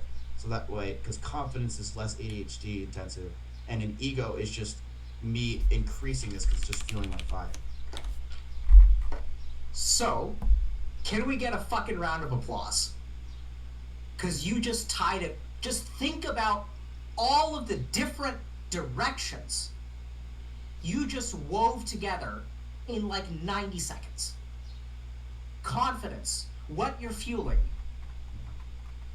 so many different things, why you do it. You just, beautiful, man, beautiful. Watch that. Yeah, it's a little cringe. I agree. I don't know. I mean, I don't want to take a clip out of context. Maybe I'll watch some longer ones. Christian channel. It's a Christian channel, boys. I'm not. No, I've heard Destiny. It's just I've heard it's very toxic. I don't really know much about it. I don't know who Michael Reeves is. He's the new Oprah. Joe Rogan's the new Oprah. I was saying that yesterday. Just to listen to Little Peep. Little Peep's mom kind of sold him out. How are you dealing with COVID? Are you talking about the lowercase c COVID or the uppercase c COVID? Right, they're different viruses.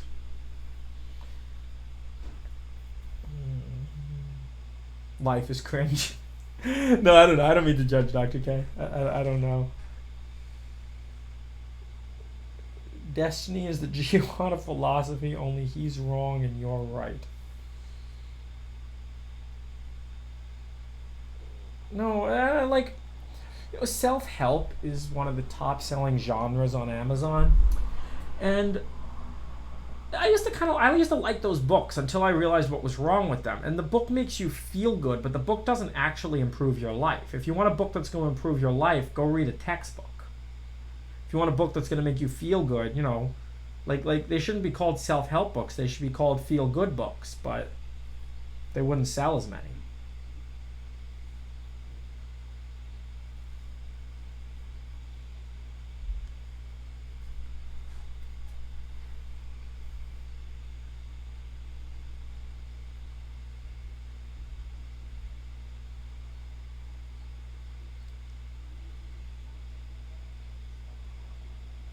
Yeah, self-help is only decent when you're 18. Read one and move on. I agree with that. The world's not cruel. The world's a pretty nice place. I mean, I like to blame the tools. I think a lot of the tools of social media are quite toxic in and of themselves.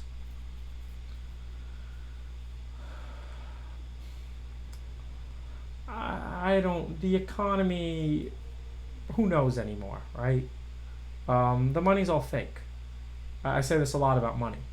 It's entirely fake. It's made up by a bunch of people who you've never heard of and you don't know. I'm bullish on crypto long term.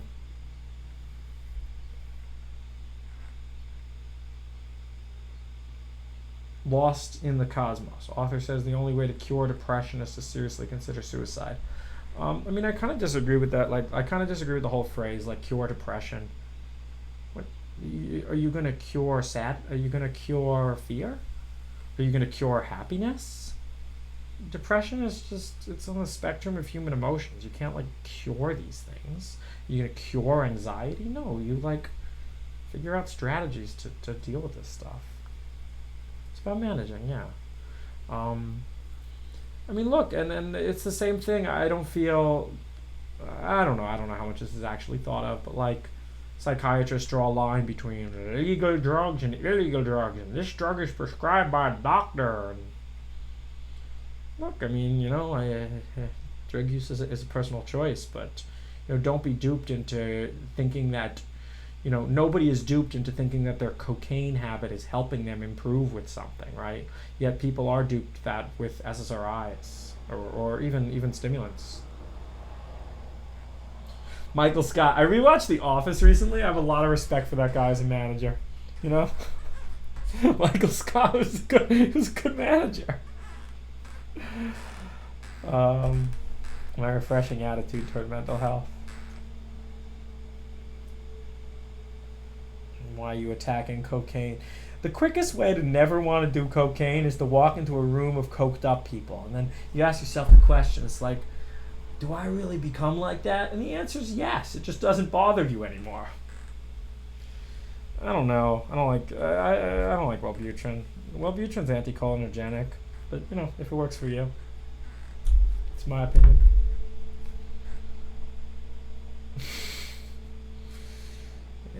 coked up girls trying to get more, it's all. I think we talked about the cocaine thing before. I say that a lot. I'll feel real trapped in this life if I didn't know I could commit suicide at any time. Hunter S. Thompson, free exits, near reactionary concept. I do not have scheduled streams. I really do it. Scarface was a great movie. Oh. Let's do coked up streams. Cocaine is a shit high. It doesn't last. Yeah. Please watch this stream v crypto. I unchilled her a bit before.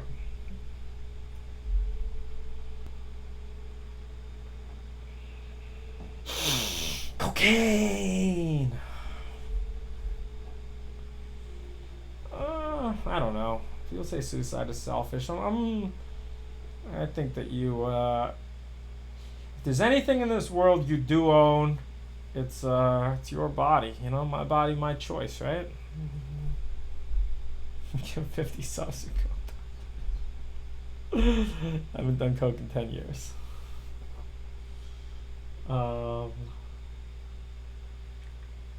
What's pod? No, I wouldn't recommend Adderall. Adderall, this is frequently discussed on intelligent nootropics forums. They say, well, Adderall doesn't actually make you better at anything, but it makes you think you're better at things, which is bad because it's, if I am good at something, I want to believe that I am good at something. If I am bad at something, I want to believe that I am bad at something. When I start my college, our motto, inscribed over like the big arch, is going to be, I'm stealing this from Bukowski, of course, but that which can be destroyed by the truth should be. I've been thinking pretty seriously about it. If comma does well and I have money, I'm going to start a college. I'm going to start a college to keep around the idea of truth. What about Provigil? Provigil is interesting. It's weird. It doesn't exactly, like, Adderall maps to something I felt before. Provigil is I don't know. It's still kind of new. No, I don't hate universities. I hate universities that push something other than truth. What if you're a cult, but what you worship is the actual scientific truth? Does that make you a cult?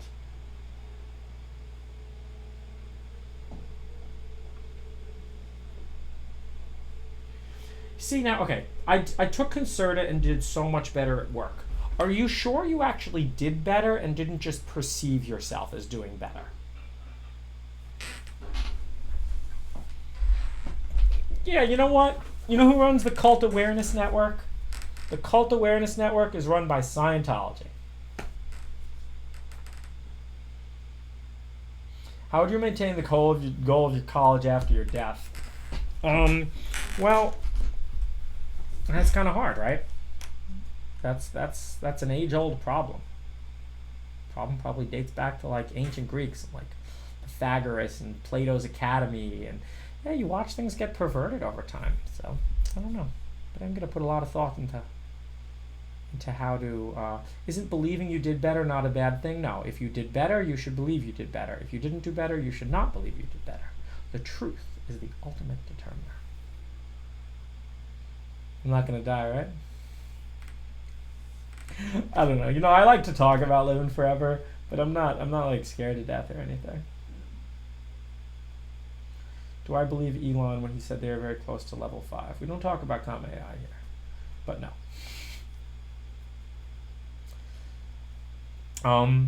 Yeah, everybody, I've read Around. Everybody should read The Fountainhead and Atlas Shrugged. Don't confuse them for great works of literature, but it is a self-consistent philosophical system that you should understand. Do I hate Noam Chomsky? No. But I did just read, there was a new Criterion article linked on Hacker News. People were talking about the Khmer Rouge. And he was apparently like a supporter of that, and he was an apologist for that regime. But no, overall, like when I think Noam Chomsky, I think manufacturing consent, and like it's a very good concept to understand.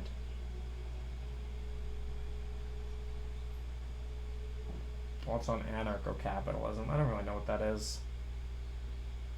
Do I think Elon is cringe? No. Would I prefer to live for one day in the past or the future? Do I come back? Definitely the future, bros. You've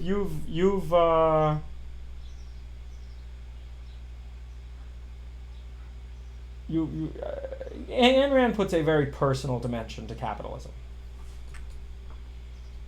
Would I have voted for Kanye? It's a personal choice. The beauty of voting is when you go in that voting booth, you can vote for whoever you want. You can tell people you voted for whoever, man. No one's gonna know. That's the beauty of anonymity. Took tramadol, and it helps you concentrate when you're coding a lot and not worry about other stuff. There's a Reddit post that talks about opiate addiction. I think it's very true. It's we can talk about this some other time. Phenibut.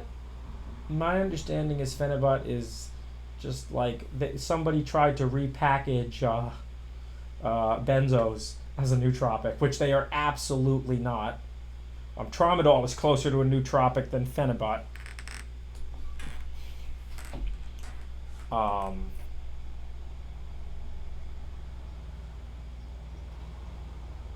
Suicide's a permanent solution to a temporary problem. There's a great, let's see if we can still find it. Should I commit suicide?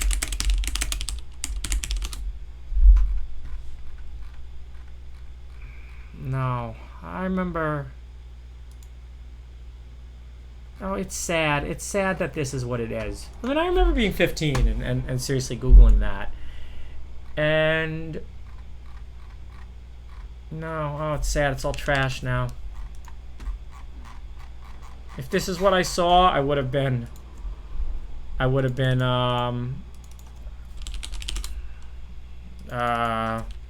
let's see if we can find it through other searches. Suicide, coping, pain, stop. Yeah. Yeah, I love this. I love this. This used to be the top result. And this, I mean, you can tell this comes from like an old era of the internet. I remember reading this when I was 15, and I remember it really being nice. Like they're not, it's not condescending. They're not talking down to you. I'm sure if I clicked on some of those news articles, it would like, you know, they just treat you like, you know, it makes you feel hopeless. But start by considering this statement. Suicide is not chosen. It happens when pain exceeds resources for coping with pain. And then, is this the one that then talks about this idea that like people commit suicide in order to feel relief from pain, but relief is an emotion, and if you're dead, you don't feel relief. Yeah, this is it, yeah. People often turn to suicide because they're seeking relief from pain. Remember that relief is a feeling. You have to be alive to feel it. You will not feel the relief you so desperately seek if you are dead. No, I'm not suicidal. But everybody should. I wouldn't take someone seriously as an intellectual if they haven't considered it.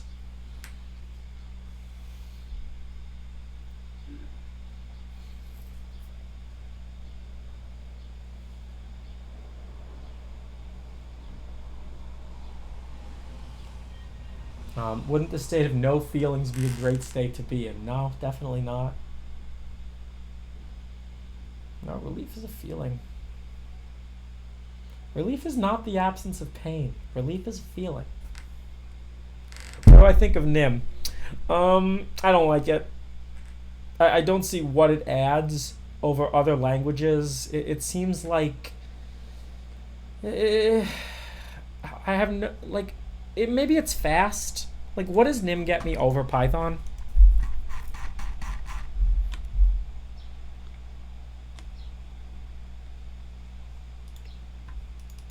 nim?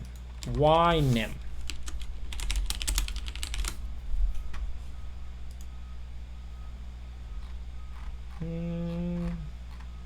Could someone just please write fast Python?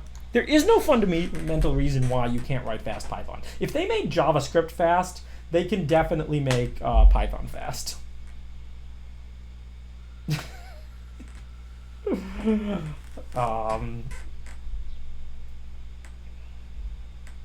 No, Python is not what I'm looking for. I'm looking for a Python that is fast.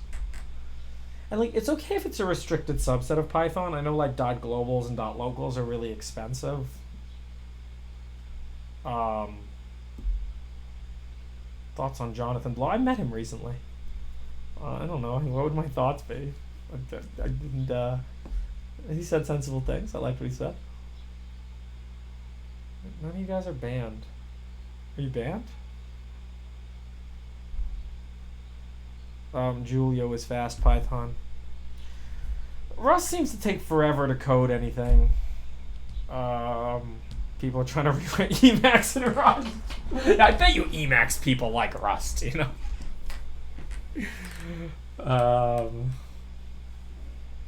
Welcome back, BeginBot. Blood and Ice Speech and Educational Programming. Yeah, watch some stuff. So. Alright, we're over. Alright, guys. Thank you all for watching. I gotta prepare for my $1,000 phone call. Golang is not trash. Go, I think, carves out definitely a niche for itself. Go is C++ if you're not smart enough to write C++. And that's not to rip on people. Like, I coded mini key value in Go because I'm not smart enough to write C++.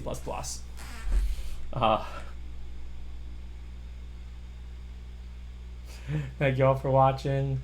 Please subscribe.